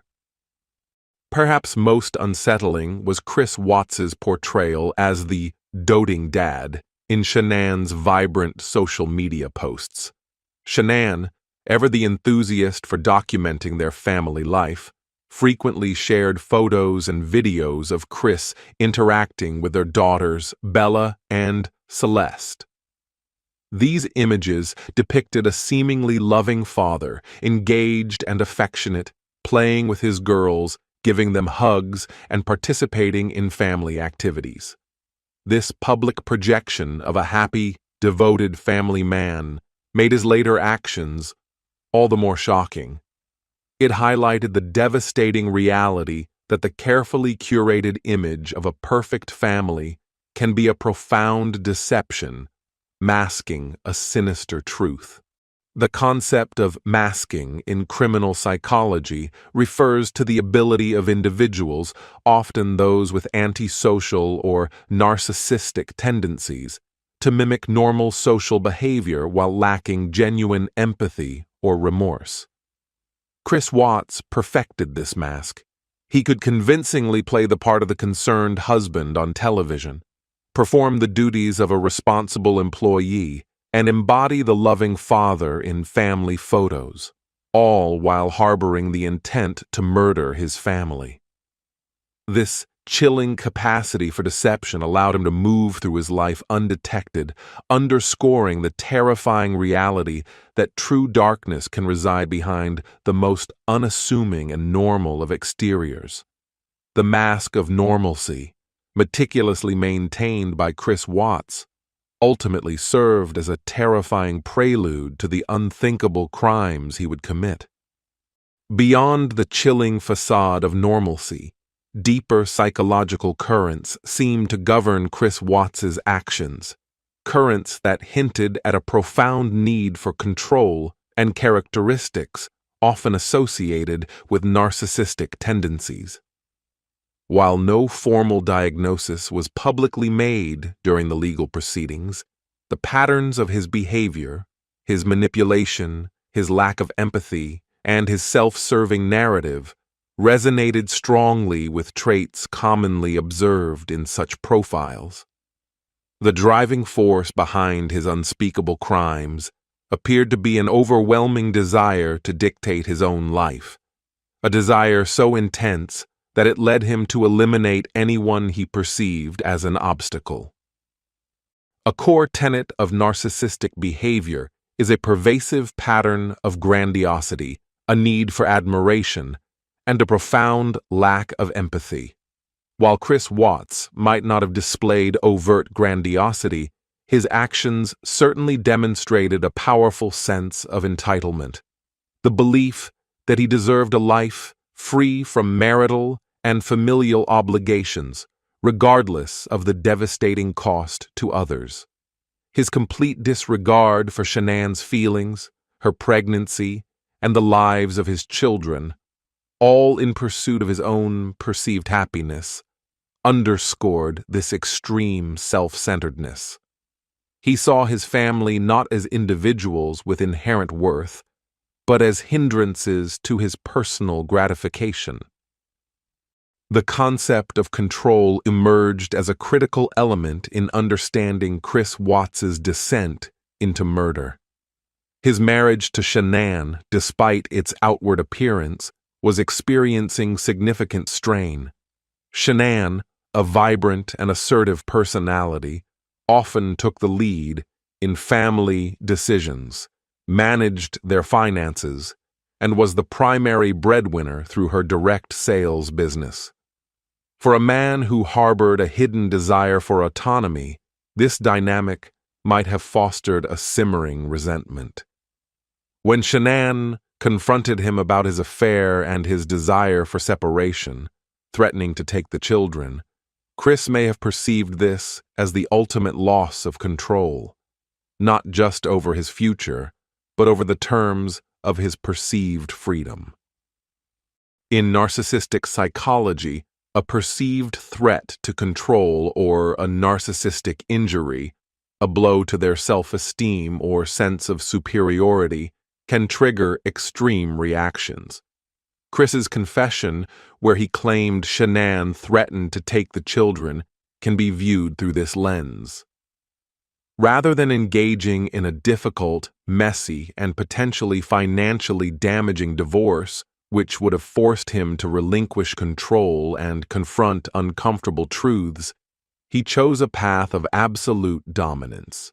Murder, in his distorted view, offered the ultimate swift solution to regain complete control over his circumstances, eliminating all perceived obstacles in one brutal stroke.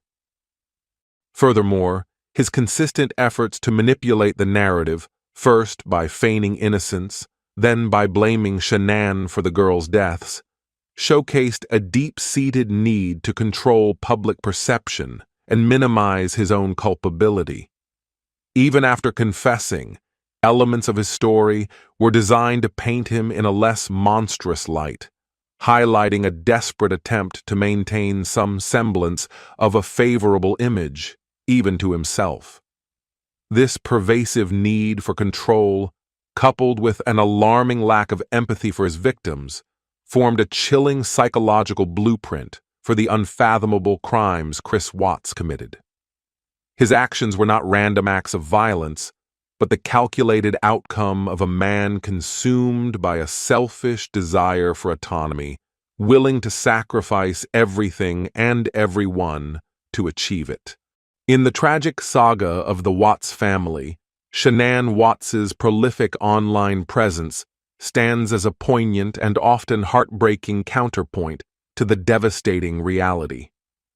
For years, her Facebook page was a vibrant digital canvas, meticulously painted with images and videos of a life seemingly overflowing with joy, love, and aspiration. She cultivated an image of the perfect family, a beautiful wife, a loving husband, 2 adorable daughters, and a successful career. This online world, rich with smiles and heartfelt declarations, became a powerful and enduring symbol of the illusion that ChrisWatts so brutally shattered. Shanann was an energetic and ambitious woman who had built a significant following as a promoter for Thrive by Lavelle, a multi-level marketing company selling health and wellness products. Her social media was her primary professional platform, a vital tool for recruitment and sales. Her posts were an intricate blend of personal milestones and professional encouragement. Photos of family vacations, birthday celebrations, and everyday moments of laughter with Bella and Celeste were seamlessly interwoven with motivational messages about financial freedom, positive thinking, and the transformative power of her products. She was, in essence, selling not just a product, but a lifestyle, an idealized vision of health, happiness, and familial bliss. This constant performance of perfection was deeply ingrained in Shanann's online persona. Every family photo seemed to capture a moment of unadulterated happiness. Chris smiling, holding the girls, Shanann radiant, often with a baby bump in later pictures. Bella and Celeste always playful and effervescent. Her videos often featured her speaking directly to the camera, enthusiastic and articulate, sharing her journey, her struggles, and her triumphs. She spoke frequently of her amazing husband and her beautiful girls, projecting an image of unwavering domestic harmony that resonated with her followers and friends. The effect of this carefully curated online world was powerful. To those outside the immediate family, and even to some within it, the Watts family appeared to be living the American dream. They were financially comfortable despite underlying struggles, living in a beautiful home, and seemingly deeply in love. Shanann's posts served as a public testament to her dedication to her family and her aspirations for their future. They were a source of inspiration for her Thrive team members and a source of quiet admiration for friends and acquaintances. No one looking at her social media feed would have ever suspected the profound discord, deception, and ultimately the unimaginable violence festering beneath this gleaming surface. In retrospect, Shanann's online world takes on a tragic irony. The very platform she used to celebrate her family and build her dreams now stands as a stark, heart-wrenching contrast to their brutal end. It highlights the often stark difference between a public image and private reality.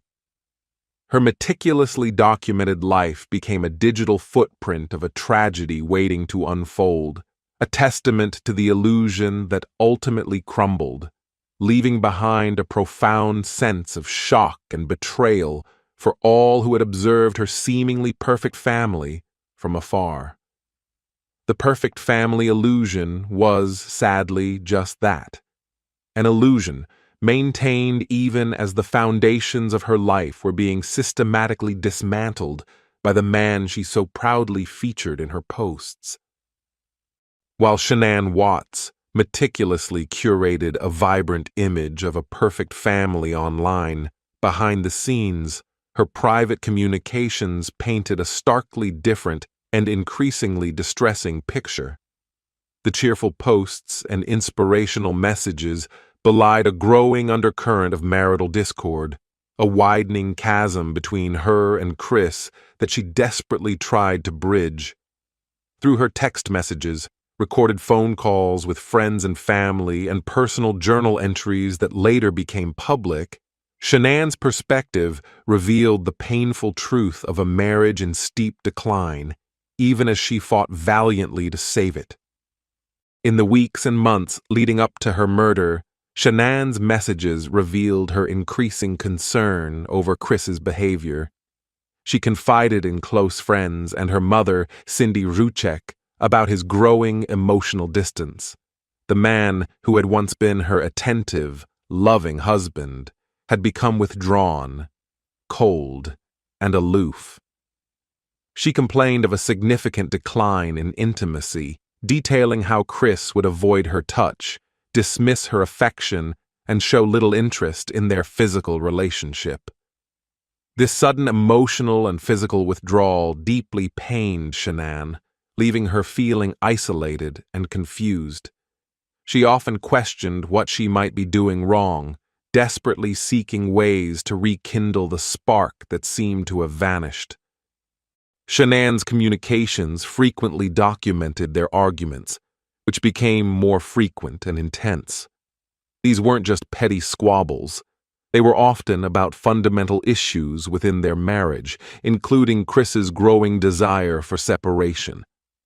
Shanann's messages expressed her shock and heartbreak over his sudden demands to end their marriage, especially given her pregnancy with their third child.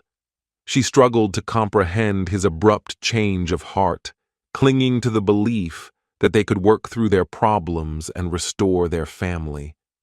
Her words conveyed a sense of desperation, a woman fighting fiercely for the future she believed they still had. During her final trip to Arizona with the girls, Shanann's fears escalated. Her text exchanges with Chris during this period became increasingly tense. She documented his coldness, his refusal to discuss their issues meaningfully, and his repeated assertions that he no longer wanted to be married. She told friends that Chris seemed like a completely different person, almost as if he had been replaced. These communications painted a vivid picture of a woman in profound emotional distress, trying to understand why the man she loved was abandoning her, seemingly without explanation or remorse. She often questioned his fidelity, directly asking him if there was someone else, a suspicion Chris vehemently denied, adding another layer of cruel deception to his behavior. The private communications from Shanann Watts offer a heartbreaking window into the reality of her marriage, a stark contrast to the perfect image she projected to the world. They reveal a woman who was deeply in love, deeply committed to her family, and desperately trying to understand and save a relationship that was, unbeknownst to her, already being systematically dismantled by the man she shared her life with. Her pain, her confusion, and her persistent efforts to mend the cracks in her facade stand as a poignant testament to the tragedy that would soon unfold, highlighting the hidden suffering behind the smiles. Even as ChrisWatts mentally checked out of their marriage, retreating into a world of deceit and a new affair, Shanann Watts fought with all her might to save it. Her desperate efforts, meticulously documented in her private texts and phone calls, revealed a woman deeply invested in her family and unwilling to let her marriage crumble without a fight. Unbeknownst to her, she was battling an invisible enemy, Chris's predetermined path to escape, rather than a partner willing to work through marital problems. One of Shanann's most visible attempts to reconnect with Chris involved a well-known self-help book, The Love Dare. This book, popularized by the movie Fireproof, encourages couples to undertake daily dares aimed at strengthening their relationship through acts of love, communication, and selflessness. Shanann bought the book, encouraging Chris to read it with her, hoping its principles would help them reconnect emotionally and physically. Her efforts to engage him in this shared endeavor highlight her profound belief in reconciliation and her proactive approach to fixing what she perceived as their marital issues. She was seeking tools, guidance, and a path forward, while Chris was already plotting his exit. Shanann also pushed for professional help. She suggested marriage counseling, believing that a third-party mediator could help them communicate more effectively and address the root causes of Chris's sudden withdrawal. Chris, however, was highly resistant to this idea, offering excuses and avoiding genuine engagement. His reluctance was, in hindsight, a clear indicator of his unwillingness to genuinely work on the marriage. Counseling would have forced him to confront his lies and his affair, something he desperately wished to conceal. Shanann's persistence, despite his stonewalling, underscored her commitment to their vows. Beyond formal interventions, Shanann also tried to rekindle their intimacy and connection through more personal means. Her messages to Chris expressed her yearning for his affection, her sadness over their declining physical relationship, and her desire to feel loved and wanted. She sent him heartfelt messages, expressing her feelings and reminding him of their shared history and dreams. She cooked his favorite meals, tried to initiate conversations, and continuously sought validation and reassurance from him, unaware that his emotional distance was not a symptom of general marital woes, but a deliberate act of detachment. Even during her final trip to Arizona, when Chris's coldness became almost unbearable, Shanann continued her desperate attempts. She sent him messages detailing her pain, questioning his loyalty, and pleading with him to be honest. She recorded conversations, hoping to capture the truth of their deteriorating dynamic, perhaps as a record for future counseling, or simply to process her own confusion. Her persistent efforts, her unwavering faith in their relationship, even as Chris pulled further and further away, painted a tragic portrait of a wife fighting to save her family from a man who had already decided their fate. Shanann Watts's desperate struggle stands as a poignant testament to her enduring love and her fierce determination, starkly contrasting with the calculated cruelty of the man who ultimately extinguished her hopes and her life. Behind the shimmering facade of the Watts family's online perfection lay a persistent and often crushing reality: significant financial strain. While Shanann's social media presented a life of abundant opportunity and burgeoning success through her direct sales business, the truth was far more precarious. Money problems had plagued Chris and Shanann for years, casting a long shadow over their aspirations and contributing significantly to the underlying tensions within their marriage. This financial burden, a constant source of stress, was a stark contrast to the carefree image they projected and undoubtedly played a role in ChrisWatts' growing desire for an escape. The most glaring indicator of their financial woes was their bankruptcy filing in 2015. This was a drastic measure taken to alleviate overwhelming debt, largely stemming from credit card balances and student loans. While bankruptcy can offer a fresh start, it also leaves a lasting mark, often limiting access to credit and creating a heightened sense of financial vulnerability. For Chris and Shanann, who had purchased a relatively expensive home in Frederick, Colorado, shortly before their bankruptcy, this meant living with the constant pressure of mortgage payments and the lingering burden of past financial mismanagement. Despite Shanann's tireless efforts to build her Thrive business, the income it generated, while often significant, was not always consistent enough to offset their substantial expenses and past debts. Direct sales by nature can be cyclical, relying heavily on recruitment and sustained effort. Shanann poured enormous energy into her work, often traveling for company events and consistently posting online, driven by a genuine belief in the products and the promise of financial freedom. However, the pressure to maintain a certain lifestyle, coupled with the inherent fluctuations of an MLM income, likely created ongoing stress that Chris, in particular, seemed to struggle with. Chris's income from Anadarko Petroleum, while stable, was not enough on its own to comfortably support their family of 4, soon to be 5. Shanann had been the primary earner for periods, and the financial responsibilities often fell heavily on her shoulders. This dynamic, where Shanann was the more driven and financially ambitious partner, may have contributed to a subtle shift in marital power dynamics that Chris, with his underlying need for control, found unsettling.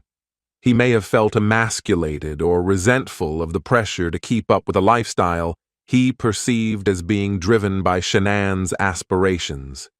In Shanann's private communications, concerns about money often surfaced. While she publicly championed financial freedom, her personal messages revealed worries about bills, debt, and the constant need to generate income. This financial stress was a recurring point of contention in their arguments, adding another layer of friction to a relationship already strained by Chris's emotional withdrawal and later his infidelity. The burden of debt and the constant struggle to make ends meet likely chipped away at the foundation of their marriage, making Chris's fantasy of a simpler life, unencumbered by financial worries or familial obligations, all the more alluring. The pursuit of this selfish freedom, fueled in part by financial pressure, ultimately led to his horrific actions. The summer of 2018 marked a period of escalating tension in the Watts household, culminating in Shanann's final trip with her daughters to Arizona, a journey that would tragically precede her murder. What should have been a joyful visit with her parents and family became, for Shanann, a period of growing anxiety and desperate pleas for answers from Chris. This separation served to intensify the cracks in their marriage, highlighting Chris's rapidly growing emotional detachment and his accelerating path towards betrayal. Shanann traveled to Arizona with Bella and Celeste in June, staying with her parents, Frank and Cindy Razuchek, for several weeks. This extended visit was not unusual for her, as she often found comfort and support from her family. However, this trip was different. From afar, Shanann acutely felt Chris's emotional withdrawal. Their conversations grew sparse, his responses became increasingly cold, and he seemed to actively avoid engaging with her about their relationship problems. This stark change in his behavior, especially after Shanann had learned of his desire for separation, caused her immense distress. Throughout her time in Arizona, Shanann confided extensively in her mother and close friends. Her text messages from this period reveal a woman heartbroken and bewildered by her husband's sudden transformation. She repeatedly expressed confusion over his coldness, his refusal to discuss their issues, and his insistence on a separation. She documented her pain, her longing for his affection, and her desperate desire for him to fight for their marriage, particularly with a third child on the way. She sent him heartfelt messages, pleading with him to reconnect, to remember the love they once shared, and to commit to working on their relationship. One of the most telling pieces of evidence from this period were Shanann's messages detailing Chris's outright refusal to engage in intimacy. She confided in friends that he would push her away, avoid her touch, and make excuses to sleep in a different room. This profound physical and emotional distance was a stark alarm bell for Shanann, as intimacy had always been a significant part of their connection. His coldness in this regard, coupled with his evasive communication, made her suspect infidelity, a fear she directly vocalized to Chris, who consistently denied it, adding another layer of cruel deception. The mounting tension culminated in Shanann cutting her trip to Arizona short. Despite her plans to stay longer, her emotional distress over Chris's behavior became unbearable. She wanted to return home, to confront him face to face, to understand why the man she loved had become so distant and cruel. Her flight back to Colorado on August 13th, 2018, was not a reunion filled with anticipation and love, but one laden with anxiety and a desperate hope for reconciliation. It was a journey into the unknown, a final attempt to salvage her family, tragically unaware that she was flying directly into the path of ChrisWatts' ultimate betrayal. Her arrival home that night would set in motion the final horrific sequence of events. While Shanann Watts desperately fought to salvage her marriage, ChrisWatts was embarking on a chilling internal journey, one marked by increasing emotional detachment and a quiet, insidious planning. His behavior underwent subtle yet profound changes in the weeks and months leading up to August 13th, 2018. These shifts, noted by Shanann and later by investigators, were not merely signs of a waning marriage, but rather indicators of a man deliberately disengaging from his family and psychologically preparing himself for the unimaginable acts he would soon commit. One of the most striking changes was Chris's sudden and intense focus on his physical appearance. He began spending significant time at the gym, meticulously tracking his diet and transforming his physique. While physical fitness is generally positive, for Chris, this pursuit seemed to coincide directly with the blossoming of his affair with Nicole Kessinger. It was an outward manifestation of his desire for a new identity, a new man for a new life. This self-improvement, however, came at the expense of his family, as time spent on himself was time taken away from his wife and children. Shanann expressed confusion and even resentment over his newfound dedication to the gym, unaware it was fueling a destructive path. Accompanying his physical transformation was a profound emotional withdrawal from Shanann. As she documented in her messages, Chris became cold, distant, and unresponsive. He ceased engaging in intimate conversations, avoided physical affection, and seemed uninterested in their shared future.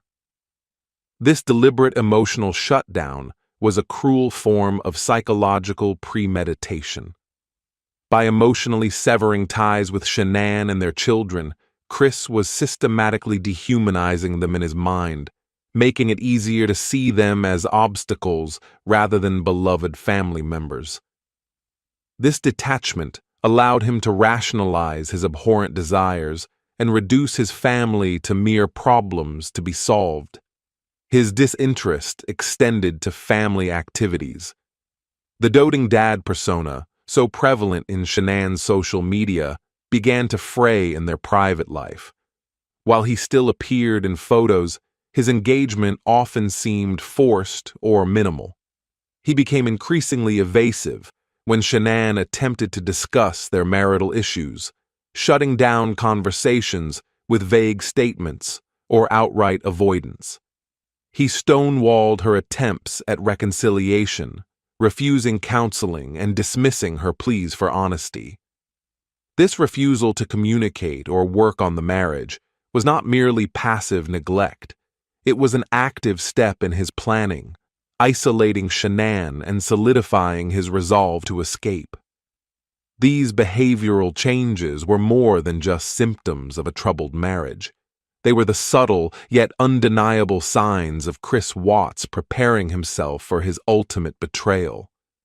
The physical transformation, the emotional disengagement, and the methodical stonewalling of Shanann's efforts all contributed to a psychological landscape ripe for his horrific actions. He was building a wall between himself and his family, systematically dismantling his own capacity for empathy and creating a mental space where the unthinkable could become not just possible, but the perceived only solution. This quiet, internal shift laid the insidious groundwork for the monstrous crimes he would commit, shocking a world that only saw the mask of normalcy. The catalyst that irrevocably pushed Chris Watts down the path of destruction was his affair with Nicole Kessinger. What began as a workplace romance quickly escalated, becoming an all-consuming obsession that dictated his actions and solidified his horrifying plan to escape his family.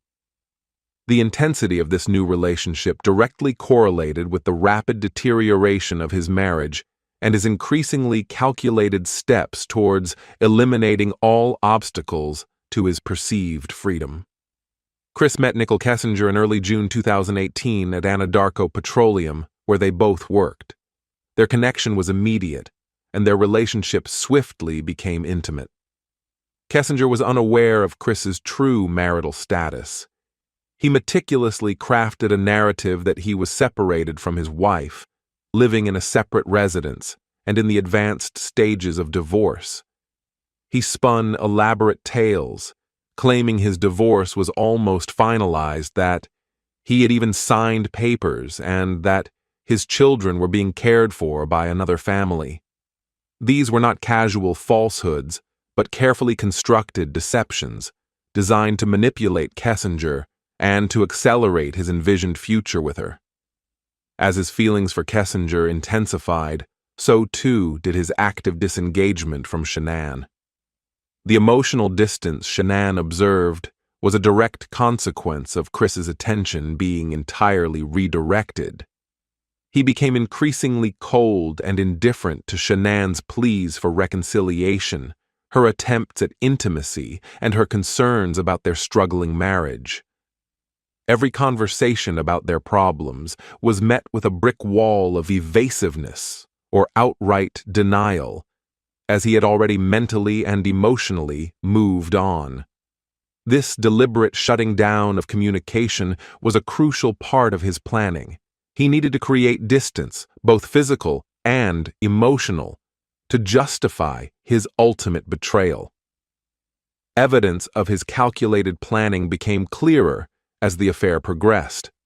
Beyond his internet searches for methods of murder and body disposal, his actions displayed a man systematically preparing for a new life.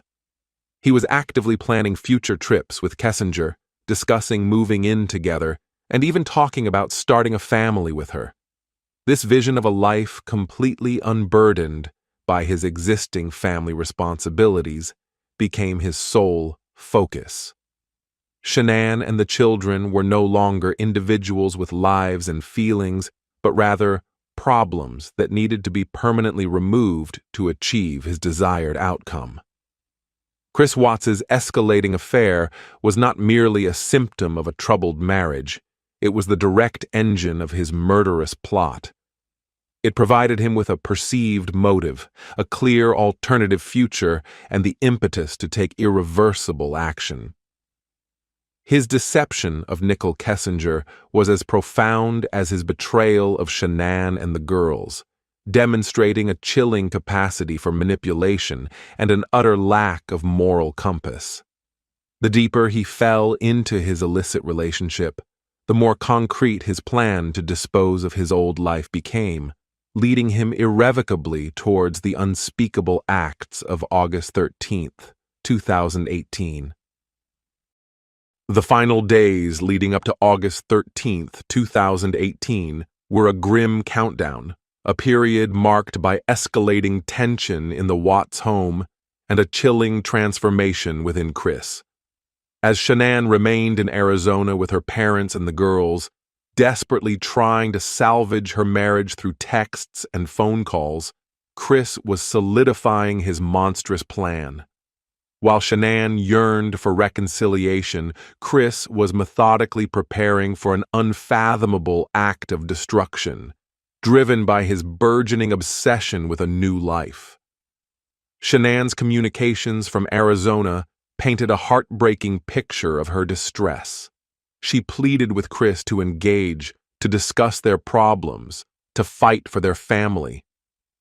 Her texts were filled with anguish over his growing emotional distance, his evasive answers, and his persistent claims that he no longer wanted to be married.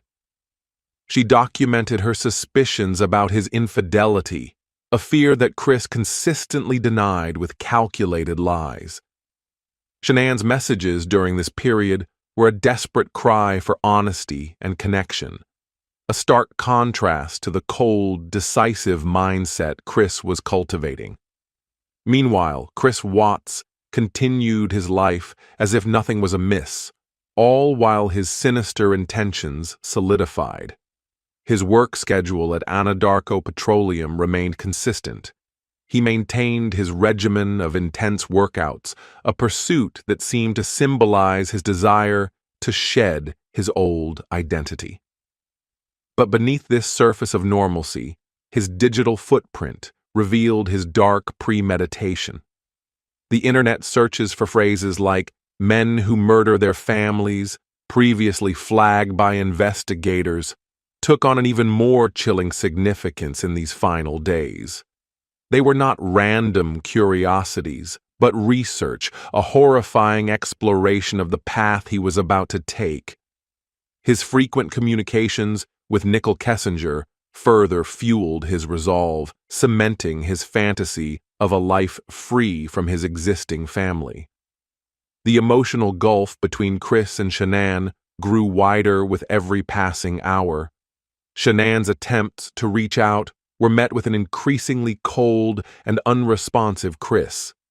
He had psychologically detached himself from his family, viewing them not as loved ones, but as obstacles to his perceived happiness. His interactions with her became purely transactional, devoid of warmth or genuine concern. This deliberate emotional shutdown was a final, cruel act of dehumanization, making it easier for him to rationalize the unthinkable. As August 13th dawned, the day Shanann was due to return from Arizona, Chris Watts was seemingly alone in the house, perhaps contemplating the final moments of his deception. The details of his activities in the hours leading up to Shanann's arrival, whether he was awake, restless, or attempting to project an image of sleep, remain largely inferred. But what is clear is that he was preparing. The house, which had once been a home filled with family and laughter, was about to become a scene of unimaginable horror. The unsettling calm that pervaded those final moments before Shanann stepped through the door, tired but hopeful, would forever be etched into the chilling timeline of the Watts family murders, marking the definitive prelude to his ultimate betrayal. While Chris Watts's confession to investigators on August 16, 2018, was a crucial breakthrough, providing the grim answers to the whereabouts of Shanann, Bella, and Celeste, it was far from the complete truth. His initial account, delivered with chilling composure, was a calculated attempt to mitigate his guilt, to present himself as a reactive victim rather than a cold-blooded, premeditated killer. The gaps and distortions in this first confession would later be painstakingly exposed, revealing the full extent of his depravity and the insidious nature of his ongoing deception. The most egregious and shocking lie in Chris's initial confession was his attempt to blame Shanann for the deaths of their daughters. He claimed that after he strangled Shanann in a fit of rage provoked by her threat to leave and take the children, he witnessed Shanann actively smothering Bella and Celeste. In this version of events, he portrayed himself as reacting to Shanann's perceived murderous act, then disposing of all three bodies in a panic. This grotesque narrative was a desperate maneuver to shift the blame for the most abhorrent aspect of his crimes, the murder of his own children, onto his already deceased wife. It was an act of ultimate betrayal, desecrating Shanann's memory even in death. This crucial distortion served multiple purposes for Chris. Firstly, it aimed to reduce his own culpability for the murders of his children, a crime universally condemned. By painting Shanann as the killer of their daughters, he hoped to elicit a degree of sympathy or understanding, framing his subsequent actions as a desperate reaction rather than a premeditated act. Secondly, it allowed him to maintain a thin veneer of humanity, suggesting that he was capable of reacting to a monstrous act rather than initiating one. This narrative, however, quickly fell apart under the weight of forensic evidence and further investigation, which conclusively showed Chris was the sole perpetrator of all three murders. Investigators, despite obtaining the confession, were keenly aware of its inconsistencies and the self-serving nature of Chris's story. They recognized the telltale signs of a killer attempting to control the narrative, to lessen the perceived severity of his actions. They understood that individuals who commit such crimes often try to distance themselves emotionally and morally from the most heinous parts of their deeds. While the confession provided the critical information needed to recover the bodies and secure a guilty plea, the detectives knew there was more to the story, a full truth that Chris was still holding back. The existence of these significant gaps in his initial confession highlighted Chris Watts's continued psychological manipulation, even after his capture. It demonstrated that his capacity for deceit extended beyond merely denying his crimes. He was willing to invent a fabricated reality to minimize his own monstrousness. The full, unvarnished truth about the events of August 13th, particularly the precise details of his daughter's deaths, would only emerge later, not through the initial police interrogation, but through chilling prison interviews where Chris Watts, with no remaining hope for freedom, finally recounted the complete, agonizing truth of his crimes, forever removing any doubt about his singular, terrifying responsibility. While the Watts family tragedy reverberated globally, its deepest and most enduring scars were etched upon the small, close-knit community of Frederick, Colorado. This once quiet town, previously known for its steady growth and family-friendly atmosphere, was irrevocably changed by the unfathomable crimes committed within its borders.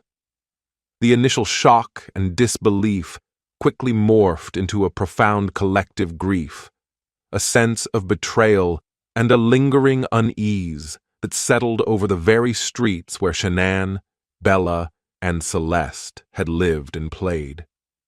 In the immediate aftermath of Shanann and the girl's disappearance, Frederick rallied together with an outpouring of hope and concern. Neighbors volunteered for search parties, displayed ribbons of support, and shared Shanann's photos on social media, all united in the fervent hope for their safe return. This collective effort underscored the strong community bonds. However, this hope was brutally shattered when ChrisWatts confessed. The transition from rallying support for a missing family to realizing their quiet neighbor was a triple murderer sent a ripple of disbelief and horror through every household. It was a profound violation of trust, forcing residents to reevaluate their perceptions of safety and the true nature of those living next door. The Watts family home on Saratoga Trail became a grim focal point. What was once just another house in a suburban cul-de-sac transformed into a chilling landmark of tragedy. For months and even years, flowers, teddy bears, and messages of remembrance adorned the front yard, a spontaneous memorial erected by grieving neighbors and strangers alike. These tributes were not just for the victims, but also an expression of the community's shared pain, a desperate attempt to reclaim some sense of solace and to assert that love, not evil, would have the final say. The impact on daily life in Frederick was palpable. Parents held their children a little tighter. Neighbors looked at each other with a new, perhaps involuntary scrutiny. The sense of innocence that often defines small-town life was irrevocably lost. Schools where Bella would have attended, playgrounds where the girls had laughed, and local businesses where Shanann was a familiar face, all carried the weight of the tragedy. The vibrant fabric of community life was touched by sorrow, and the Watts murders became an inescapable part of Frederick's identity, a dark chapter that would forever be remembered. Beyond the immediate grief, the case sparked deeper conversations within Frederick about domestic violence, mental health, and the hidden struggles within seemingly perfect families. It forced a raw introspection, encouraging vigilance and open communication. The community mourned not just the loss of 3 lives, but also the loss of their own sense of security and the simple trust that had once defined their interactions. The enduring grief in Frederick was a silent testament to the lives extinguished, a constant reminder of the fragility of happiness and the incomprehensible darkness that can emerge from the most unexpected places. It was a wound that, even with time, would continue to ache, forever binding the town to the tragic memory of Shanann, Bella, and Celeste. While the Watts family murders inflicted profound and lasting pain on the community of Frederick, Colorado, the horrific details of the case quickly resonated far beyond its quiet streets, captivating and repelling audiences across the globe. From the moment ChrisWatts delivered his televised plea for his family's return to the chilling revelation of his confession and subsequent sentencing, the story became a global phenomenon, etching itself into the collective consciousness as a definitive and deeply disturbing benchmark in true crime. The immediate global media explosion was unprecedented for a case of this nature. News outlets from every continent picked up the story, dissecting every detail, every tear, and every lie. The live streams of press conferences, the analysis of body camera footage, and the continuous updates from Frederick created an immersive and immediate narrative that drew millions in. This sustained, intense coverage was fueled by the universal shock at the brutality of the crime, combined with the perpetrator's unsettlingly normal demeanor. The role of social media in amplifying the Watts case cannot be overstated. Platforms like Facebook, YouTube, and Reddit became virtual crime scenes, where internet sleuths meticulously analyzed Shanann's old posts, dissected Chris's televised interviews, and debated every theory. This democratized investigation, while sometimes veering into speculation, demonstrated the profound human desire to understand the incomprehensible. Shanann's own extensive online presence, meant to portray a perfect life, ironically provided a wealth of material that allowed the public to feel a deeply personal connection to the victims, making their tragic end all the more heartbreaking. The case's enduring fascination stems from several chilling themes that resonated deeply with audiences worldwide. The stark contrast between the perfect family illusion and the brutal reality of ChrisWatts' actions laid bare the terrifying truth that evil can reside behind the most unassuming facades. It shattered the illusion of safety within the home, forcing a global conversation about hidden dangers, domestic violence, and the profound capacity for betrayal. The concept of filicide, a parent killing their own children, is universally abhorrent, and ChrisWatts' cold-blooded actions forced humanity to confront one of its darkest taboos. The Watts case quickly became a subject of intense scrutiny in the true crime genre. It spawned countless documentaries, podcasts, books, and analytical videos, each attempting to unravel the why behind ChrisWatts' actions. Psychologists, criminologists, and legal experts routinely reference the case in their discussions of narcissistic personality traits, coercive control, and the chilling behavior of quiet killers. It provided a stark, real-world example for examining the complex interplay of financial stress, infidelity, and deeply rooted psychological issues that can culminate in unimaginable violence. Ultimately, the global legacy of the ChrisWatts case is one of profound tragedy and enduring questions. It serves as a haunting cautionary tale, a stark reminder that appearances can be deceiving and that the greatest threats can sometimes come from the most unexpected places. It solidified its place in true crime history, not just for its horrific details, but for its unique ability to strip away the veneer of normalcy and reveal the terrifying darkness that can lurk within the human heart, leaving a lasting impact on how society perceives and discusses domestic violence and family annihilation. Even with ChrisWatts securely behind bars, serving multiple life sentences, a profound sense of unease and a multitude of unanswered questions continued to linger over the Watts family murders. While the legal system had delivered its verdict and Shanann's family had found a form of closure, the public and even investigators felt that the complete, unvarnished truth had yet to fully emerge from the depths of ChrisWatts' twisted psyche. His initial confession, marred by self-serving omissions and grotesque blame-shifting, left critical gaps in the narrative, particularly concerning the exact sequence of events and the chilling depth of his premeditation.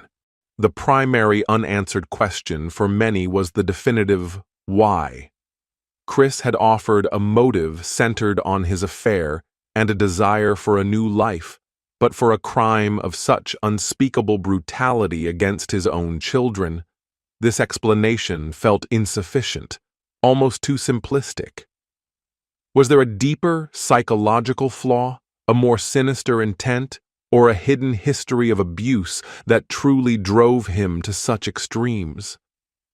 The flat affect he displayed during his confession and in court left observers searching for a more comprehensive understanding of his internal world, a motivation that could reconcile the apparent normalcy of his life with the horrific reality of his actions.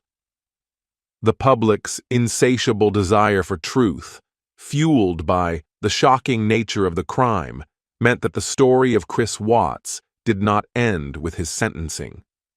Despite his incarceration, speculation and analysis continued. True crime enthusiasts, psychologists, and journalists continued to dissect every publicly available detail, trying to piece together the full picture of what happened in the Watts home on August 13, 2018. There was a pervasive feeling that Chris Watts, the ultimate manipulator, was still holding back, that the whole story, particularly the most gruesome and calculated elements, remained hidden behind his stoic silence. It was this lingering thirst for truth, coupled with persistent efforts by investigators and members of Shanann's family, that would eventually lead to a surprising development. While Chris Watts was settling into his new life in prison, far from the public eye, authorities continued to probe, hoping to extract every last detail of his crimes. They sought to understand not just what he did, but how he could have brought himself to do it, to piece together the full mental and emotional trajectory of a man who annihilated his family. This relentless pursuit of the truth would eventually pay off. In a series of subsequent interviews conducted within the confines of his prison cell, Chris Watts would, astonishingly, provide a far more detailed and horrifying account of the murders. These prison confessions, distinct from his initial police interrogation, would finally fill in many of the critical gaps, reveal the extent of his calculated planning, and expose the full, chilling reality of his monstrous acts. These later revelations would offer an unprecedented, albeit terrifying, window into the mind of a family annihilator, providing the final, agonizing pieces to the puzzle of the Watts family tragedy. This pivotal moment would serve as the focus for the next chapter of our story, offering a complete, unvarnished truth that the initial legal proceedings could not fully convey.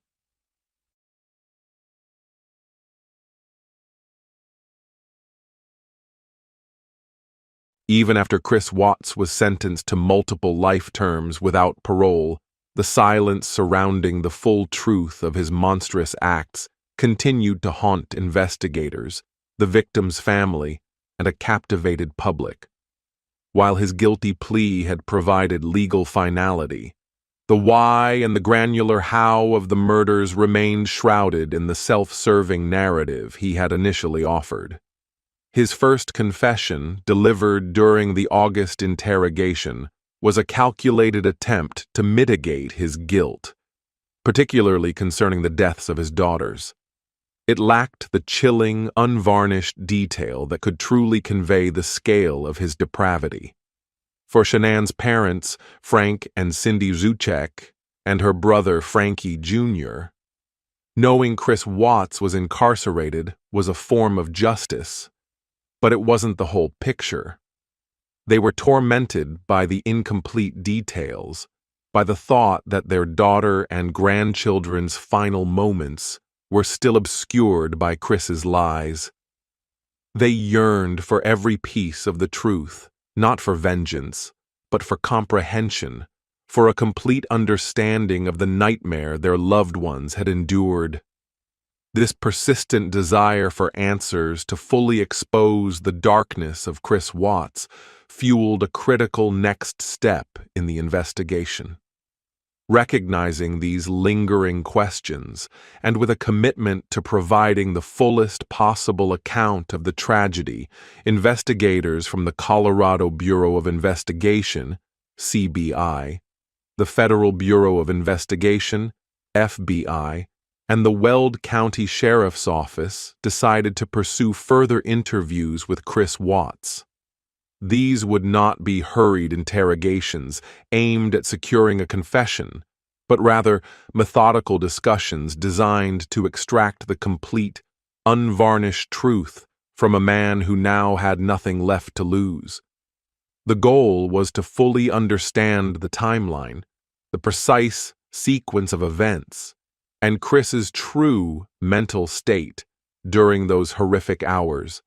The pivotal interviews took place on February 18th, 2019, approximately 3 months after his sentencing, within the confines of a maximum security prison in Wisconsin, where Chris Watts had been transferred for his own safety. The setting was stark, a sterile prison room, devoid of distractions, designed for stark conversation. The atmosphere was controlled yet different from the initial interrogation. Chris Watts was no longer fighting for his freedom. He was already condemned. This fundamental shift in his circumstances arguably opened the door for a more complete revelation. Why did Chris Watts agree to speak further, to confess the full horror of his actions? The motivations of individuals like him are complex. With no hope of release, some might seek a form of morbid understanding, a chance to explain themselves however twisted their logic. Others might be driven by a desire for control over the narrative, even if that narrative is one of unspeakable evil. For Chris, it might have been a combination of these factors. The crushing weight of isolation, the persistent prodding by investigators who refused to let him off the hook, and perhaps a fragmented, deeply buried need to finally unburden himself, even if the truth was far more monstrous than anyone had imagined. These prison interviews would prove to be the critical turning point, finally providing the agonizing details that would shock the world anew and forever seal the terrifying legacy of Christopher Watts. When Chris Watts appeared for his February 2019 prison interviews, his outward presentation had undeniably changed, yet in many ways it remained disturbingly consistent. Stripped of the public's gaze and the need to maintain a charade of innocence, he was no longer the distraught husband who pleaded on television, nor the stoic, downcast figure in court. He was simply inmate Christopher Watts, serving multiple life sentences. His physical appearance reflected the harsh realities of incarceration.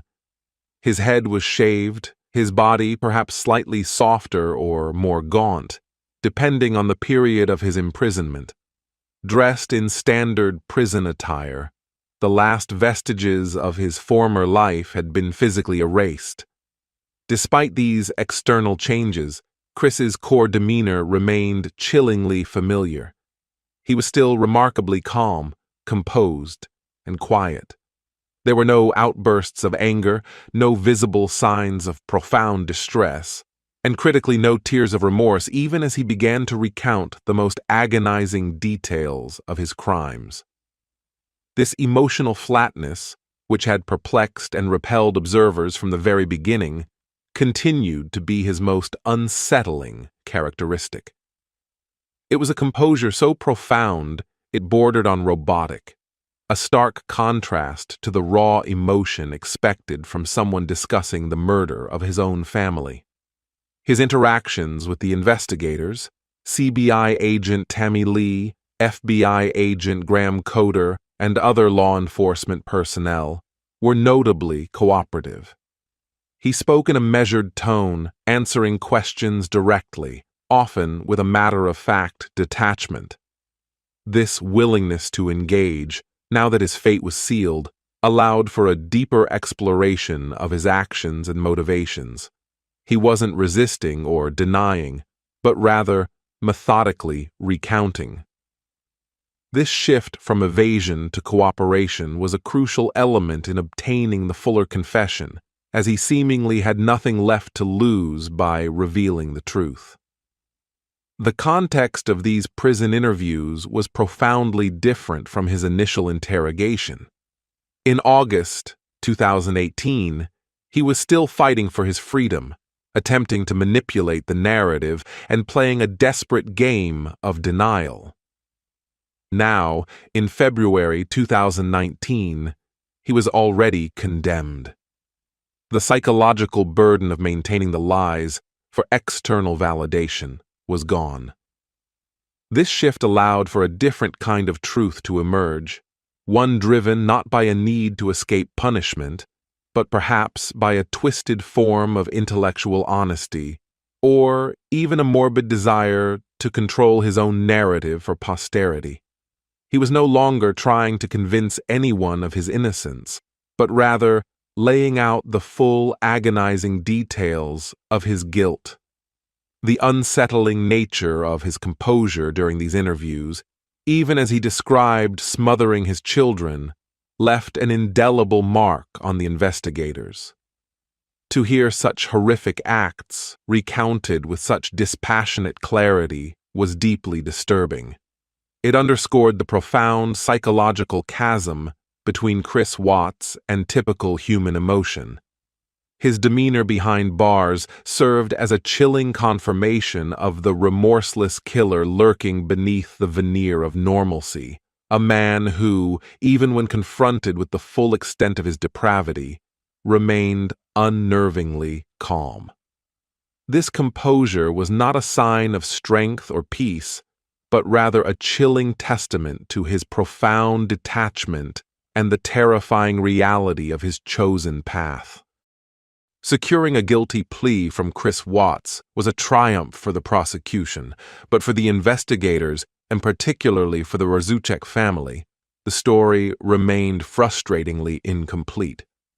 Chris's initial confession was riddled with inconsistencies and self-serving omissions, most notably his grotesque attempt to blame Shanann for the girls' deaths. To obtain the unvarnished truth, the approach had to shift dramatically. No longer was it an interrogation aimed at conviction, but a patient, strategic effort to unravel the final layers of deception. The core of this strategy rested on building a peculiar form of rapport with ChrisWatts, even in the chilling context of his incarceration. Investigators, particularly CBI agent Tammy Lee and FBI agent Graham Coder, adopted a non-confrontational, almost conversational tone.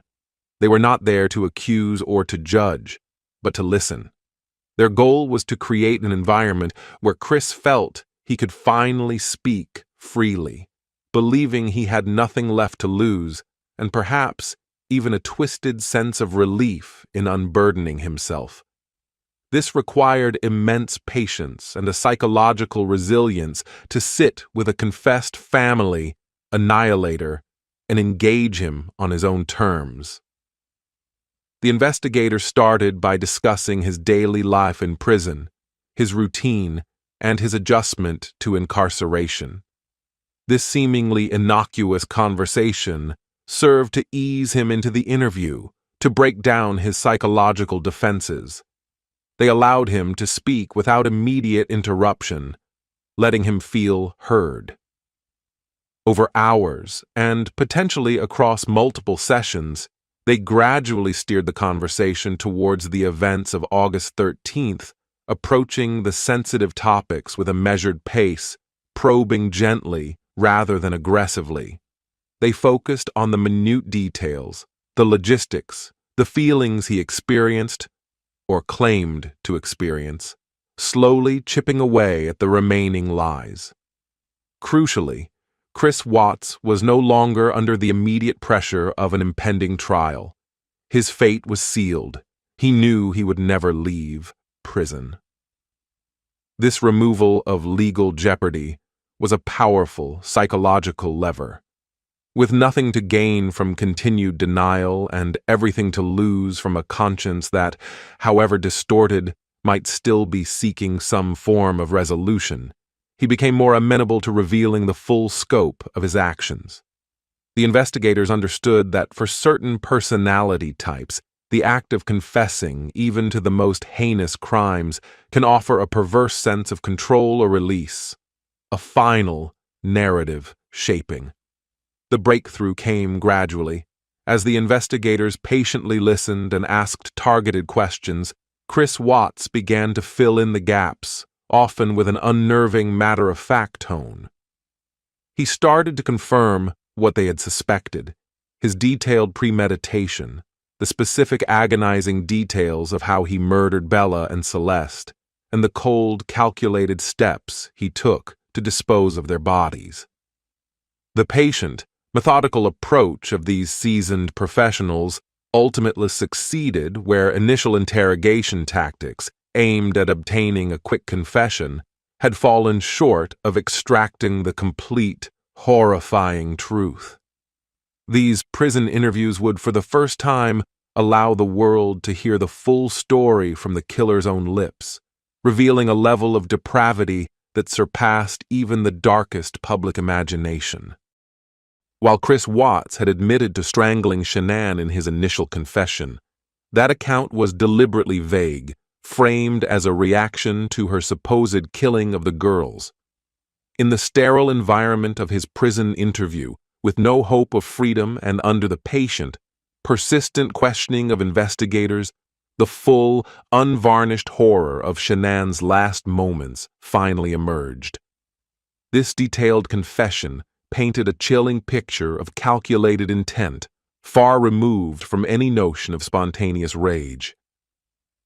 Chris recounted that on the morning of August 13, 2018, Shanann returned from her business trip around 1:48 a.m. A heated argument quickly erupted. Shanann had confronted him directly about his affair and his desire for separation, having already noticed his profound emotional withdrawal.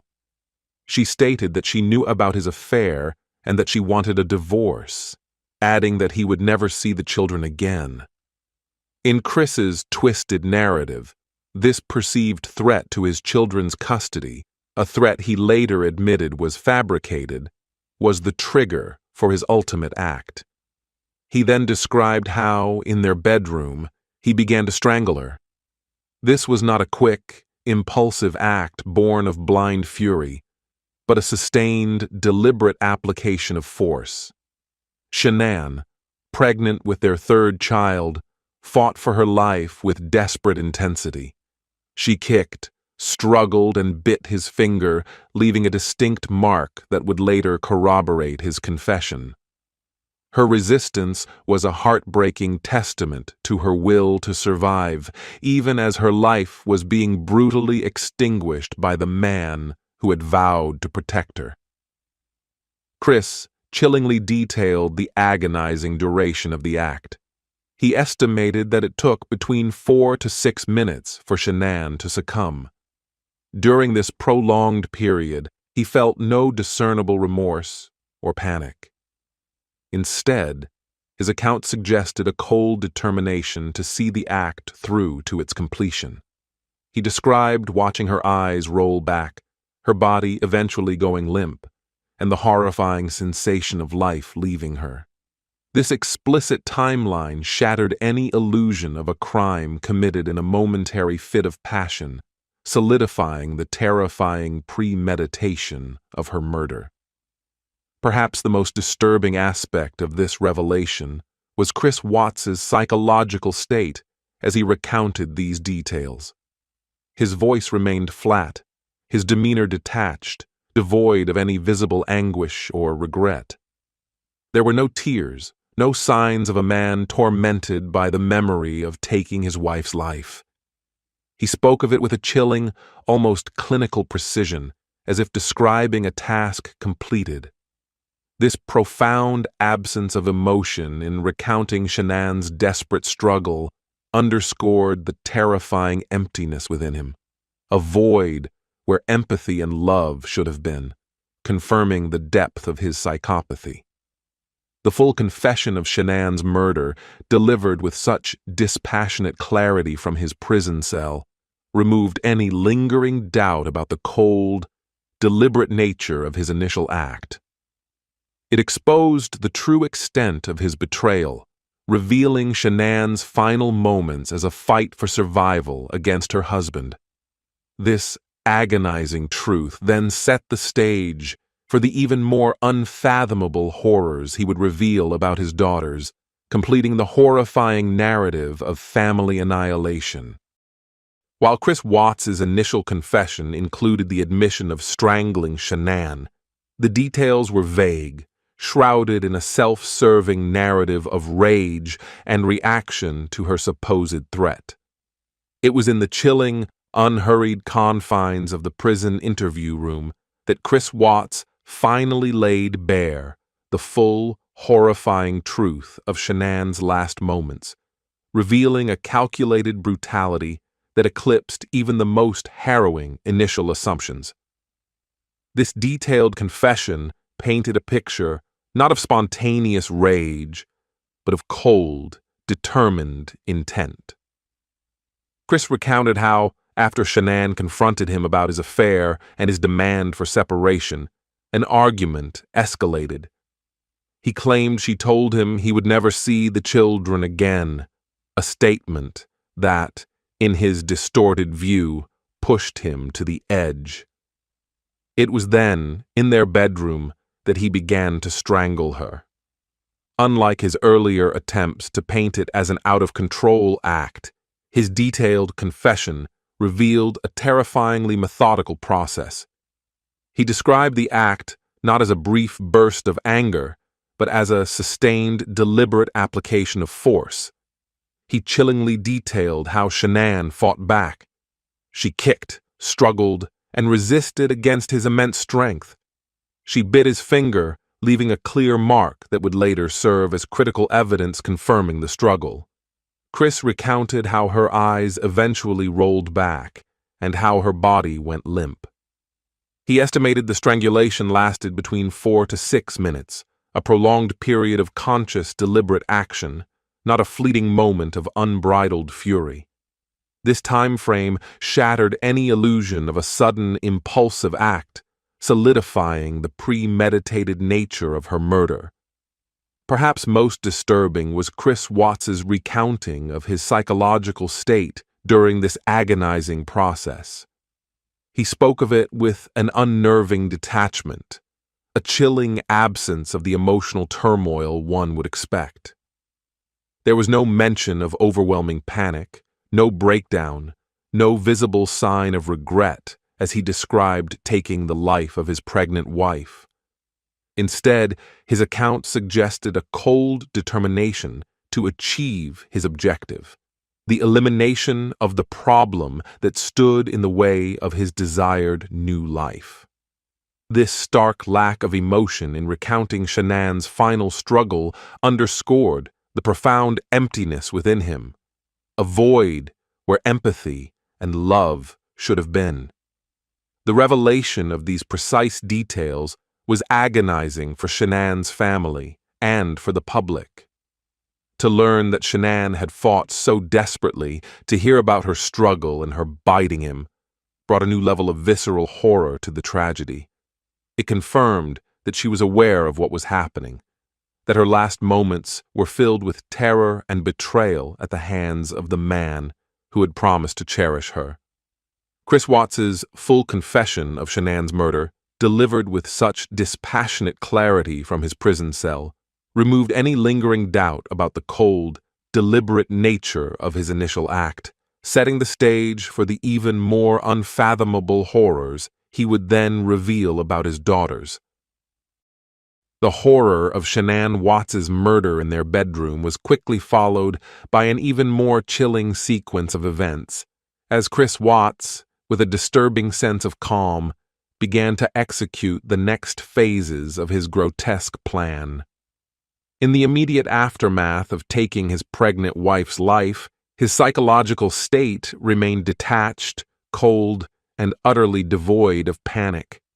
He was not a man consumed by remorse, but rather a man driven by a singular, horrifying purpose to erase all traces of his former life.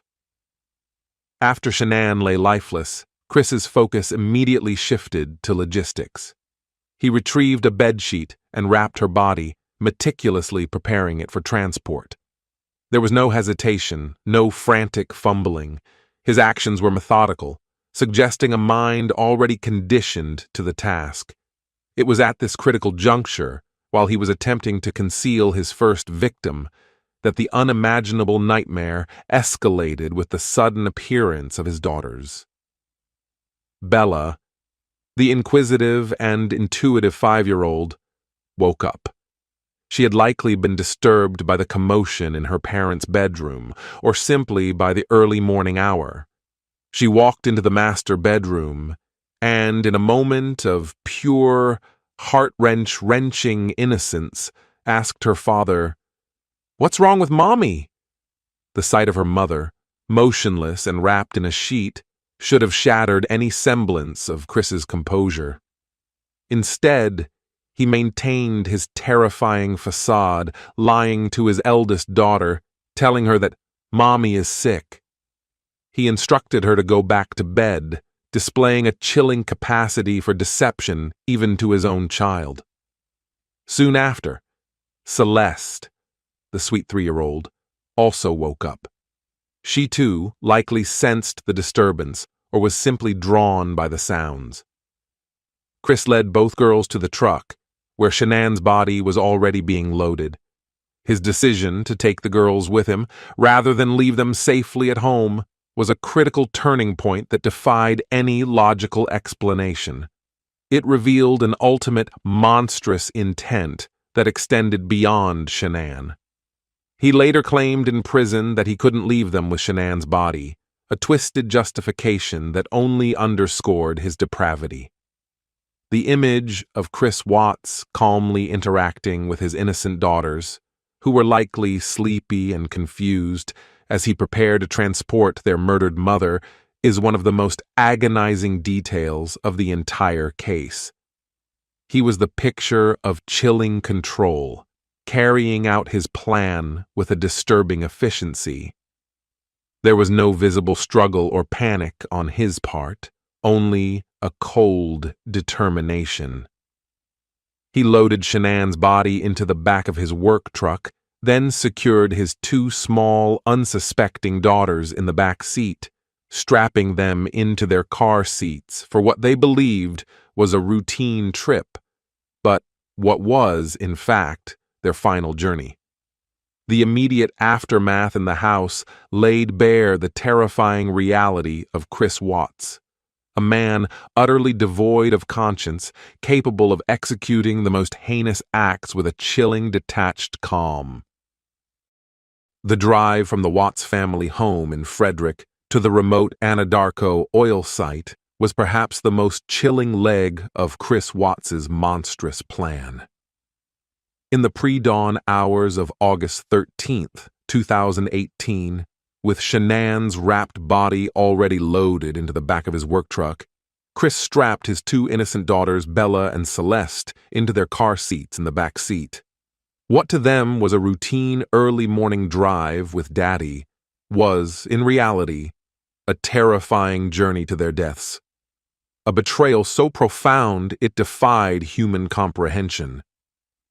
As the truck moved through the quiet, awakening streets, a terrifying silence must have filled the cab, punctuated only by the innocent sounds of 2 small children. Chris Watts later recounted fragments of this journey in his prison confessions. He claimed that Bella and Celeste were largely quiet, perhaps still groggy from being woken so early. He described them singing quietly, their voices a haunting counterpoint to the macabre cargo and the dark intent of their father. This detail of their innocent singing as he drove them to their doom underscored the unfathomable depths of his cruelty and detachment. The journey itself was a brutal act of psychological torture. Chris Watts was driving not only the body of his murdered wife, but also his still living children, whom he already intended to kill. Every mile traversed, every turn of the wheel, brought them closer to their horrific fate. The profound irony was lost on no one. Chris Watts, whose job involved working at these very oil fields, was now using his professional access to facilitate the unspeakable. The familiar landscape of his daily commute was transformed into a landscape of ultimate betrayal. investigators found the details of this drive particularly disturbing. How could a father sit calmly, listening to his children sing, knowing that he was moments away from extinguishing their lives? Chris Watts's account from prison offered no true emotional insight into his state during this period.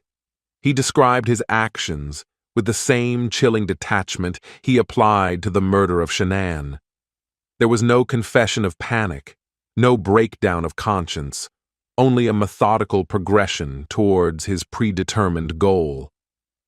This chilling composure, during such an inherently agonizing journey, spoke volumes about his profound lack of empathy and the terrifying success of his psychological dissociation. For Shanann's family, learning the specifics of this drive was an additional layer of torment. To imagine Bella and Celeste, awake and trusting, being driven by their father to a desolate place where their lives would be cruelly taken, added an unbearable dimension to their grief. The image of those innocent faces in the rearview mirror, unaware of the horror unfolding, became a permanent, agonizing part of their understanding of the tragedy. The drive to the oil field was not just a physical journey for Chris Watts. It was a descent into an abyss of unimaginable evil, a testament to his chilling capacity to execute his horrifying plan with unwavering resolve. Upon arriving at the desolate Anadarko oil site, Chris Watts commenced the final, most unspeakable phase of his plan. With Shanann's body already in the back of his truck, his attention turned to his two living daughters. It was here, in the quiet, desolate expanse of the oil field, that he committed the acts that would forever solidify his place as one of the most reviled murderers in recent history. And it was Bella, his intelligent and spirited 5-year-old, who was forced to confront the horror of her father's ultimate betrayal. In his chilling prison confessions, Chris Watts recounted the agonizing details of Bella's murder. He removed her from the truck, likely to a spot near the oil tanks. Unlike her younger sister, Celeste, Bella was acutely aware of what was happening.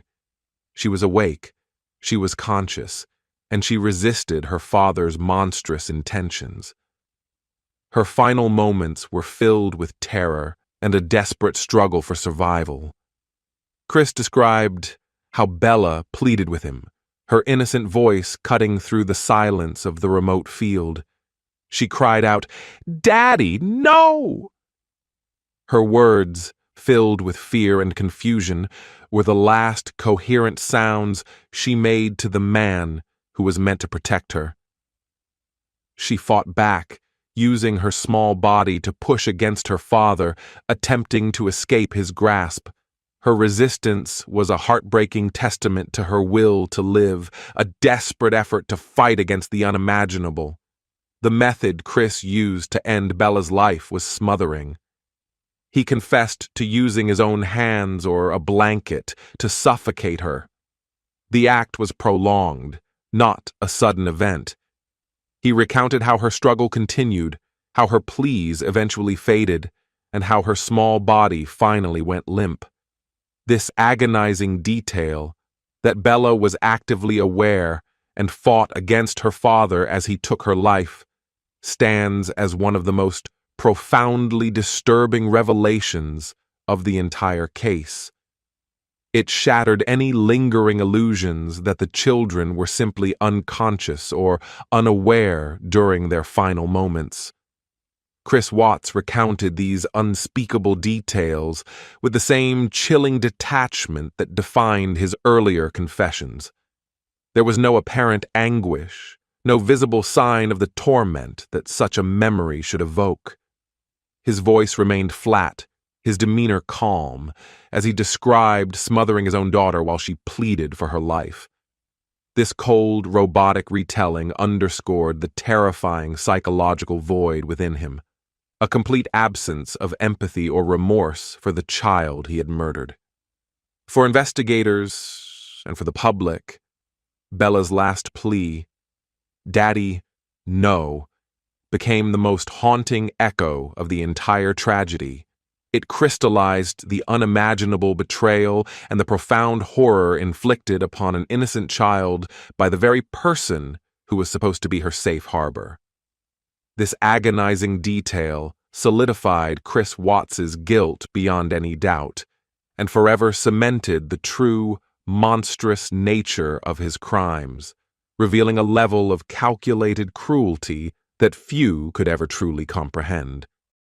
Following the unimaginable horror of Bella's murder, Chris Watts turned his attention to his younger daughter, Celeste. The details of Celeste's death, as recounted by her father in the desolate prison interview room, completed the horrifying tableau of family annihilation. While Bella's final moments were marked by desperate resistance, Celeste's end was characterized by a terrifying quietness, a profound innocence tragically extinguished by the very hand meant to protect her. Chris Watts confessed that after smothering Bella, he placed her body on the ground near the oil tanks. His focus then shifted to 3-year-old Celeste. Whether she was still in the truck, or if he had already brought her out, the specifics of her precise location in those moments are less clear than the agonizing certainty of her fate. What is known, from Chris's own words, is that he then proceeded to murder Celeste. Celeste, being younger and perhaps less aware of the immediate threat than Bella, did not exhibit the same desperate struggle. Chris recounted how she remained largely quiet, perhaps confused as he smothered her. He used a similar method, suffocating her with his hands or possibly a blanket. The absence of a fierce fight, the quiet resignation of a 3-year-old in the face of absolute betrayal, painted an even more chilling picture of vulnerability and powerlessness. Her small, innocent life was extinguished without the desperate pleas that marked her sister's final moments. The profound tragedy of Celeste's death lies in her age and utter helplessness. She was a child of pure innocence, utterly dependent on her father for safety and love. Her quiet passing at his hands, in a remote and desolate location, underscored the chilling depths of Chris Watts's depravity. He performed the act not as a panicked father, but as a cold, determined executioner, focused solely on the completion of his monstrous plan. Throughout his detailed recounting of Celeste's murder, Chris Watts maintained the same unnerving emotional detachment that characterized his entire confession. There was no visible sign of anguish, no breakdown, no apparent remorse for taking the life of his youngest daughter. He spoke of the act with a clinical, almost robotic tone, as if detailing a mundane task rather than the murder of his own child. This chilling composure, even when describing the extinguishment of such pure innocence, underscored the terrifying reality of his psychological state. The murder of Celeste Watts marked the completion of Chris's unthinkable crime. He had systematically eliminated his entire family, his pregnant wife, his lively 5-year-old, and his quiet 3-year-old. The confession of Celeste's tragic end, delivered with such dispassionate clarity from his prison cell, solidified the comprehensive nature of his evil. It left no doubt that Chris Watts was solely responsible for the annihilation of his family, removing any lingering questions about culpability and forever sealing the terrifying truth of his actions. The completion of these two horrifying acts then led him to the final, chilling step of his meticulously planned disposal. Having extinguished the lives of his wife and 2 daughters, ChrisWatts proceeded with the final, most gruesome phase of his plan: the methodical disposal of their bodies at the remote Anadarko oil site. In his prison confessions, he provided chilling, step-by-step details of these acts, painting a picture of cold, calculated precision that underscored the complete dehumanization of his family. His actions were not those of a panicked killer, but of a man executing a preconceived plan with chilling efficiency. Chris first focused on his daughters, Bella and Celeste. He confessed to carrying their small bodies to the large crude oil tanks on the site. These were not water tanks, but vats containing thick, dark, noxious crude oil, highly corrosive and designed to store petroleum products. The opening at the top of these tanks was relatively small, forcing him to maneuver the bodies through a narrow aperture. He described pushing Bella's body through the hatch first, then Celeste's, into the dark, viscous liquid below. The act of forcing his children into the oil, knowing they would sink and dissolve, revealed an unparalleled level of callousness. It was an act of ultimate desecration, an attempt to obliterate their very existence. After disposing of his daughters in the oil tanks, Chris then turned his attention to Shanann's body. He dragged her remains, still wrapped in the bedsheet, to a location approximately 100 yards away from the tanks. There, he dug a shallow grave by hand, using a shovel he had brought or found on site. He buried her in the earth, covering her with dirt.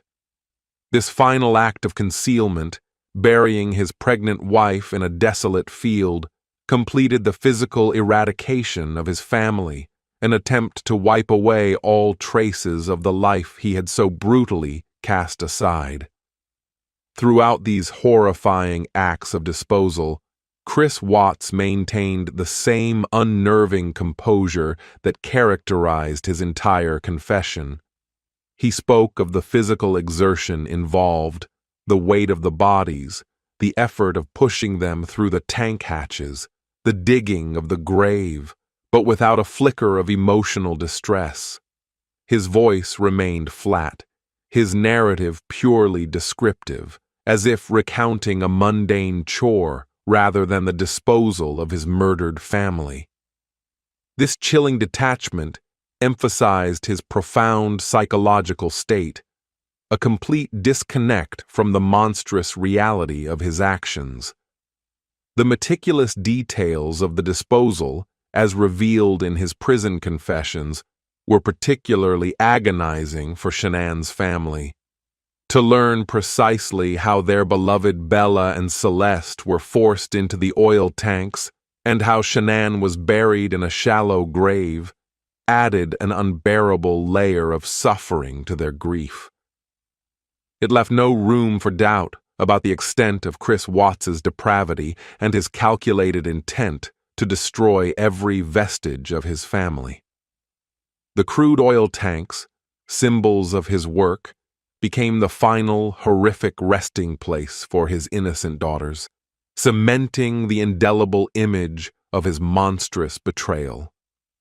The methodical nature of the disposal underscored that his actions were not impulsive, but the chilling culmination of a meticulously planned act of annihilation. The horrifying details revealed in ChrisWatts' prison confessions did more than just recount the moments of murder and disposal. They laid bare the chilling depth of his premeditation and the meticulously orchestrated cover-up that followed. His actions, both before and after the murders, demonstrated a calculated resolve, dismantling any lingering notion that his crimes were merely a spontaneous act of rage. ChrisWatts was not just a killer, but a master deceiver who had carefully plotted his escape from his family, viewing them as obstacles to be removed. His increasing emotional detachment from Shanann, the sudden surge in his physical fitness, and the intense focus on his affair were all, in retrospect, subtle yet undeniable precursors to his ultimate plan. While he never explicitly stated a precise date he decided to kill them, his actions painted a clear picture of a man steadily progressing towards family annihilation. The internet searches for methods of murder and body disposal, previously seen as isolated incidents, now took on their true, terrifying meaning. They were research, part of his premeditated scheme to achieve his desired freedom. The very method of disposal, placing the girls in the oil tanks and Shanann in a shallow grave at his workplace, demonstrated forethought, leveraging his access and knowledge of the remote site. Immediately following the disposal of his family at the Anadarko oil field, ChrisWatts embarked on an elaborate and chillingly effective cover-up. He returned to work, calmly continuing his shift as if nothing untoward had happened. This ability to resume normal activities after committing such atrocities spoke volumes about his profound psychological detachment. He then initiated the fabricated missing persons report, calling police and feigning concern for his missing wife and daughters. His performance during these initial hours and days was a masterpiece of deception, designed to mislead investigators and elicit public sympathy. His lies were meticulously crafted and delivered with unwavering conviction. He spun a narrative of Shanann having taken the girls and left after an argument, a story designed to deflect suspicion and sow doubt. His televised plea, broadcast to millions, was a particularly chilling display of his manipulative prowess. With tearless eyes and a trembling voice, he appealed for his family's return, a performance that convinced many and delayed the inevitable discovery of his monstrous acts. He even texted Shanann, creating a false trail of communication, maintaining the illusion that she was still alive and possibly in contact with him. Furthermore, his cover-up extended to the disposal of evidence. While not detailed in public confessions, it's understood he tried to eliminate traces that could incriminate him. His attempts to deflect suspicion by claiming Shanann was the culprit for the girls' deaths, even after confessing to strangling her, further underscored his deep-seated need to control the narrative and minimize his own culpability. Every action ChrisWatts took, from the moments leading up to the murders to his initial public appearances, was a cold, calculated act of premeditation and deceit, revealing a chilling capacity for manipulation that truly shocked the world. These revelations from prison solidified the image of ChrisWatts not as a man who snapped, but as a cunning, cold-blooded killer. Having committed the unspeakable acts at the Anadarko oil field, ChrisWatts returned to his seemingly ordinary life, embarking on a meticulous and chillingly effective cover-up. The revelations from his prison confessions underscored the calculated nature of his deception, proving him not just a killer, but a master manipulator who spun a web of lies to conceal his monstrous deeds. Every action he took in the crucial hours and days after the murders was a deliberate performance, designed to deflect suspicion and maintain his fabricated narrative of a distraught husband and father. Immediately after disposing of his family's bodies, Chris returned home and then proceeded to his job at Anadarko Petroleum as if nothing had happened. This act of normalcy, going to work just hours after annihilating his family, was the first chilling testament to his psychological detachment. He worked his shift, interacting with colleagues, presenting the facade of a man going about his routine. This ability to compartmentalize and perform under such extreme circumstances hinted at a deeply disturbed psyche, capable of separating emotion from action with unnerving ease. The true test of his manipulative prowess began when Shanann's friend, Nicole Atkinson, arrived at the Watts home, concerned after Shanann missed an important appointment. Chris met her with a fabricated story. Shanann had taken the girls and left after an argument in the early hours. His demeanor was calm, almost too calm, as he relayed this tale. When police arrived for a welfare check, Chris continued his performance, inviting them into the house, feigning concern, and allowing them to search, all while knowing the horrific truth he was concealing. He even helped by looking for Shanann's phone and wallet, items he knew were not in the house. The most infamous display of his manipulative genius came during his televised appeal for his family's return. Standing before cameras, ChrisWatts delivered a performance that captivated and, for a time, convinced millions. With a seemingly trembling voice and downcast eyes, he pleaded for Shanann and the girls to come home, directly addressing them and articulating the heartache of a missing family. His body language was carefully controlled, no tears, but a visible struggle for composure. His words were chosen to evoke sympathy and reinforce his fabricated narrative. This chilling performance was lauded by some as genuine emotion, but for others, it felt unsettlingly inauthentic, a feeling later confirmed by his full confession. Throughout this period, Chris also maintained his elaborate lies to Nicole Kessinger, his mistress.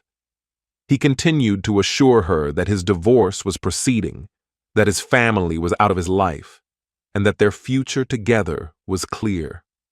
His ability to sustain this dual life, juggling the demands of a murder investigation, a public performance of grief, and a burgeoning romantic relationship, showcased an extraordinary capacity for deception and a terrifying lack of conscience.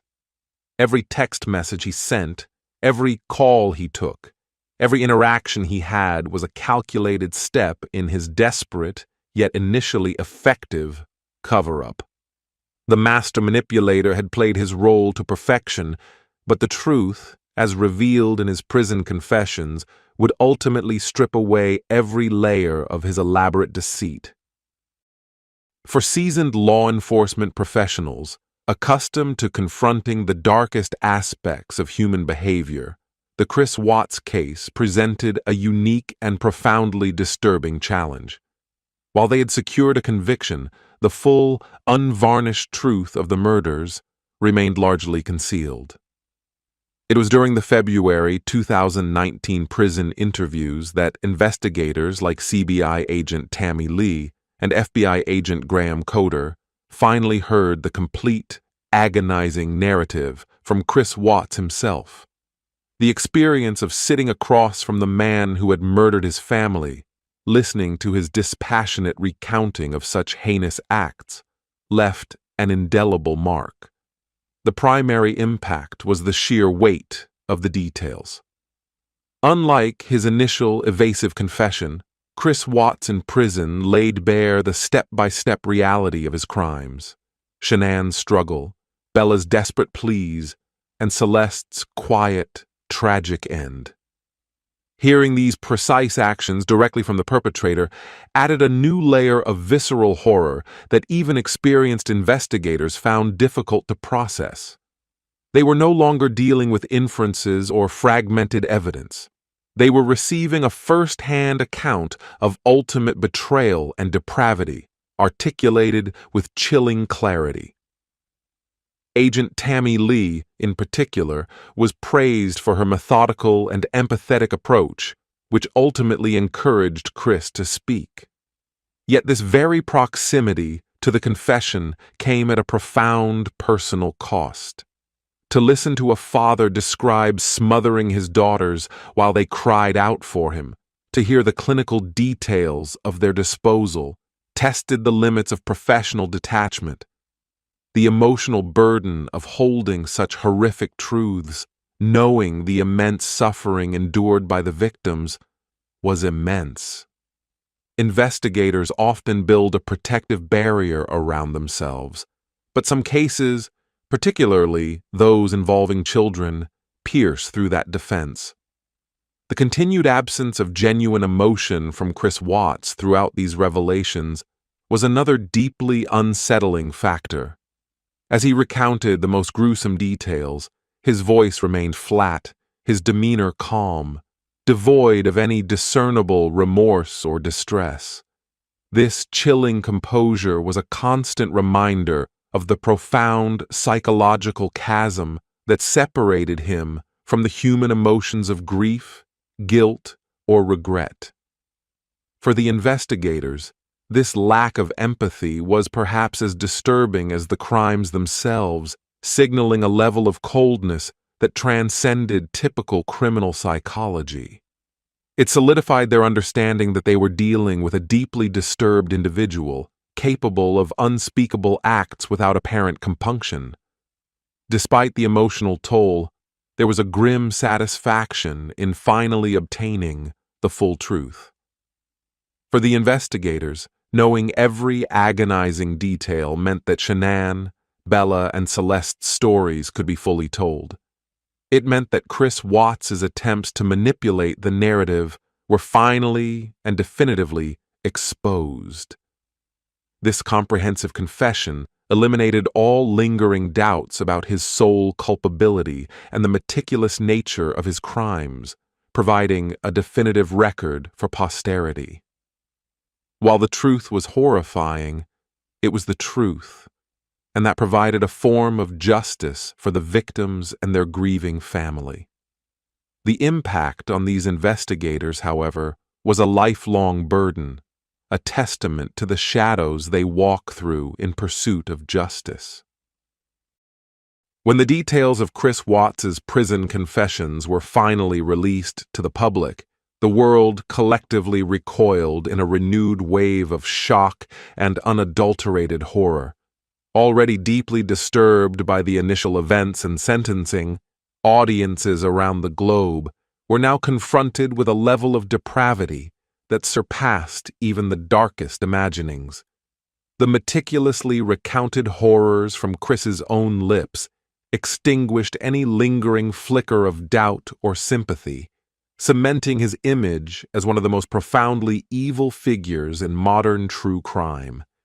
The details that elicited the most widespread and visceral reaction were, without question, those concerning the murders of Bella and Celeste. Hearing Chris recount Bella's desperate plea of "Daddy, no," as he smothered her, and the tragic quietness of 3-year-old Celeste's final moments sent shivers down the spines of millions. These agonizing specifics shattered the last remnants of public composure, transforming an already horrific narrative into something truly unspeakable. The deliberate act of a father extinguishing his own children's lives, with their conscious awareness and pleas, tapped into a primal fear and outrage that transcended cultural boundaries. Equally horrifying were the details of the body disposal. The clinical description of forcing his daughter's small bodies through the narrow hatches of crude oil tanks, and Shanann's burial in a shallow grave. This methodical, dehumanizing process revealed a chilling calculation that defied any notion of a moment of rage. It painted a picture of a man utterly devoid of conscience, meticulously executing a plan to erase his family's existence. The public reacted with profound disgust, condemning the cold precision with which he desecrated the very lives he had created. The release of these full confessions had a profound impact on public perception of the case.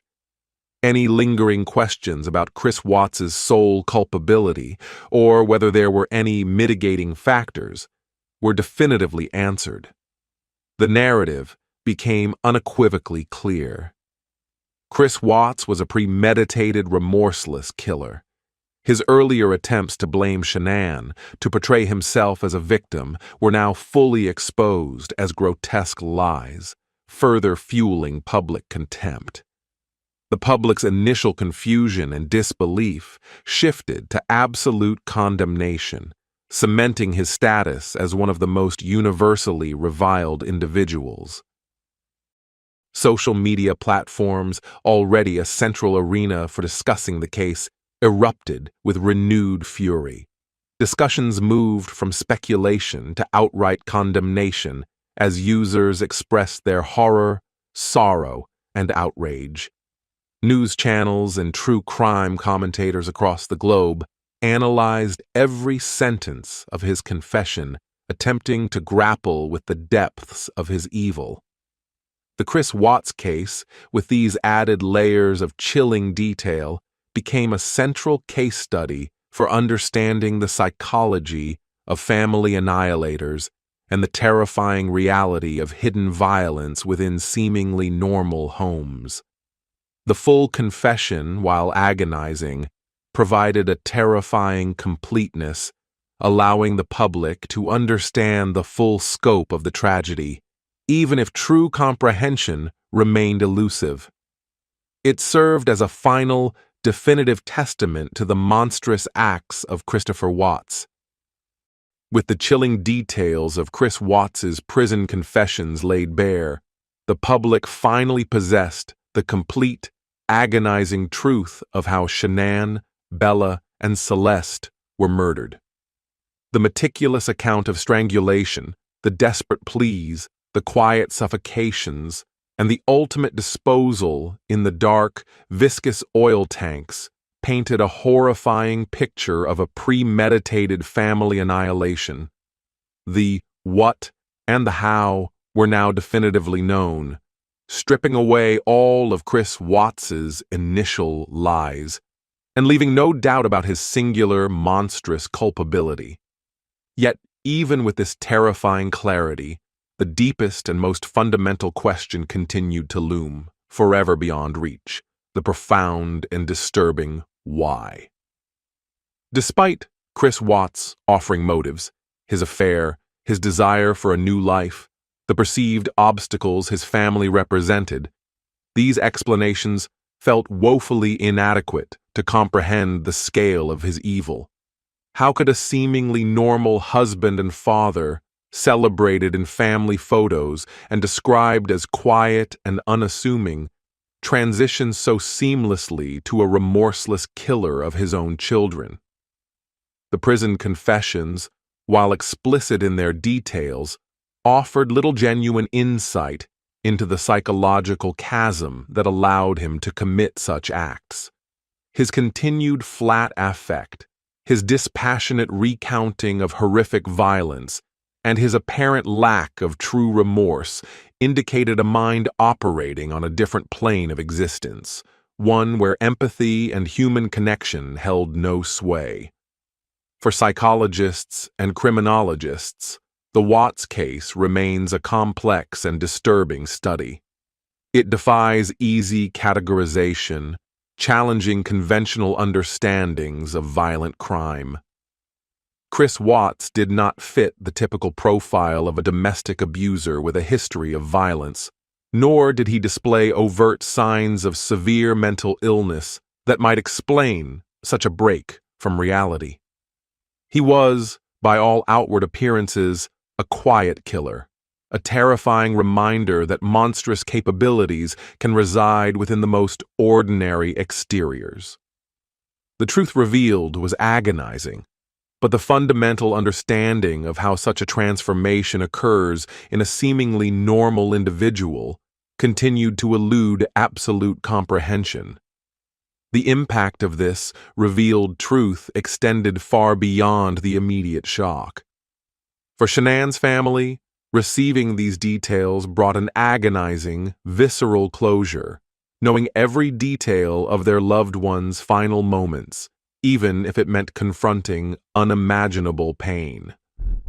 For the investigators who painstakingly extracted these confessions, it was a grim victory, providing the ultimate factual clarity but leaving them to grapple with the profound evil they had witnessed.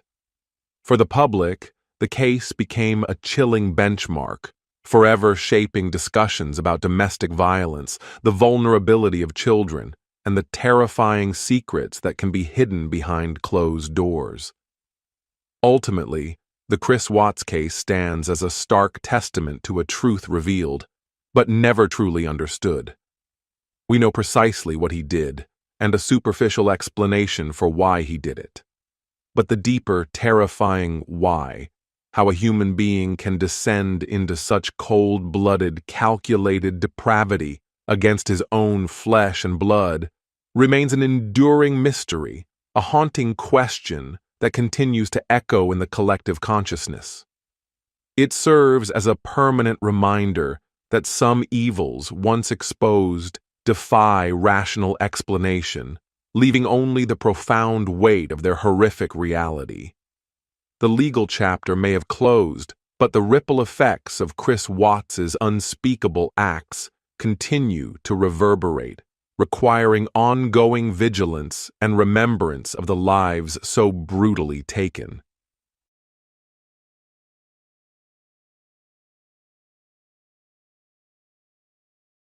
For Frank and Cindy Razuchek, Shanann's parents, and their son Frankie Jr., the days following Chris Watts's sentencing offered a fragile, incomplete sense of closure. Their torment, however, persisted, gnawing at them with the nagging uncertainty of not knowing the full truth. Chris's initial confession had been a manipulative, self-serving narrative, leaving critical details about Shanann's final struggle and the agonizing deaths of Bella and Celeste shrouded in his lies.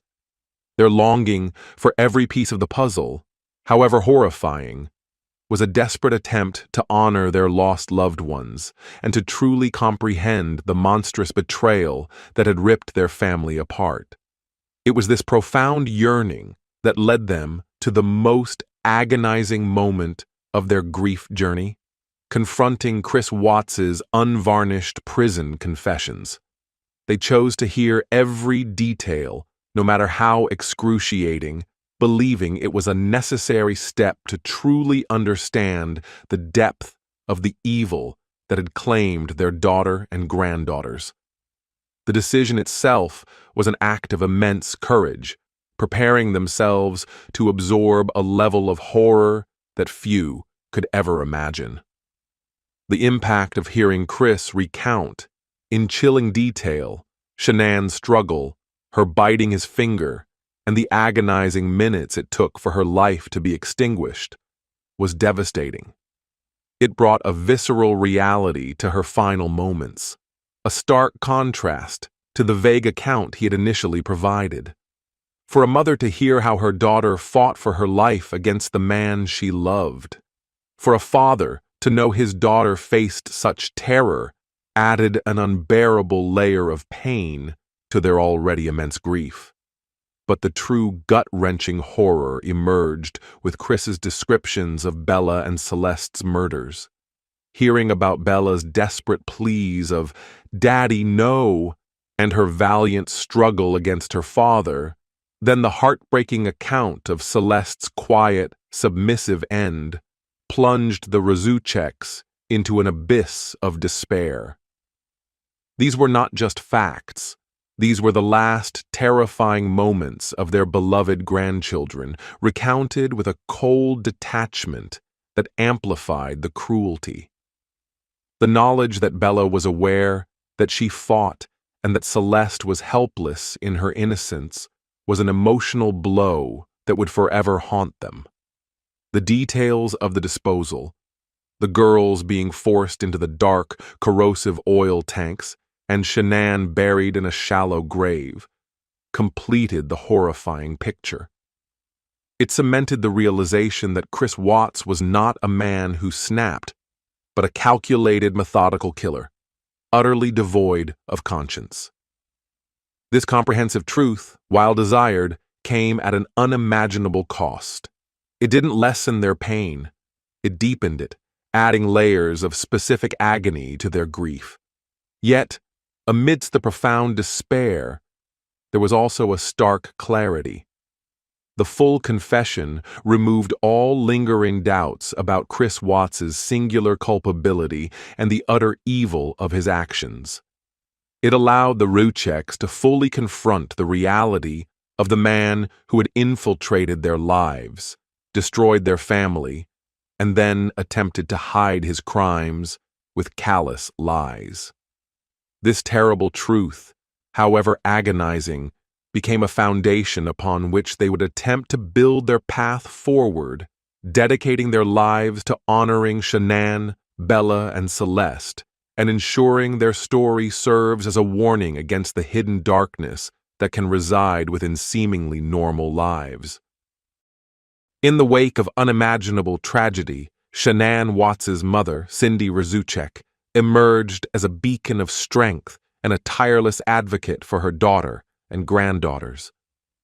Far from retreating into private grief, Cindy chose a path of public advocacy, determined to ensure that Shanann, Bella, and Celeste would be remembered not as victims of a horrific crime, but as vibrant lives full of light, and that their story would serve as a crucial warning to others.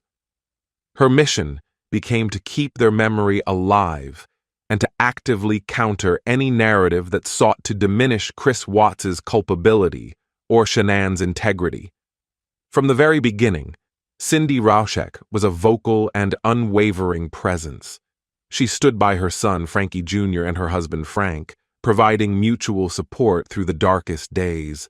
But her public statements, often delivered with raw emotion yet remarkable composure, resonated deeply. She spoke not just as a grieving mother, but as a woman determined to expose the full extent of Chris Watts's depravity and to ensure that her daughter's true character was never overshadowed by his lies. Cindy's advocacy extended to directly addressing the issues highlighted by her family's tragedy. She spoke passionately about the insidious nature of emotional manipulation and control within relationships, urging others to recognize the subtle red flags that can precede overt violence. She became a poignant voice for victims of domestic violence, emphasizing that abuse does not always leave physical scars, and that the most dangerous perpetrators can wear a mask of normalcy, just as Chris Watts had. Her message was clear. Pay attention, listen to your instincts, and seek help if you or someone you know is in a troubled relationship. Her commitment to truth was unwavering. Cindy Rzucek actively supported and cooperated with law enforcement, even after Chris's conviction, particularly in encouraging the in-prison interviews that finally brought the full, agonizing details to light. She understood that while knowing the complete horror would inflict fresh wounds, it was essential for full accountability and for truly honoring her family. She steadfastly refused to allow Chris Watts to control the narrative, ensuring that his attempts to blame Shanann or mitigate his guilt were met with the unvarnished facts. Cindy Rzucek's mission is not just about recounting the past. It's about building a future where such tragedies might be prevented. Through her continued public presence, her support for victims' causes, and her willingness to share her unbearable pain, she transforms personal anguish into a powerful force for good. Her enduring strength in the face of such profound loss is a testament to the love she holds for Shanann, Bella, and Celeste.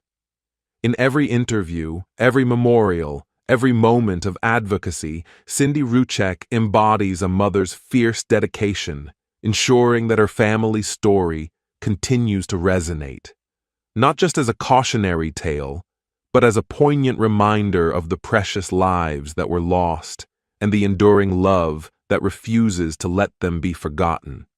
For the Rzucek family, Frank, Cindy, and Frankie Jr., the devastating loss of Shanann, Bella, and Celeste was not an event to be merely processed, but a permanent wound that forever altered the landscape of their lives.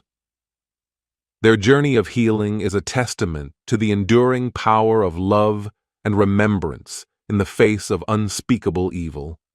It is a long, arduous path marked by waves of grief, but also by a fierce determination to keep the memories of their cherished loved ones alive and vibrant. Grief, particularly of this magnitude, is not linear. For the Rzuceks, every holiday, every birthday, every family gathering is a poignant reminder of the 3 empty chairs at their table. They navigate these milestones with immense courage, often sharing their raw emotions publicly, allowing others to witness the true, unvarnished pain of their loss. This vulnerability, paradoxically, has become a source of strength for many who follow their journey, offering a glimpse into the human capacity for endurance in the face of unimaginable sorrow. Central to their healing process is the active remembrance of Shanann, Bella, and Celeste. They have created tangible tributes to their lives, memorial gardens, public plaques, and dedicated spaces in their home filled with photos and cherished mementos. These acts are not merely about mourning. They are about celebrating the joy and light that Shanann, Bella, and Celeste brought into the world. Cindy and Frankie Jr. frequently share heartfelt posts on social media, remembering birthdays, anniversaries, and ordinary moments, ensuring that the girls' laughter and Shanann's vibrant spirit are never forgotten. These digital memorials have become powerful sources of connection for a global community of supporters. Beyond physical tributes, the Rzuceks' remembrance is deeply emotional and spiritual. Their faith has played a significant role in providing comfort and a framework for understanding their loss. They speak of finding strength in prayer and believing in a reunion beyond this life.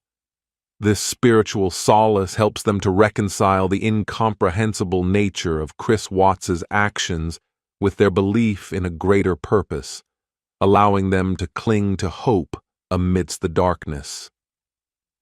Their shared grief has also forged an unbreakable bond within the surviving family. Frank, Cindy, and Frankie Jr. lean on each other, offering unwavering support and understanding that only those who have experienced such profound loss can provide. They protect each other, grieve together, and find small moments of comfort in shared memories and mutual resilience. Their unity in the face of adversity is a powerful example of familial strength. The Rzuceks' determination to focus on the lives lived rather than solely the manner of death is a crucial aspect of their remembrance. While they have courageously confronted the horrific truth of ChrisWatts' crimes, their public narrative consistently circles back to Shanann's vibrant personality, her dreams, her unwavering love for her girls, and the infectious joy of Bella and Celeste. They ensure that the legacy of their family is one of love and light, not defined by the darkness of the man who took them away. Their ongoing journey is a testament to the enduring human spirit, finding purpose in remembrance and light even in the deepest shadows of grief. While the Rzucek family bravely navigates their path of grief and remembrance, the architect of their anguish, Chris Watts, lives out his existence in the stark, unyielding reality of a maximum security prison. Transferred out of state to a facility in Wisconsin for his own safety and the security of the prison population, his days are now a monotonous cycle of confinement, a stark and chilling contrast to the freedom he so desperately craved when he annihilated his family. Chris Watts is incarcerated in isolation, often in what is known as segregation or solitary confinement. This measure is taken not only for his protection, given the heinous nature of his crimes, particularly the murder of children, but also due to the severe threat he could pose to other inmates who view child killers with profound contempt. His cell is small, typically no larger than 10 by 12 feet, furnished only with a bed, a toilet, and a sink. Natural light is minimal, and his contact with the outside world or even other inmates is severely restricted. His daily routine is rigidly structured and devoid of any meaningful interaction. He wakes to the call of correctional officers, receives his meals through a slot in his cell door, and is permitted only a limited amount of time outside his cell, typically for a brief, solitary exercise period in a small, enclosed yard. He has virtually no access to the privileges common in general population, such as social groups, extensive library access, or opportunities for vocational training. His existence is defined by strict rules and pervasive loneliness, a self-imposed prison within a prison. Reports from prison staff or those who have had limited contact with him indicate that Chris Watts remains largely unemotional and detached, mirroring the demeanor he displayed during his confessions. There are no public reports of significant remorse, breakdowns, or attempts to express profound guilt beyond the controlled environment of his interviews. He is reportedly a quiet inmate, a man seemingly resigned to his fate, yet still offering no deeper explanation for the evil he unleashed than the selfish desires he outlined in his confessions. The finality of his sentence hangs heavy over his existence. Chris Watts is serving 5 life sentences without the possibility of parole, plus an additional 48 years for his other charges. This means he will never again walk free. His plea bargain, while avoiding the death penalty, ensures that his remaining years will be spent behind concrete walls and steel bars, cut off entirely from the society he so profoundly violated. The freedom he sought through murder has been replaced by the ultimate form of captivity, a stark and fitting consequence for his unspeakable crimes. Chris Watts's life behind bars is a grim testament to the justice system's response to an individual who committed such egregious acts. It is a harsh, unyielding existence, stripped of comfort, contact, and purpose. It is the inescapable reality of the choice he made on August 13, 2018, a chilling final chapter for the man who destroyed his family in pursuit of a false dream, now living a permanent nightmare of his own making. While Chris Watts was condemned to a life behind bars, the legal battles surrounding his atrocious crimes did not end with his criminal sentencing. For the Rzucek family, true justice extended beyond his incarceration. It meant ensuring that the man who had stolen their loved ones could never benefit financially from their deaths. This commitment led to significant civil proceedings, focusing on Chris Watts's assets and his financial accountability for the immense suffering he caused. The primary legal action was the wrongful death lawsuit, filed by Frank and Cindy Rzucek against Chris Watts. This civil suit, distinct from the criminal case, sought to hold him financially responsible for the deaths of Shanann, Bella, and Celeste.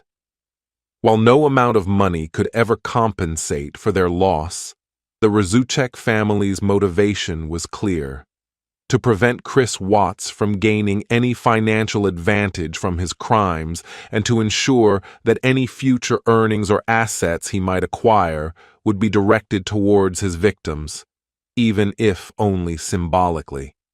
Central to these proceedings were Chris Watts's remaining assets. At the time of the murders, he owned the family home on Saratoga Trail, had a pension plan through Anadarko Petroleum, and potentially other financial accounts or life insurance policies.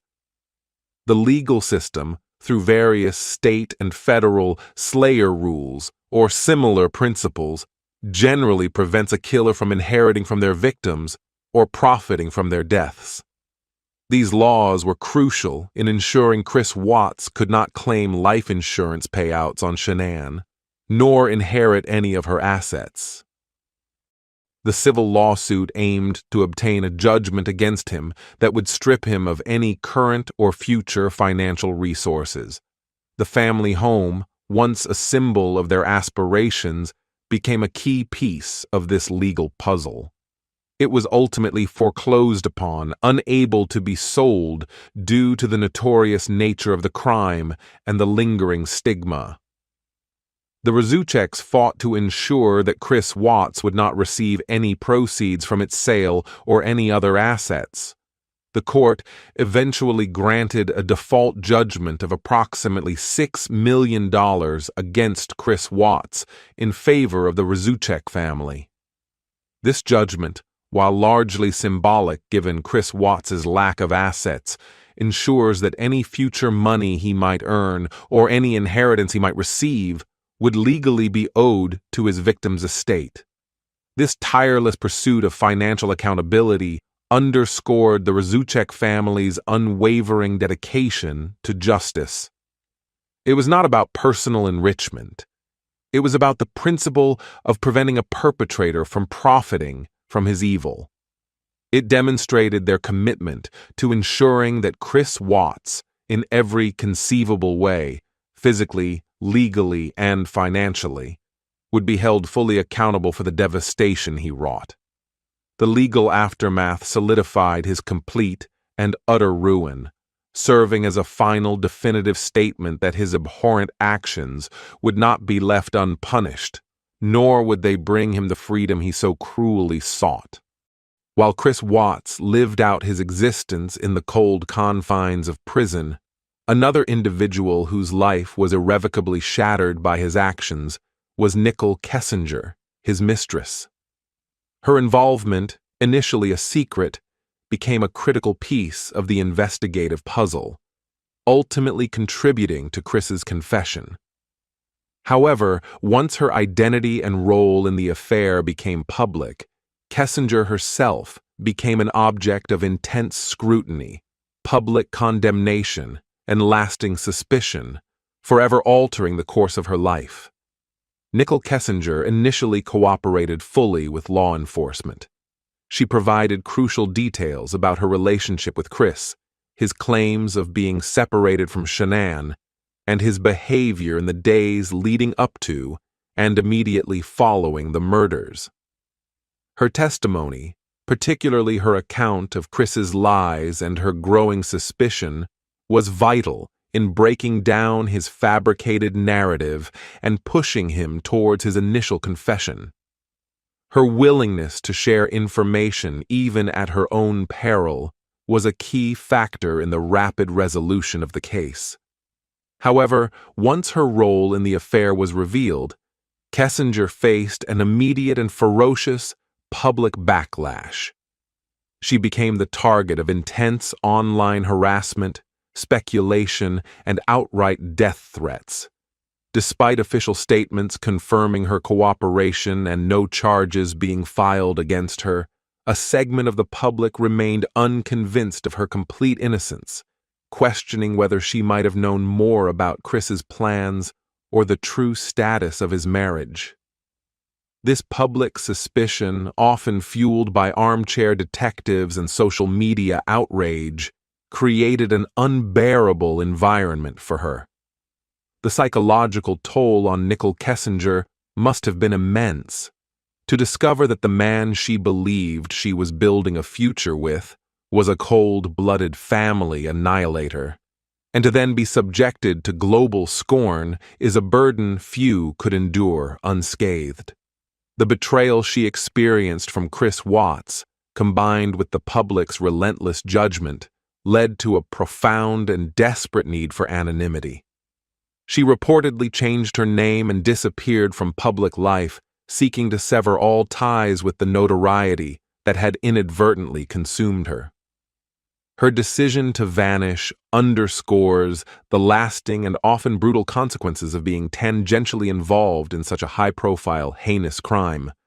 Regardless of her legal culpability, of which none was ever found, her association with ChrisWatts meant that her private life was irrevocably destroyed. She became a cautionary tale, a stark reminder of how proximity to pure evil can irrevocably taint an individual's existence, even when they are not direct participants in the violence.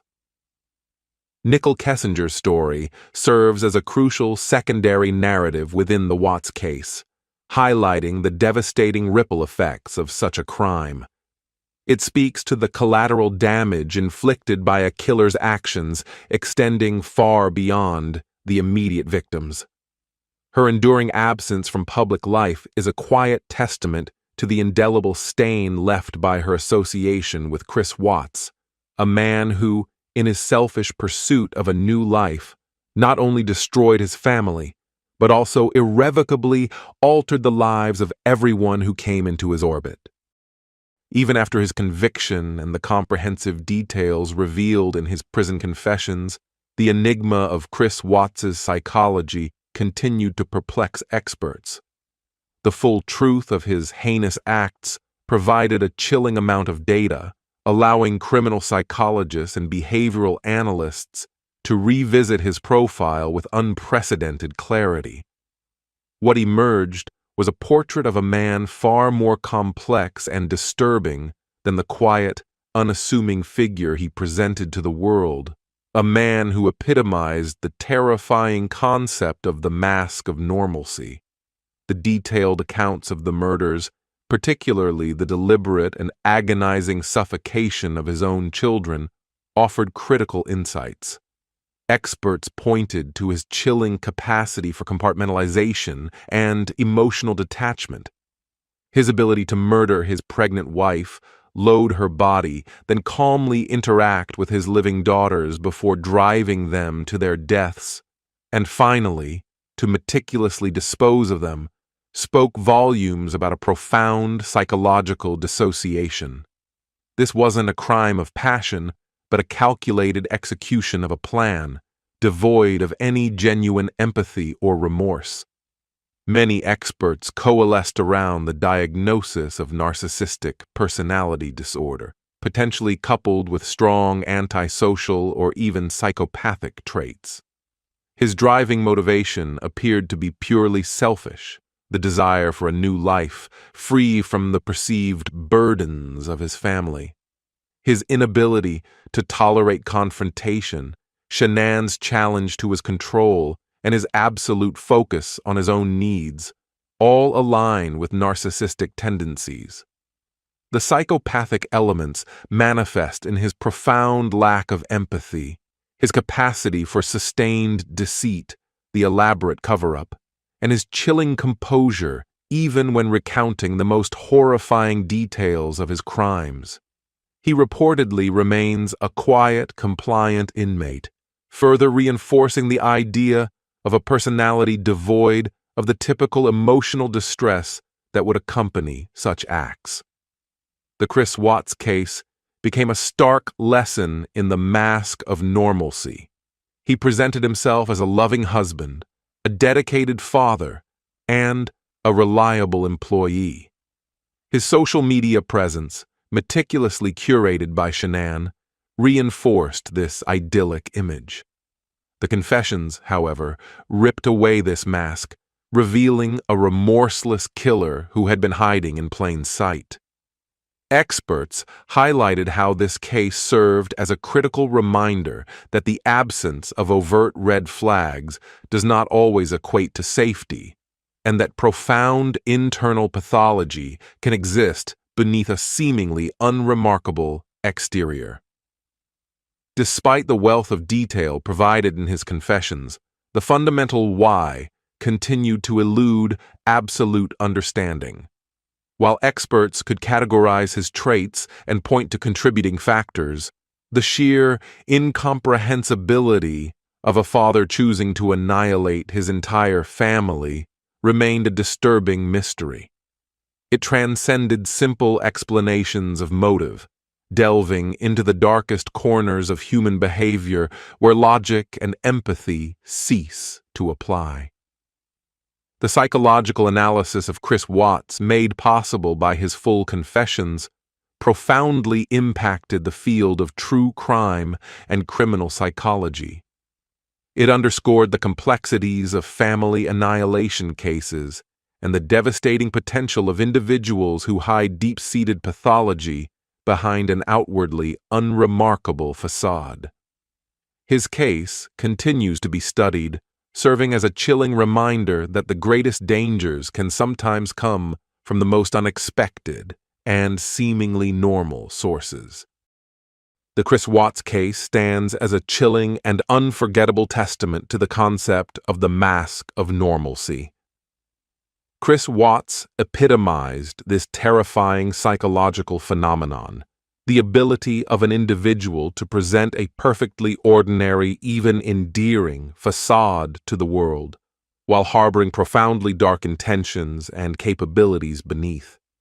His transformation from a seemingly loving husband and father to a cold-blooded family annihilator was so abrupt and complete that it forced society to reevaluate its understanding of danger and the insidious nature of hidden evil.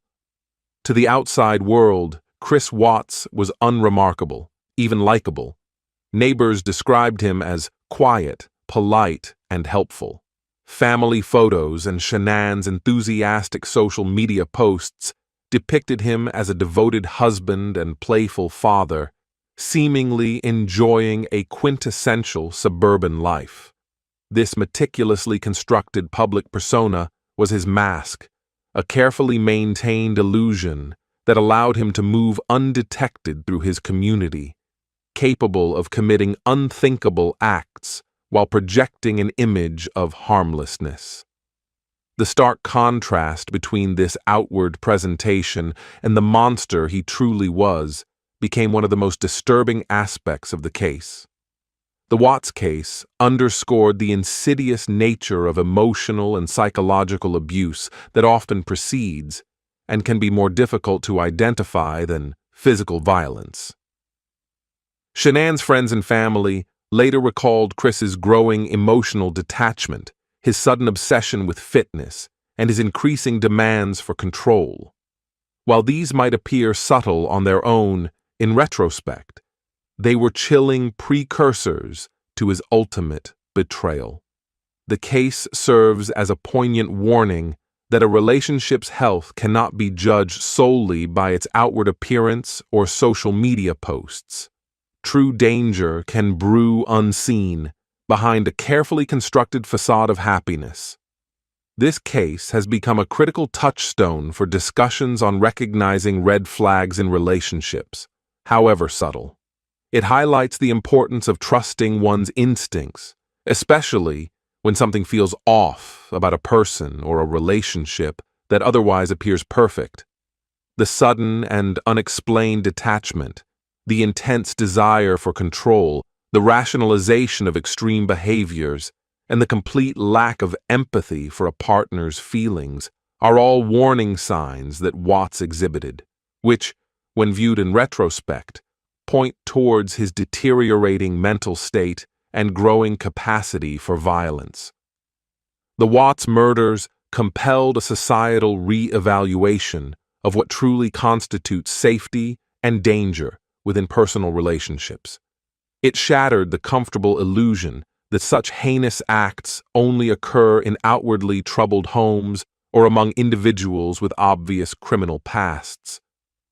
The ability of ChrisWatts to fool friends, family, and even trained law enforcement professionals in the initial stages of the investigation served as a powerful, lingering warning. It underscored the profound difficulty in detecting someone who can so effectively hide their true intentions behind a meticulously crafted mask of normalcy.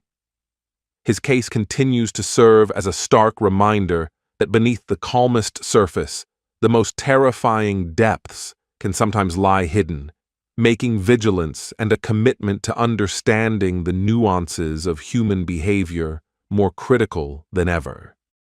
The Chris Watts case, in its full horrifying detail, did more than just expose the evil acts of one man. It brutally thrust the dark realities of domestic violence and the extreme phenomenon of family annihilation into the global spotlight. This case became a stark and unforgettable illustration of how such tragedies can unfold, even in seemingly idyllic settings, forcing a renewed and critical public discourse on these complex issues. While the term domestic violence often conjures images of physical abuse, the Watts case powerfully underscored the insidious nature of emotional and psychological control. Shanann's friends and family later spoke of Chris's increasing detachment, his quiet dominance, and his efforts to dictate aspects of Shanann's life and finances. These subtle, yet pervasive forms of control are often precursors to more overt aggression, a pattern tragically culminating in violence. The case amplified the message that abuse is not solely physical.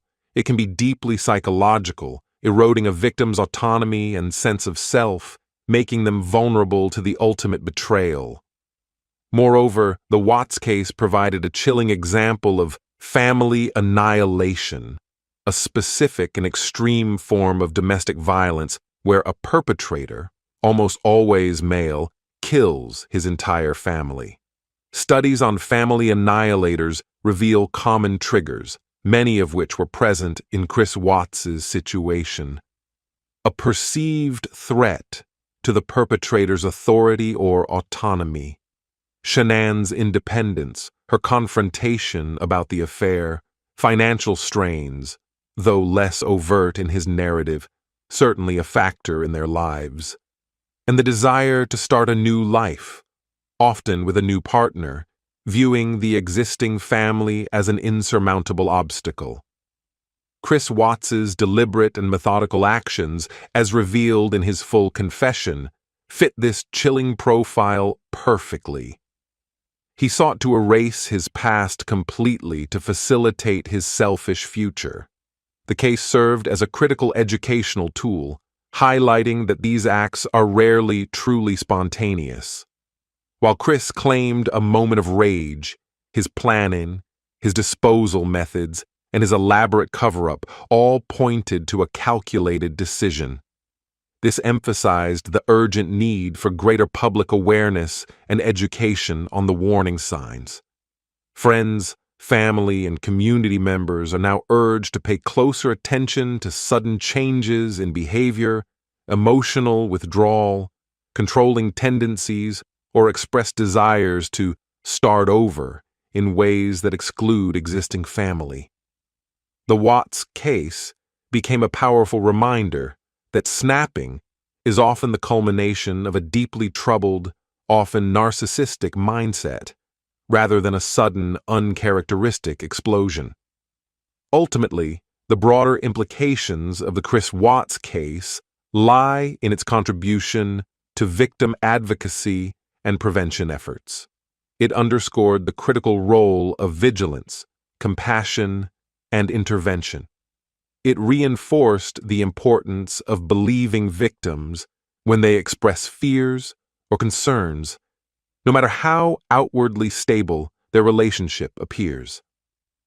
While the tragic ending of Shanann, Bella, and Celeste's lives can never be undone, their story has, for many, become a catalyst for greater awareness, urging society to look beyond the surface, to recognize the quiet dangers that can lurk within seemingly normal lives, and to support those who may be silently suffering behind closed doors. The Chris Watts case swiftly transcended its local tragedy to become a global true crime phenomenon, captivating millions and spawning an unprecedented amount of content across various media. Its pervasive presence in documentaries, podcasts, YouTube analyses, and countless online discussions underscored a profound societal fascination with extreme human behavior, but also ignited crucial conversations about the ethical responsibilities inherent in consuming and creating true crime narratives.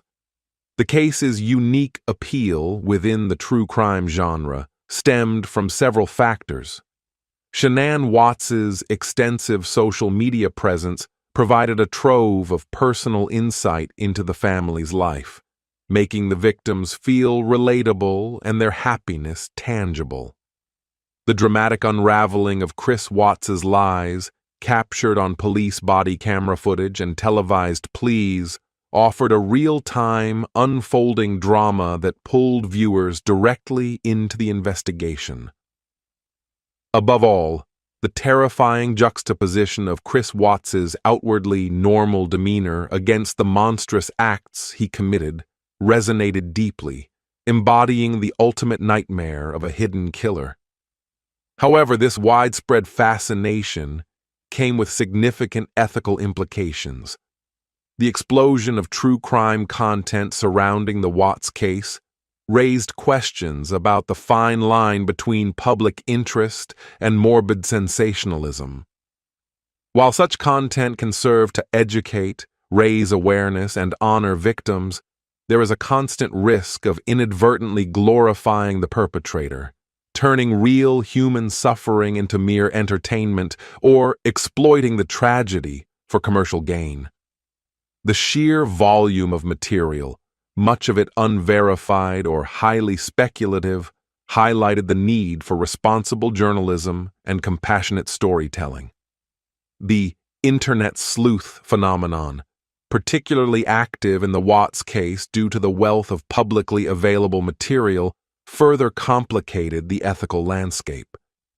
While some online communities genuinely sought justice and unearthed crucial details, others veered into invasive speculation, victim blaming, and the spread of misinformation.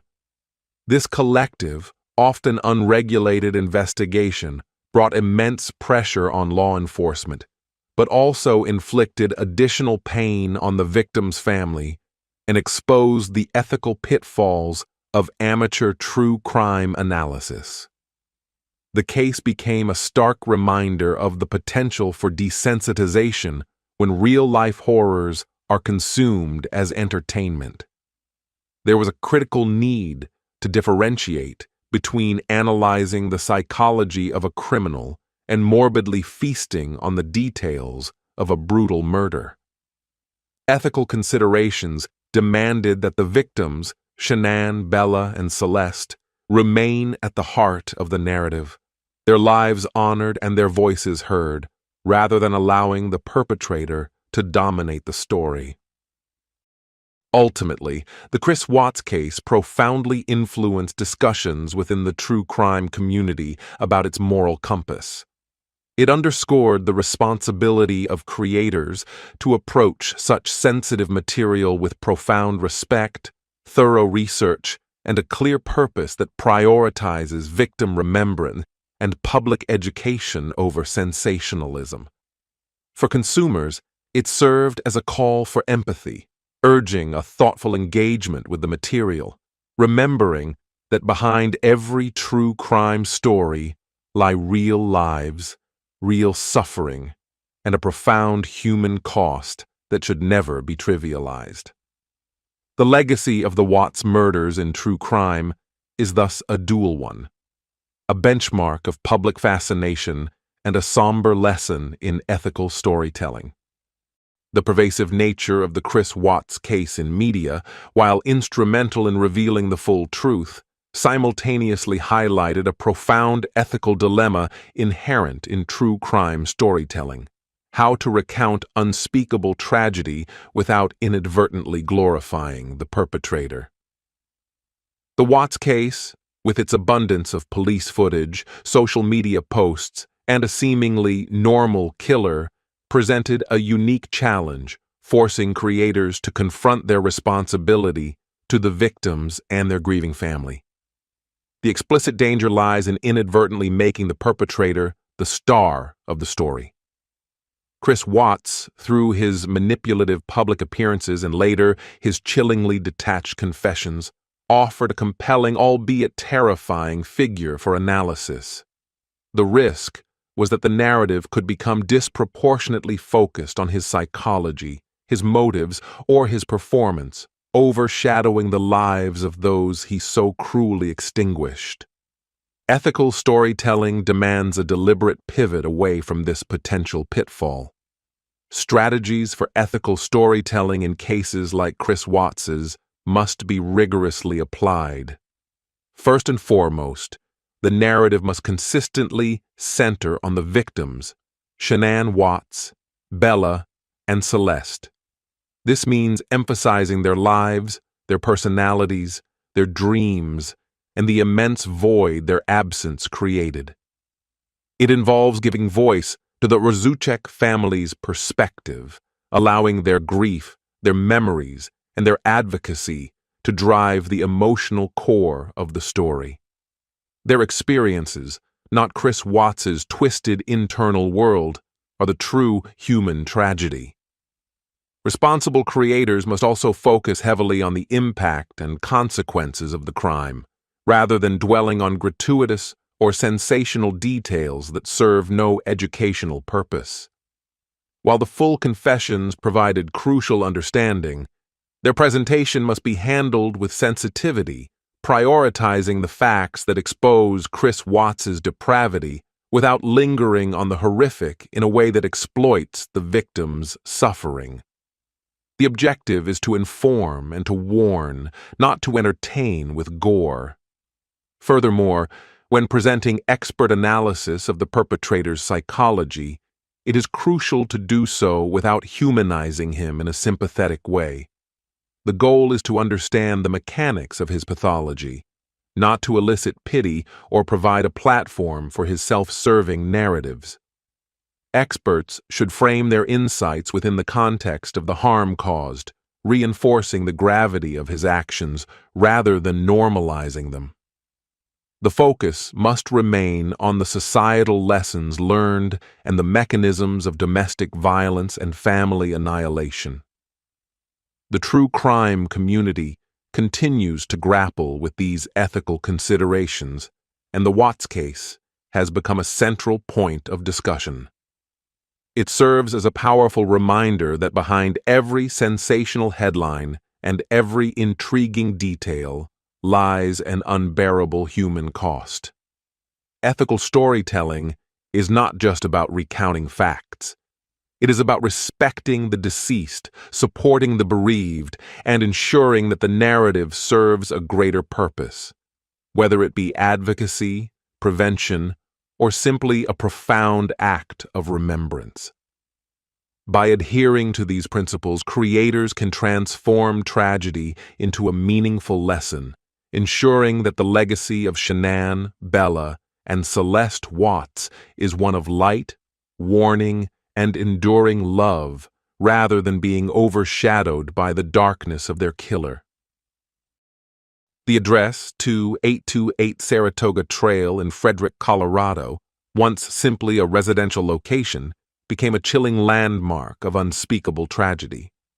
What was once a symbol of suburban aspiration, a new home, a growing family, was irrevocably transformed into a crime scene, and then into a haunting monument to the horrors that unfolded within its walls. The fate of the Watts family home reflects the enduring psychological imprint left by acts of profound evil on a physical space. In the immediate aftermath of the murders, the house stood sealed off, a stark sentinel of the unspeakable. Police tape, investigators, and the somber presence of law enforcement transformed the quaint suburban street into a focal point of global attention. As the full truth of ChrisWatts's crimes emerged, the house became a tangible representation of the nightmare, a place where a loving family had been betrayed and destroyed. Its very existence seemed to carry the weight of the violence and deceit it had witnessed. The challenges surrounding the property were immense. In the real estate world, Such properties are known as stigmatized properties, places where an event, rather than a physical defect, renders them undesirable or difficult to sell. Local real estate laws in Colorado mandate disclosure of previous deaths or violent crimes on a property, ensuring that potential buyers are fully aware of its history. This legal requirement, combined with the widespread notoriety of the Watts case, meant that the home became virtually unsellable at its market value. For years, the house languished.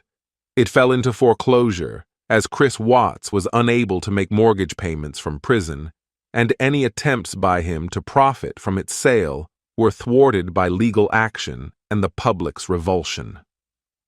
The property became a macabre object of fascination for true crime enthusiasts, with many driving by to glimpse the house where the tragedy began. This morbid curiosity further complicated any attempts to restore a sense of normalcy to the address. The very presence of the house continued to cast a long shadow over the surrounding community of Frederick. While residents sought to reclaim their peace and distance themselves from the horrific events, the physical reminder of the Watts home served as a constant, unsettling presence. It stood as a silent testament to the hidden dangers that can lurk behind closed doors, even in the most seemingly idyllic neighborhoods. Eventually, after years of legal wrangling and price reductions, the house was indeed sold, albeit at a significantly reduced price, to a new, unsuspecting family who might have been unaware of its history or who were willing to look past it. Efforts were made to renovate and cleanse the space, but for many, the address will forever remain etched in collective memory as the starting point of an unthinkable tragedy. The Watts family home serves as a chilling reminder that while lives can be brutally extinguished, the physical spaces they once inhabited can, for years to come, bear the indelible scars of the horrors they witnessed, a lingering symbol of profound loss and unspeakable evil. In the wake of the Watts family murders, an outpouring of grief and compassion swept across communities, both local and global, inspiring numerous acts of public remembrance for Shanann, Bella, and Celeste. Beyond the deeply personal tributes of the Cervi family, countless individuals sought to honor the lives so cruelly taken, ensuring that their memory would not be overshadowed by the darkness of their demise. These memorials stand as poignant testaments to the enduring human need to mourn, to connect, and to find meaning even in the most inexplicable of horrors. In Frederick, Colorado, the immediate aftermath saw a spontaneous eruption of public grief. The front lawn of the Watts home, though later a symbol of chilling notoriety, was initially transformed into an impromptu memorial. Well-wishers left teddy bears, balloons, candles, and heartfelt notes, creating a poignant shrine that spoke volumes about the community's shock and sorrow. This collective expression of mourning provided a focal point for shared grief and a silent rebuke to the perpetrators' heinous acts. As time progressed, formal and informal acts of remembrance continued to emerge. Online memorial pages and social media groups dedicated to Shanann, Bella, and Celeste flourished, providing platforms for thousands to share messages of sympathy, light candles virtually, and remember the victims.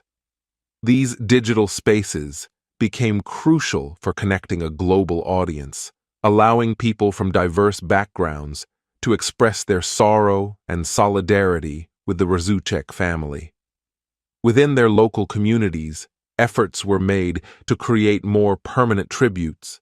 Parks, benches, and trees have been dedicated in their names, providing serene spaces for reflection and remembrance. These memorials serve as tangible reminders of the lives that once filled those spaces with laughter and love, ensuring that future generations can visit and learn about the profound impact of their story. Community events, such as walks or fundraisers, are sometimes held in their honor, often with a focus on raising awareness about domestic violence or supporting related victim advocacy organizations. The global reach of the Watts case meant that memorialization extended far beyond Colorado. People across the United States and around the world, deeply affected by the story, organized their own small vigils or created personal tributes. This widespread public remembrance underscored the universal nature of the shock and sorrow provoked by such a brutal crime, particularly one involving innocent children. It transcended geographical boundaries, uniting individuals in a shared sense of loss and empathy. Crucially, these public acts of remembrance consistently focused on celebrating the lives and innocence of Shanann, Bella, and Celeste, rather than dwelling on the horrific circumstances of their deaths or the identity of their killer. The overwhelming desire was to ensure that their vibrant spirits were what endured in collective memory. The photographs shared were of happy moments: Shanann's infectious smile, Bella's playful spirit, Celeste's sweet charm. These images served as powerful counterpoints to the darkness of the crime, asserting that love and memory would ultimately triumph over hatred. The memorials and public remembrance of the Watts family serve as a powerful testament to the human spirit's capacity for compassion and resilience. They embody the profound need to honor the lives of those lost, to ensure their existence was not in vain, and to draw vital lessons from tragedy. In these acts, Shanann, Bella, and Celeste continue to live on, not just as victims of a terrible crime, but as cherished individuals whose story compels ongoing vigilance and heartfelt remembrance. The harrowing saga of the Watts family murders, laid bare in all its agonizing detail, stands as an enduring, chilling call for vigilance and empathy. Beyond the shock and sorrow, this case compels us to look deeper, to challenge assumptions, and to recognize that the most profound dangers can often lie hidden beneath the surface of apparent normalcy. It is a stark reminder that it could happen anywhere, urging every individual to cultivate a heightened sense of awareness and compassionate engagement with those around them. The primary lesson gleaned from the ChrisWatts case is the critical importance of vigilance, not just for overt signs of trouble, but for the subtle, insidious shifts in behavior and relationship dynamics. Shanann's friends and family, in retrospect, observed Chris's growing emotional detachment, his sudden obsession with control over finances and daily life, and his increasing disinterest in his family. These were not dramatic explosions, but gradual, eroding changes. The case teaches us to pay attention to these quiet red flags: a partner who isolates another, who exhibits unexplained emotional coldness, who suddenly demands radical changes to their life, or who displays an unnerving lack of empathy. Crucially, the Watts case underscores the importance of trusting instincts, both one's own and those of concerned friends or family members. Nicole Atkinson, Shanann's friend, felt an immediate sense of unease, which compelled her to act. This instinct, dismissed by ChrisWatts as overreacting, ultimately proved to be a critical early warning. The message is clear. If something feels off in a relationship, or if a loved one expresses subtle fears or concerns, those feelings should be taken seriously, investigated gently, and supported without judgment. This leads to the indispensable role of empathy. Creating a societal environment where individuals feel safe to voice their fears, where friends and family are willing to listen without judgment, is paramount. Often, victims of emotional or coercive control may feel isolated, ashamed, or fearful of speaking out. The Watts case compels us to reach out, to offer a non-judgmental ear, and to provide resources and support discreetly and effectively. It's about fostering communities where silence does not equate to safety, and where concerns about domestic dynamics are met with understanding, not dismissal. For those who may be experiencing such control or abuse, the Watts case, despite its tragic ending, serves as a desperate plea. Help is available. Resources from domestic violence hotlines to local support groups offer lifelines and pathways to safety. Recognizing that you are in an unhealthy or dangerous relationship is the first, courageous step, and there are countless individuals and organizations dedicated to providing a way out, however daunting it may seem. Ultimately, the ChrisWatts case is a powerful call to action for broader societal responsibility. It demands that we look beyond the surface, challenge our preconceptions about what constitutes a normal family, and actively support initiatives aimed at domestic violence prevention and mental health awareness. The lives of Shanann, Bella, and Celeste Watts were tragically extinguished, but their story resonates as a perpetual reminder of the hidden dangers that can lurk within seemingly ordinary lives. It compels us all to be more vigilant, more empathetic, and more proactive in protecting the vulnerable, striving to create a world where such unspeakable betrayals never again occur.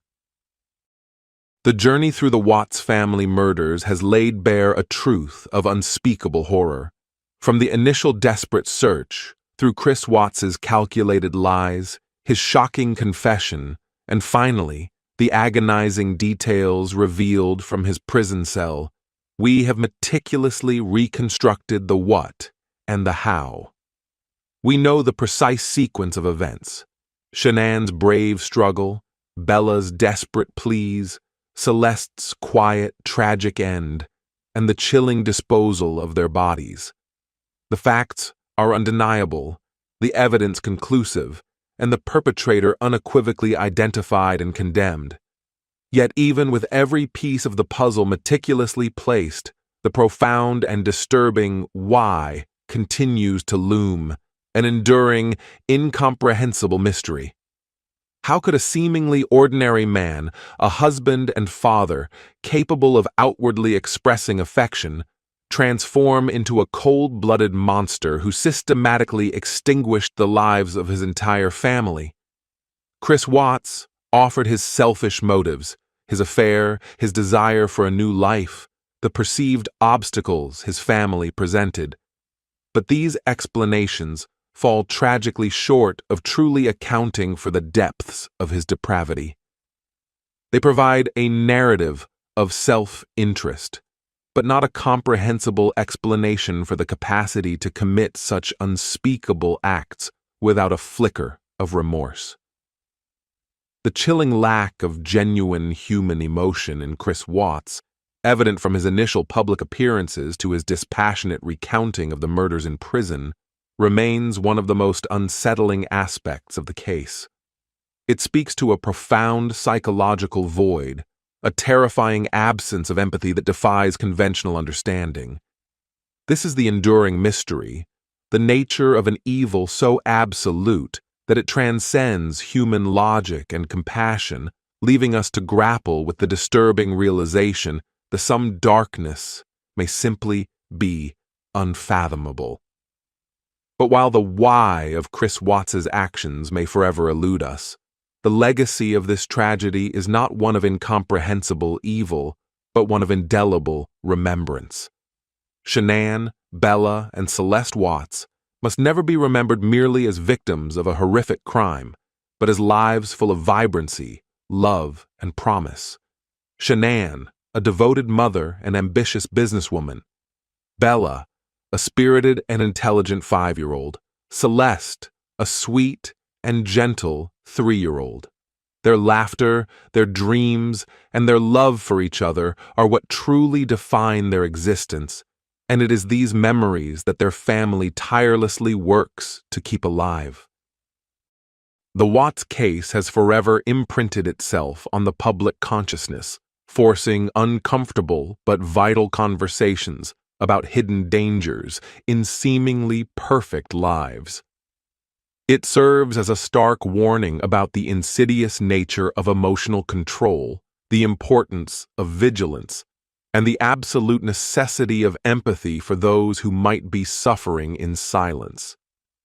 It has galvanized efforts in domestic violence awareness, compelling society to recognize the subtle red flags and to extend a hand of support before tragedy strikes. In the end, the story of the Watts family is a poignant and powerful reminder of the fragility of life, the devastating consequences of unchecked self-interest, and the terrifying reality that evil can reside where it is least expected. While we may never fully comprehend the darkness that consumed Chris Watts, we can and must hold on to the light that was Shanann, Bella, and Celeste. Their memory demands our continued vigilance, our enduring empathy, and our unwavering commitment to ensuring that their lives, though brutally cut short, continue to inspire a world where love triumphs over hate, and where every precious life is cherished and protected.